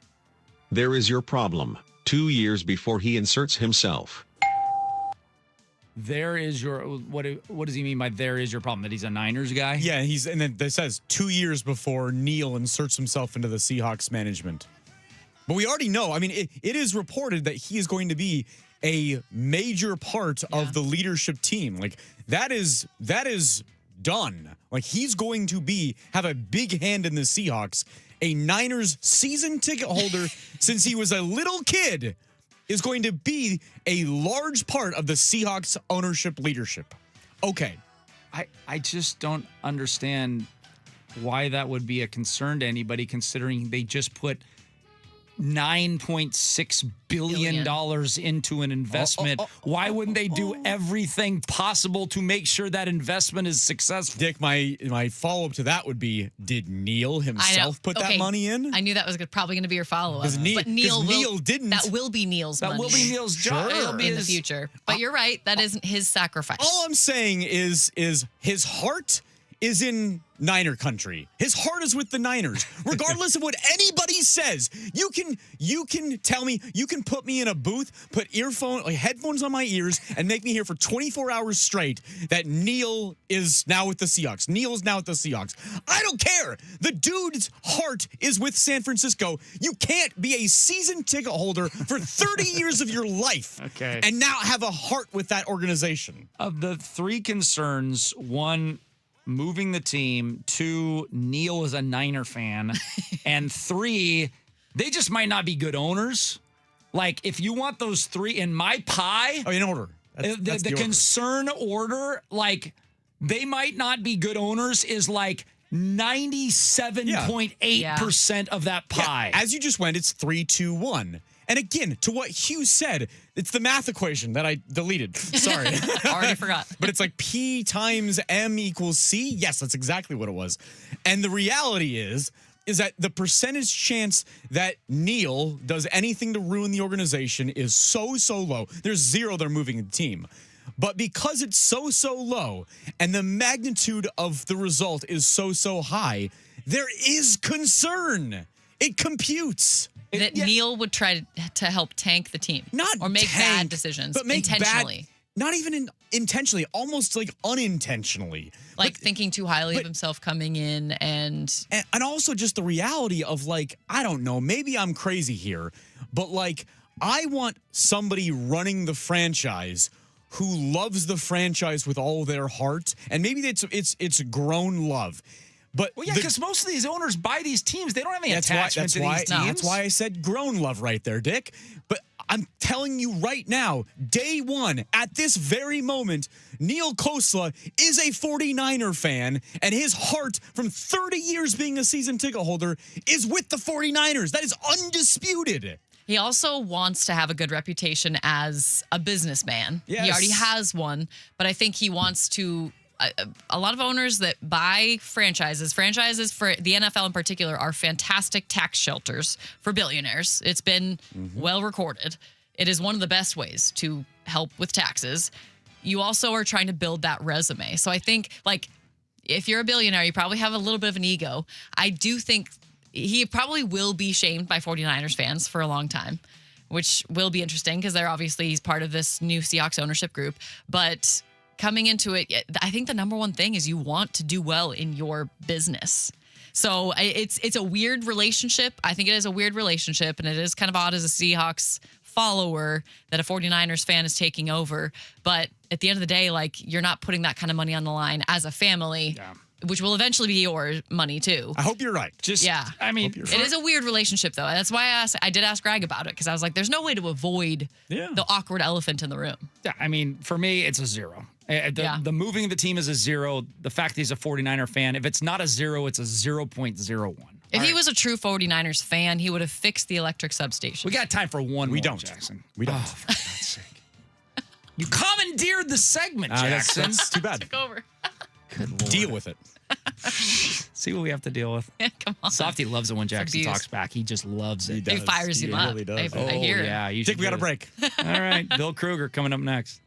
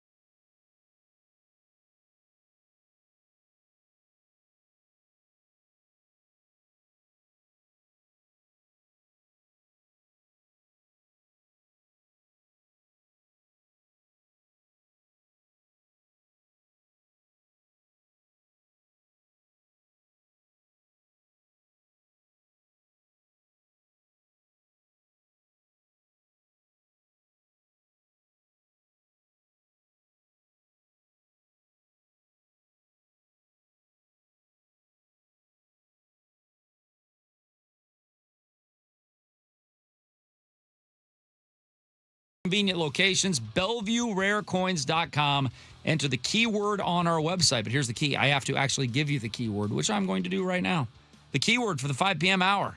Dollar bills, y'all. 93.3KJR.com. Enter the keyword dollar, and you could win. Now, from the Star Reynolds Sports Desk, your 93.3 KJR FM Sports Headlines. Sports headlines at 5 o'clock, brought to you by Frost Brewed Coors Light. Choose chill. Mariners an 8-2 win yesterday. They salvaged the final game in Tampa and the final game of the first half of the season. We're going to chat with our friend Bill Kruger. Coming up next, he can give you maybe a little midterm grade for the Seattle Mariners. Whoo, boy. Mariners selected third baseman Ace Reese out of Mississippi State with their 24th overall pick in the draft this weekend. They selected LSU outfielder Jake Brown in the second round and right-hander Nathan Turner in the third round. Blue Jays' Dylan Cease and the Phillies' Christopher Sanchez selected as your starting pitchers for the 2026 All-Star Game, a game that will not feature Zach Wheeler, because he's decided to take his ball and go home. He has turned down an invitation to the All-Star Game. I'll ask Bill about that as well. Think Bill Kruger would have turned down an invitation to the All-Star Game? I highly doubt that. And the Storm get a career-high 31 from Natisha Heidemann, but blow a late lead, and they lose to Washington yesterday. All right, let's get to it. Bill Kruger with us. It's time for our weekly conversation with Bill Kruger, brought to you by the brand new Occidental Hall next to Lumen Field on Occidental, Seattle's newest hotspot for sports fans, with massive HD screens and a menu packed with Seattle's best smash burger, wings, and the best local craft beers in town. Now with Bill Kruger, here's Softy and Dick. Bill, welcome. How are you? I'm good. Good to be on with you both. Absolutely. All-Star Week. Here we go. Home Run Derby coming up in a few moments. We got the All-Star Game coming up tomorrow. Kind of a chance to kind of breathe and reflect and maybe grade out our beloved Seattle Mariners for the first half. If Professor Kruger, who has graded all the papers, he has taken a look at the midterm tests, he is grading those. How does your Seattle Mariners grade out with their 40-49 record here at the All-Star break, Bill? Well, the good news is we get to grade on the curve, and the curve is soft in the AL West, right? Yeah, aren't we happy about that? Yeah, that's right. It's like when you're looking around the room and going, I feel okay on the curve in this room. It's cool. But anyways, I think you'd have to say, honestly, after what they put up last year and what they did in the offseason, you'd have to say C-. I think you probably give them a little bit more than that when you sort of say, well, what about on effort? I'd say it's more like B, because they played through a myriad of injuries. Okay. And they were all over the place, and little ones that nagged, but they sort of struck the club in a lot of places, and of course in some critical places. When your MVP level catcher misses a month and probably played most of the first half injured, and your probably premier setup guy has been out most of the first half, and the guy you basically traded for that was going to ignite the offense played for 2 weeks. Mm-hmm. So I think when you sort of tally that all up, you give them a better grade than C-. It's more like B. But, I'm a glass half full guy, so I think they've got a lot more gas in the tank. And this is sort of like when you play an uneven first 9, and maybe there were a lot of reasons why it didn't go well, but you shot 45. I'm just using 45 as a number. I don't know why. That'd probably be a good score for me. But you're saying to yourself, well, I'm starting over on the back 9 because I want to break 90. Right. And so I got to put up a pretty good score. So I think it's a good time to sort of regroup, and hopefully they start to get some better news around their health, and guys get a breather, and maybe they can sort of say to themselves that same sort of adage, I'm much better than this. Didn't go right the first 9 holes, but I got 9 more to play. Yep. So, and it's certainly getting Julio right back at the start of the second half is pretty big. No question. Having him, take off second half as he's done every single year of his career in the MLB would be helpful. But I am curious, Bill, as a former player, you've been in these clubhouses. When you look at the Mariners right now, they're number 28 in slugging. This time last year, they were 7th. Tied for 14th in home runs right now. This time last year, they were 6th. They're 22 in OBP. This time last year, they were 7th. A big part of that is Cal Raleigh. We know that, obviously, having the big drop off. But when you're in that clubhouse as a player, how much does a message of urgency help? And what time of year for a guy like Dan Wilson does that need to come into play when you're below 500? Yes, you're still a wild card team right now, but severely underperforming compared to last year. Well, it's a long journey, and you're playing a long game of players that have to regroup each day and start a new day fresh with a good mindset. Dan, I think, has done everything in his power to put this team in a position to win. He's been positive with the players. He's taken all the slings and arrows. There's been lots and lots of interesting conversations behind the scenes that he tucked into himself, when it had to do with things that had to do with the craziness of the starting pitching staff and the craziness that they tried to employ on the team, which they did. And honestly, I think there's 4 games right there that they kicked away, 4 of them. So you might be in a lot better shape right now if you hadn't decided to piggyback or play 6-man. And I don't know what they're going to do with that going forward, but he's pretty much had to swallow all that. And, when you lean on right-hand hitters that weren't up to speed and didn't have good halves, but you're sort of committed to them, and he stuck behind them. He stuck behind the players. That's what you hired him to be. And I think he's done an excellent job in that regard. I think you're going to pay dividends with players when you stay behind them and believe in them in the long run because they're good players. They haven't been 100%. Now, should he be pointing out things when guys are making the same mistake over and over? Yes, the big leagues. Mm-hmm. You're making base running mistakes. You're making bad reads. If you're not hustling on plays, I think he should let those guys know that's not going to be tolerated. We don't know what he says because he doesn't tell us a lot. And I wouldn't say our razor sharp media, of course, I'm part of the media, asked a lot of tough questions, to be frank. Yeah. Maybe you'd find out a little bit more if you wouldn't just, if you try to cut through the veneer a little bit and bore down a little bit more on questions that you really want answered. I think that in today's game, the manager is a foreman. He's a foreman that needs to talk to the media. I don't know, twice a day for 162 plus 30 in spring training. What's that? 300 and 400 times? Yeah. Mm-hmm. That's his job. Right. Make sure the players are positive. Make sure that there's communication and you stand behind them. And then you basically follow the script that's being handed to you by the front office. That's pretty much the way it's played today. Bill Kruger joining us. Not just here. Yeah, no, you're right. Bill, you mentioned a B for effort, and you alluded to the Randy Arozarena situation. We have seen 3 balls now down the line. I think maybe the first one can be more explained of Randy just doesn't read fly balls very well. I can probably give him a pass for that one. I have a tougher time giving him a pass for the second one. I've got no tolerance for giving him a pass for the third one, what we saw on Friday. I mean, that guy pulled up 3 seconds before the ball even hit the ground, and the ball hit the ground 6 feet in front of him. So that to me seems like one for an ass chewing after the game and probably a benching at least the next game. We don't know if an ass chewing happened. We know a benching didn't. So how would you have handled that situation with Randy Arozarena? Well, he's your best player right now, offensively.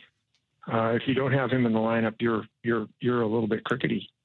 That's such a word. A lot of crickets. So, he's been a good player offensively for him. And I think he's playing less than 100%. He's playing on a hamstring that's not right. And he played every game up until that point. He hasn't stole the base since the day that he went on the IL for that. So he's not the same player. Plus, he's a below-average defender. And right now, when you start to play the music and you put people in the chairs, there's not a lot of outfielders to be had. Right now, Dominic Canzone probably can't play the outfield because he's got a bad hammy. Mm-hmm. We got people like Kennedy out in the outfield, or Wilson in the outfield. I mean, and we've seen the cast of thousands that have played in the corner. Who knows how healthy Rayleigh is? He's had a bad back. His arm isn't right. Who's to say? And then you got your best player out for a week who covers everybody's mistakes, and that's Julio. Yep. So there's a lot there, and it's a big outfield in Miami and a big outfield in Tampa. I'm not saying that you tolerate effort is something that everybody can do. And so hopefully that message was delivered. He's a little tricky, I think. When you sign up for Randy Arozarena, you're not sure, exactly where he's coming from every day. Right. He certainly seemed distracted in Tampa. He certainly seems to love being in Tampa. Mm-hmm. He almost didn't want to leave. He wanted to just sit in the stands and hope maybe the move didn't really happen, right? When he was told that he was leaving Tampa. So I don't know how to put your finger on him. Look at what happened at the beginning of the year. You think that was just easy gliding for Dan to deal with that one? Right. And honestly, to be honest with you, there's obviously a disagreement on who should have done what in that situation. And the media is constantly microscoping all that stuff. And maybe, Cal felt like he was doing the right thing at the time, and Randy took offense. Right. But if you would have heard what he said in Spanish and English, and they had played that every day, I don't think there have been as many people supporting Randy on that one. Because no matter what, you can't say those things about your teammate. Okay. So that was a rocky ship that had to be settled early in the season. So I think, there's probably he has to be pretty tactful with Randy, I would think. Yeah, and this is really, the first full season that we get. If Randy isn't the best teammate, this is really the year where you start seeing it affect others. I feel like it takes a little bit of time. And there are moments where I've seen where I'm like, ooh, that doesn't really look like they get along so well. Oh, I don't know how much those two get. It's been in my mind a few times, and not criticizing who Randy is, but I think you're right, Bill. The way that was translated was sharp from Randy early in the season. I'm curious, going to third base, we don't know really when Brendan Donovan could come back, if he's going to be the same guy he was. Mm-hmm. He was your leader in on-base percentage. He was supposed to be your leader at the top of the lineup. I think, 23 hits in 25 games this season, so at least productive. If he were to come back, best case scenario, what happens with JP? Colt Emerson has had multiple rough stretches. Do you mess with him at all at shortstop? You leave him there? Or what happens if Brendan Donovan comes back and can be a contributor at third base? Well, I'm probably not as familiar with where Brendan plays best. He's got a reputation for being a guy that can move all over the field. Yeah. He's probably his best spot is second base, and he's not playing there. Right. Okay. Yeah. What they'll probably do is placate. So he's at third. He's in left. He's the DH. He gives a once in a while blow to Cole Young, right? That's what they're going to do. Because if you decide to put him in left, and you've got Mercurial Randy out there that thinks that if he's a DH, he's not going to make his premium effort on the free agent market, then maybe he gets a little dauber down and gets a little upset, right? Yeah. And then if he's the DH all the time, then what happens in the Rayleigh Canzone equation? You want to take your best slugger and send him to AAA? And if you put Donovan at third, JP's a better defender, even though he's been a little inconsistent with his arm. He's a much better defender than Brendan Donovan. We've seen Brendan third. He has to work hard to be average. Okay. Yeah. He's a really good offensive player. I don't know how good a left fielder he is, but he can play better than what we've seen in left field. That's for sure. Because Randy hasn't played it very well. So I think it's going to be some kind of hard to put your finger on it, but he's in the lineup every day. Right. I think that's kind of how it's going to look. And Donovan's good enough, and he knows that's his kind of his card. He didn't come in and say, well, I expect, to play this position. I'm a big deal coming over here. I don't think he just wants to play, and he doesn't care where he plays, I don't think. So I think you'll see him move around a bit, but he's going to infuse some energy and some ability. Energy is such a nice word, but what you really want are guys that can deliver. Mm-hmm. And we need a lot more bat-the-ball skill in our lineup, and he certainly can provide that. Well, this picture that you're painting, which is an accurate one, of kind of this land of misfit toys on the Mariner defense and consequently the Mariner offense, is this a poorly constructed baseball team on that side of the roster, Bill? Well, it's just that they're not very right-handed. That's the big problem. Yeah. I think that, Donovan would find his place. And maybe it wasn't third. Maybe it would have been third the whole season. I don't know. but they are just not very right-handed, and it's stung them. They're like dead last against left-handed pitching. I mean, they hit the kid on Sunday, but they just haven't been able to find right-handed bats. They kind of didn't address it. Maybe they're hoping, much like they did last year, lightning in the bottle, you get 2 bangers at the deadline. But, man, I don't think that's going to be as easy this year. They were fortunate to sort of stumble into those 2 guys when the Arizona Diamondbacks slipped out of playoff possibilities, and just at the right moment where the Mariners could sweep in and get both those guys, and they were huge. But right now, nobody seems to know whether they're in it or out of it, so it's hard to guess who the sellers are going to be and what's exactly available. So have to wait and see on that one. You're solid up the middle. I mean, Cole Young has proven to be an excellent second baseman. Cole Emerson can really play short. Yep. Even though he made a mistake, it was a mistake of commission. He was trying to make a double play to end the inning, and he made a mistake. But he's played very well at shortstop, very confident 20-year-old. He doesn't let batted backs in his defense. He's played excellent, okay? You got the center fielder. He can really play. Of course, I talked about the catcher. You got a first baseman that can really play, although he hasn't been as good the first half as he was last year. So, and JP's going to play fine at third. I think their corner outfield is not as good as you would like to be. But they're not a supreme defensive team. But they're fine. I think the big problem is that when you try to tilt the lineup, they just don't have any answers on the right-hand side of the plate. Bill, you know what it's like to be on the mound, potentially when a 100-mile-an-hour hit is coming your way. Yesterday with Emerson Hancock, I was shocked that he put his hand out. I know it's a one-hopper, and you're like, he is pitchers are athletes. I believe it. But are you sticking your hand out to potentially get in the way? I mean, I looked at my hand and I was like, Emerson Hancock's right hand is literally worth millions. That was a scary moment. Is that something that I'm just curious, out of your own instinct, is that something that you would have potentially reached out for, you think? I don't know if it's because I was a position player, my whole life, and really didn't become a regular pitcher until, after college. I played first base. I always played with my glove. So I never, ever reached for a ball with my bare hand because I was always reaching with my glove. Okay? Yeah. That's how you play the game, with the glove, right? So, you don't reach out with your hand. I mean, I got drilled in the arm with a line drive. I did get, but I've never had one hit my hand because I never reached with my hand. So that's something you need to train yourself away from. Hey, every once in a while, someone snags one with their hand and they make the highlights in the 24-hour news cycle, but it's not the right play.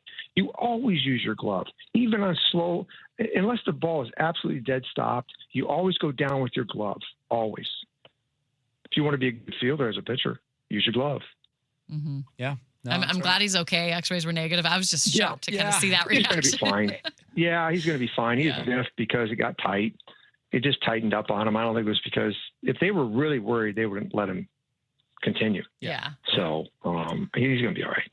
Bill, one quick one for you before we let you go. Non-Mariner related. I led off the segment with this. Zach Wheeler turning down the opportunity to play in an All-Star game. I mean, yes, he's a multiple-time All-Star. He had a great first half of the season. His numbers indicate that he absolutely should have been earlier awarded the All-Star game. For me, though, it just kind of turned me off when he eventually was given the All-Star nod and he turned it down, saying he's not going to participate. The process was a pity party.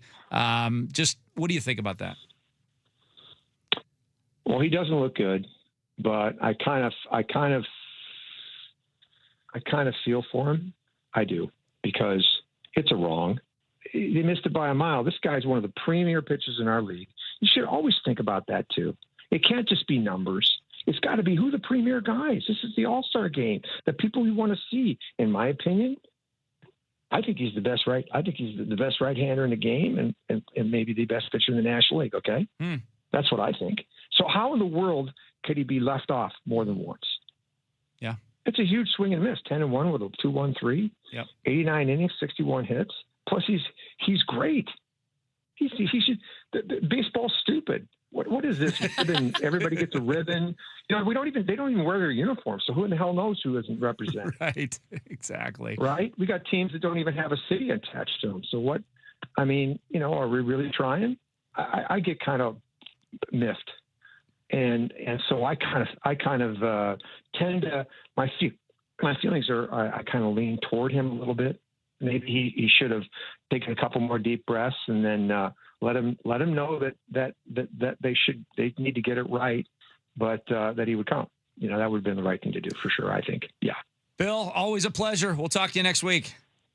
Okay. Thanks, guys. Thanks for having me. Bill Kruger, as always, some great thoughts there. And I think, some interesting thoughts on Dan Wilson.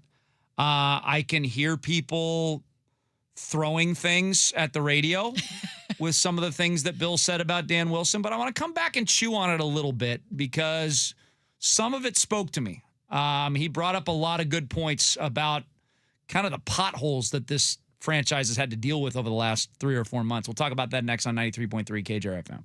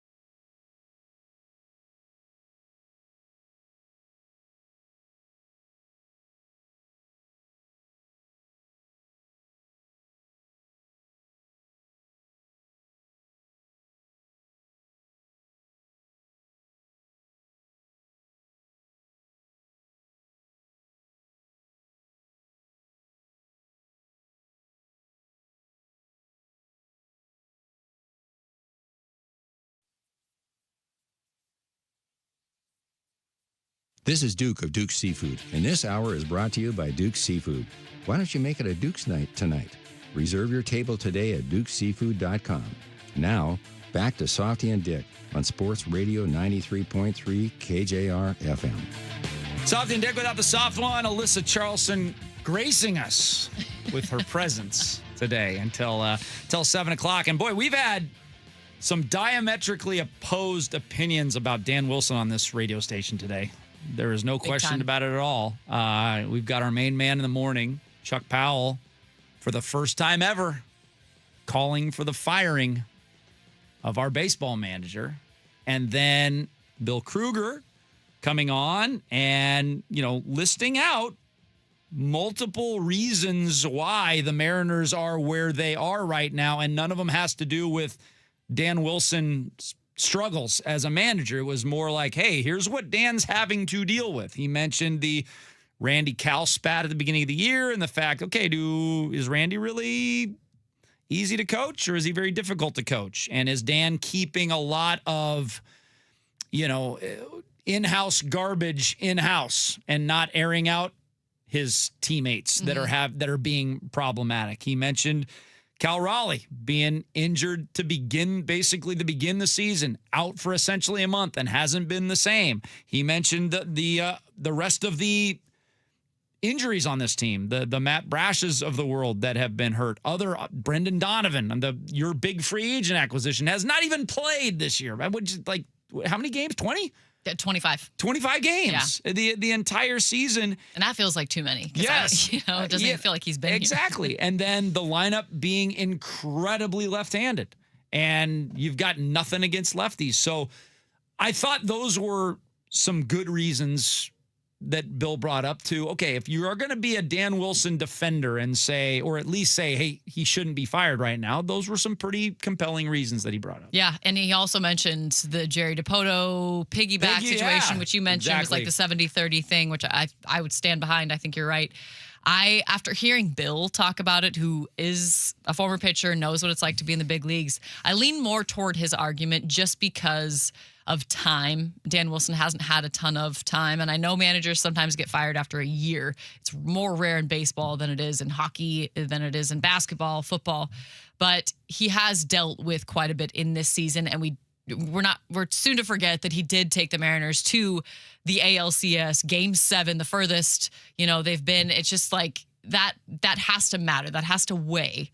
But he also has a lot of talent on this team that other managers have not experienced. Mm-hmm. How do you manage big personalities? You have to be able to be in pro sports. I mean, think about big threes and the egos that come with them. It's frustrating because they've just been so incredibly inconsistent. And Dan preaches consistency over and over and over again. These guys, when you're protecting them, they're big boys. Like, stepping into the professional world, they can handle it more so even than when Dan played, because they face the scrutiny on social media. They get out of social media because of the scrutiny, but they know what it's like to play in the big leagues. And I think hearing a certain amount of accountability is still something I think you have to hear. There are some very rookie mistakes that I think you see from Dan Wilson in game management, but overall, he pulls more respect from his players than I think Scott Service did and than other managers did. So is that, how much value do you give that as a manager? Like, he has a lot of respect from those players. It's not showing right now, though. So how long of a leash do you give him? Well, and it's a lot easier for me to give Dan more of a pass than I gave Scott Service. Because I thought, there was a tremendous, I said this on the air 100 times. Scott Service was condescending. Yeah. Like a condescending, like, I am an unbelievable, he came across like I am the greatest manager on planet Earth. Yeah. I'm like, okay, Sparky Anderson. Like, what the hell did you ever do? I felt that asking questions as a manager. In the dugout. And I don't feel that about Dan Wilson. So it's much harder to get on a guy that you've known for 30 years, that you like the dude. You really like the dude. And yet when you see a team underachieve as much as they have, it has to fall at least some on the manager. Yeah. Yeah, some of it falls on the players. Randy can't dog it down the line, okay? He can't do that when he's going after a ball. Josh Naylor can't continually just like boot balls all over the place at first base. That shows a lack of focus. So a lot of it's on the players. A lot of it's on Jerry DiPoto. not putting together consistent right-handed hitting. Like consistent that can take care of left-handed pitching. He has not done a good job. He's tried to nickel and dime it for years, bringing in all these right-handed hitters that just on these, small little contracts, the latest being Rob Refsnyder. And so that's Jerry's culpability there. So a lot of it's on other people. And I think anytime you have a team this talented and they're under 500, it's a full systems failure, right? And I think a lot of the scrutiny is on Dan because he's the easiest one, right? He's the easiest one. But I need to see some improvement. I'm not ready to call for Dan Wilson's head, but part of the reason I'm not really to call for Dan Wilson's head is because I don't know who else is out there that do any better job than Dan Wilson. Yeah. Like, it's not like the NFL where we know, hey, there's this hotshot coordinator over here that if you don't snap him up, somebody else is in the offseason, so you better get him. It's not that situation in baseball. The manager, as we mentioned earlier in the show, means much less to winning and losing games than a basketball coach or a football coach does. But I need to see some improvement from Dan Wilson. And that's the thing that I struggle looking at all the time. I don't see improvement with the demeanor of the team. I don't see improvement with the cleanliness, the defensive cleanliness of the team. Worst in baseball. Yeah. It's above average. And I don't see anything when Dan Wilson comes to the mound and he's going to be assertive and take Logan Gilbert out of the game, and he lets his pitcher argue his way back into the game, and then the pitcher gives up a double and then takes him out, and then the 3-run home run happens. Like, come on, man. So I need to see some improvement, which I'm not seeing. Yeah, I think the word you said, assertiveness, that's one thing we really don't see from him. And I think it comes from the lack of ego, which most people look at as a good thing. Like, the humility he has is phenomenal. But at the big league level, even Pete Carroll, every wonderful human that you can think of that's like been a coach has to have a level of ego that they insert into their team and into their job. And when it comes to the Randy situation, I think as a team that could become some rotten roots that grow worse within the team because you're not handling a player that's a problem. Like, I had teammates that were like, this is a rotten apple. And when my coach addressed it, that's when I gained a whole lot more respect for him because they addressed the problem in the room. Yes. You figure out how to, and Randy is your best offensive performing player, but is that because the clubhouse is a little bit rotten right now? Is there something that could be elevated and mood and everything lightens up when you're not dealing with a player like that and an attitude because they've been put in their place? I think that makes a difference. And then also the other point that kind of came to mind is like, for Cal Raleigh's season last year, that's not necessarily managerial success, and he buoyed a lot of their problems last year. And when you get late into the season too, when he came back and like at this point he was breaking Ken Griffey Jr.'s home run record before the All-Star break. We're watching pregame for the home run derby. He won it last year. Like, that is a big part of the ALCS run. I think you have to see a little bit more assertiveness, and if there's a manager eval in the exit meetings, that's got to be one of the things that has to be addressed in this whole Randy Cal situation of this season. Like, there has to be an assertion and a direct call out within the clubhouse or even to the media to make it public that, hey, we're not going to stand for Randy not giving effort. And we know Jerry DiPoto's MO. When he feels like he's in the race, he makes trades to help the baseball team. When he doesn't, you know what he does? He trades Paul Sewald. And you know what the Mariners' record was when they traded Paul Sewald? It was 55-51. It's better than it is right now. Now, there was an Astros team that was running out ahead, but they were still very much in the wild card race. And Jerry DiPoto said, no, this isn't the year. This isn't the year I'm going to add to this team. This is the year I'm just going to kind of sort of stand pat and trade Paul Sewald for Dom Canzone. And, take, Rob Peter to pay Paul. Who's to say he's not going to do that in 2 weeks if this team is 55-51 or 51-55, as the case may be? And then we'll be really pissed as Mariner fans because we thought this was the team that was going to the World Series 3 months ago. 541 on 93.3 KJR FM.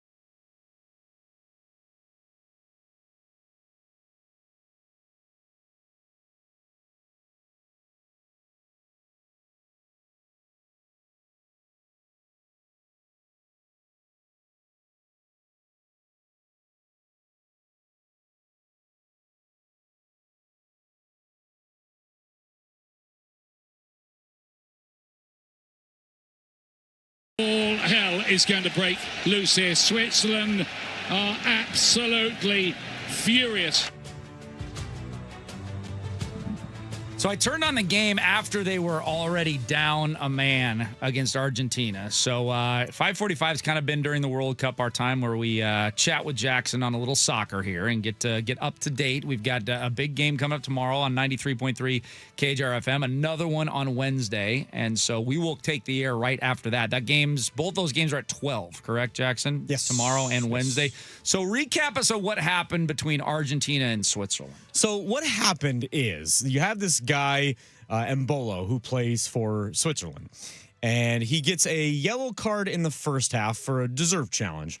Second half, he gets another yellow card. But what happens in that situation, and it's why I chose it to be our Bellevue Red Coins Gold moment of the weekend, because I think it was a perfect example of officiating.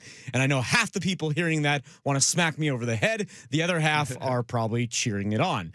Because essentially what happened is they go to the video review. A foul is called on a player for Argentina.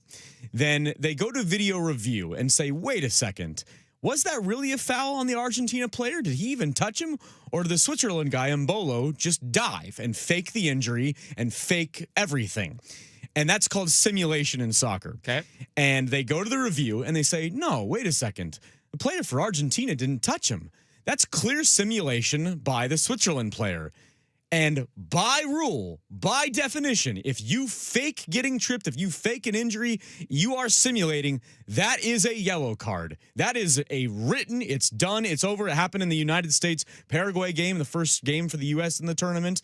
And so the referee comes back out. We played the clip. He gives the yellow card. That's Mbolo's second yellow card, and he is sent off. And you have a lot of people, half people probably, saying, come on, you can't eject a guy for that. And the other half are saying, no, letter of the law, that's a fair yellow card. He's ejected. Regardless if it's a first or a second yellow, it's a yellow. You can't fake being tripped. Well, Alyssa, not only do I think it's a good rule to have in soccer, it's the perfect execution of that rule. Yeah. I mean, that's what we're trying to get rid of in soccer. Right? I guess I don't understand. Other than if you got money on Switzerland, you're rooting for Switzerland. Okay, I get it. Take out those people. Like, who would see that? And what is the argument against? Okay, it's a rule. We want flopping out. So why do we have a problem with giving a yellow card to a guy flopping? Yeah. I don't understand that. I don't either. The only thing I could see is like with basketball, sometimes when a coach asks for a review, can you change the call based on like something completely different? So like now you can challenge a foul, but creating something else. If you see something else entirely, creating a whole new, like the VAR wasn't initially to see if he was simulating, which is so funny, is simulating flopping. Right. It's a very classy way to say it. That's the thing. If they hadn't called a foul on the Argentina player first, if they had just said play on, then it never gets reviewed and it never gets, the second yellow is never given. But because a foul was called on the Argentina player, which I believe was going to be a yellow, because that was being reviewed, then they said, no, that's a flop. That's a yellow. That's simulation. I would say the reason why people, Dick, to answer your question straight up on why so many people are up in arms and angry about this, it's because you see flopping so many other times, and it's not called. But the key to remember for all those people who are angry, this was a foul that was called. It was only done because specifically they were looking about the foul on the Argentina player. You can't just a referee can't just say, yeah, that looked like simulation. I'm just going to go and look at that. Like that. It's only in this context. So if we all want flopping and faking of injuries to be gone from soccer. We all want that. Soccer fans hate it just as much as non-soccer fans. This is what you have to have happen. So Argentina then ends up beating Switzerland. Yep. Argentina has not exactly looked massively impressive in this World Cup, and yet here they are in the Final Four. Can I call it Final Four? Is that okay? My basketball brain says Final Four.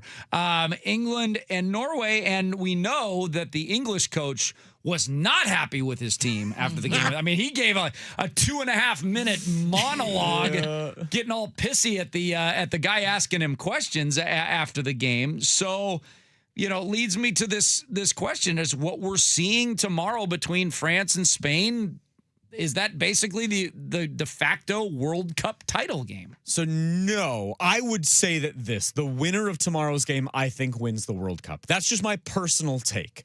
At the same time, I think France right now is the overwhelming favorite. France would beat Argentina. France would beat England. And I don't think either of those games would be particularly close. Spain is a different kind of team. They play kind of, how do I say this? They play Seahawks ball in the sense of when we had, kind of the poor offense. Spain doesn't have a guy on offense. Mm-hmm. They kind of have a lot of really good players to great players, but no Kylian Mbappe, no Messi, no Harry Kane for England, no Jude Bellingham for England. They just have a bunch of really, really good players. They control games, though. Their midfield's the best in the world. It's been the best throughout this World Cup. They control possession. They pretty much hold the ball. They tire out defenses by having to run around and chase the ball, and they eventually find their winning goal. Spain's done it over and over and over. They've only had a couple comfortable wins this whole run. So when it comes to a France team that is just attack, and we're so dang good at it, good luck stopping us, Spain's idea of, okay, here's how we're going to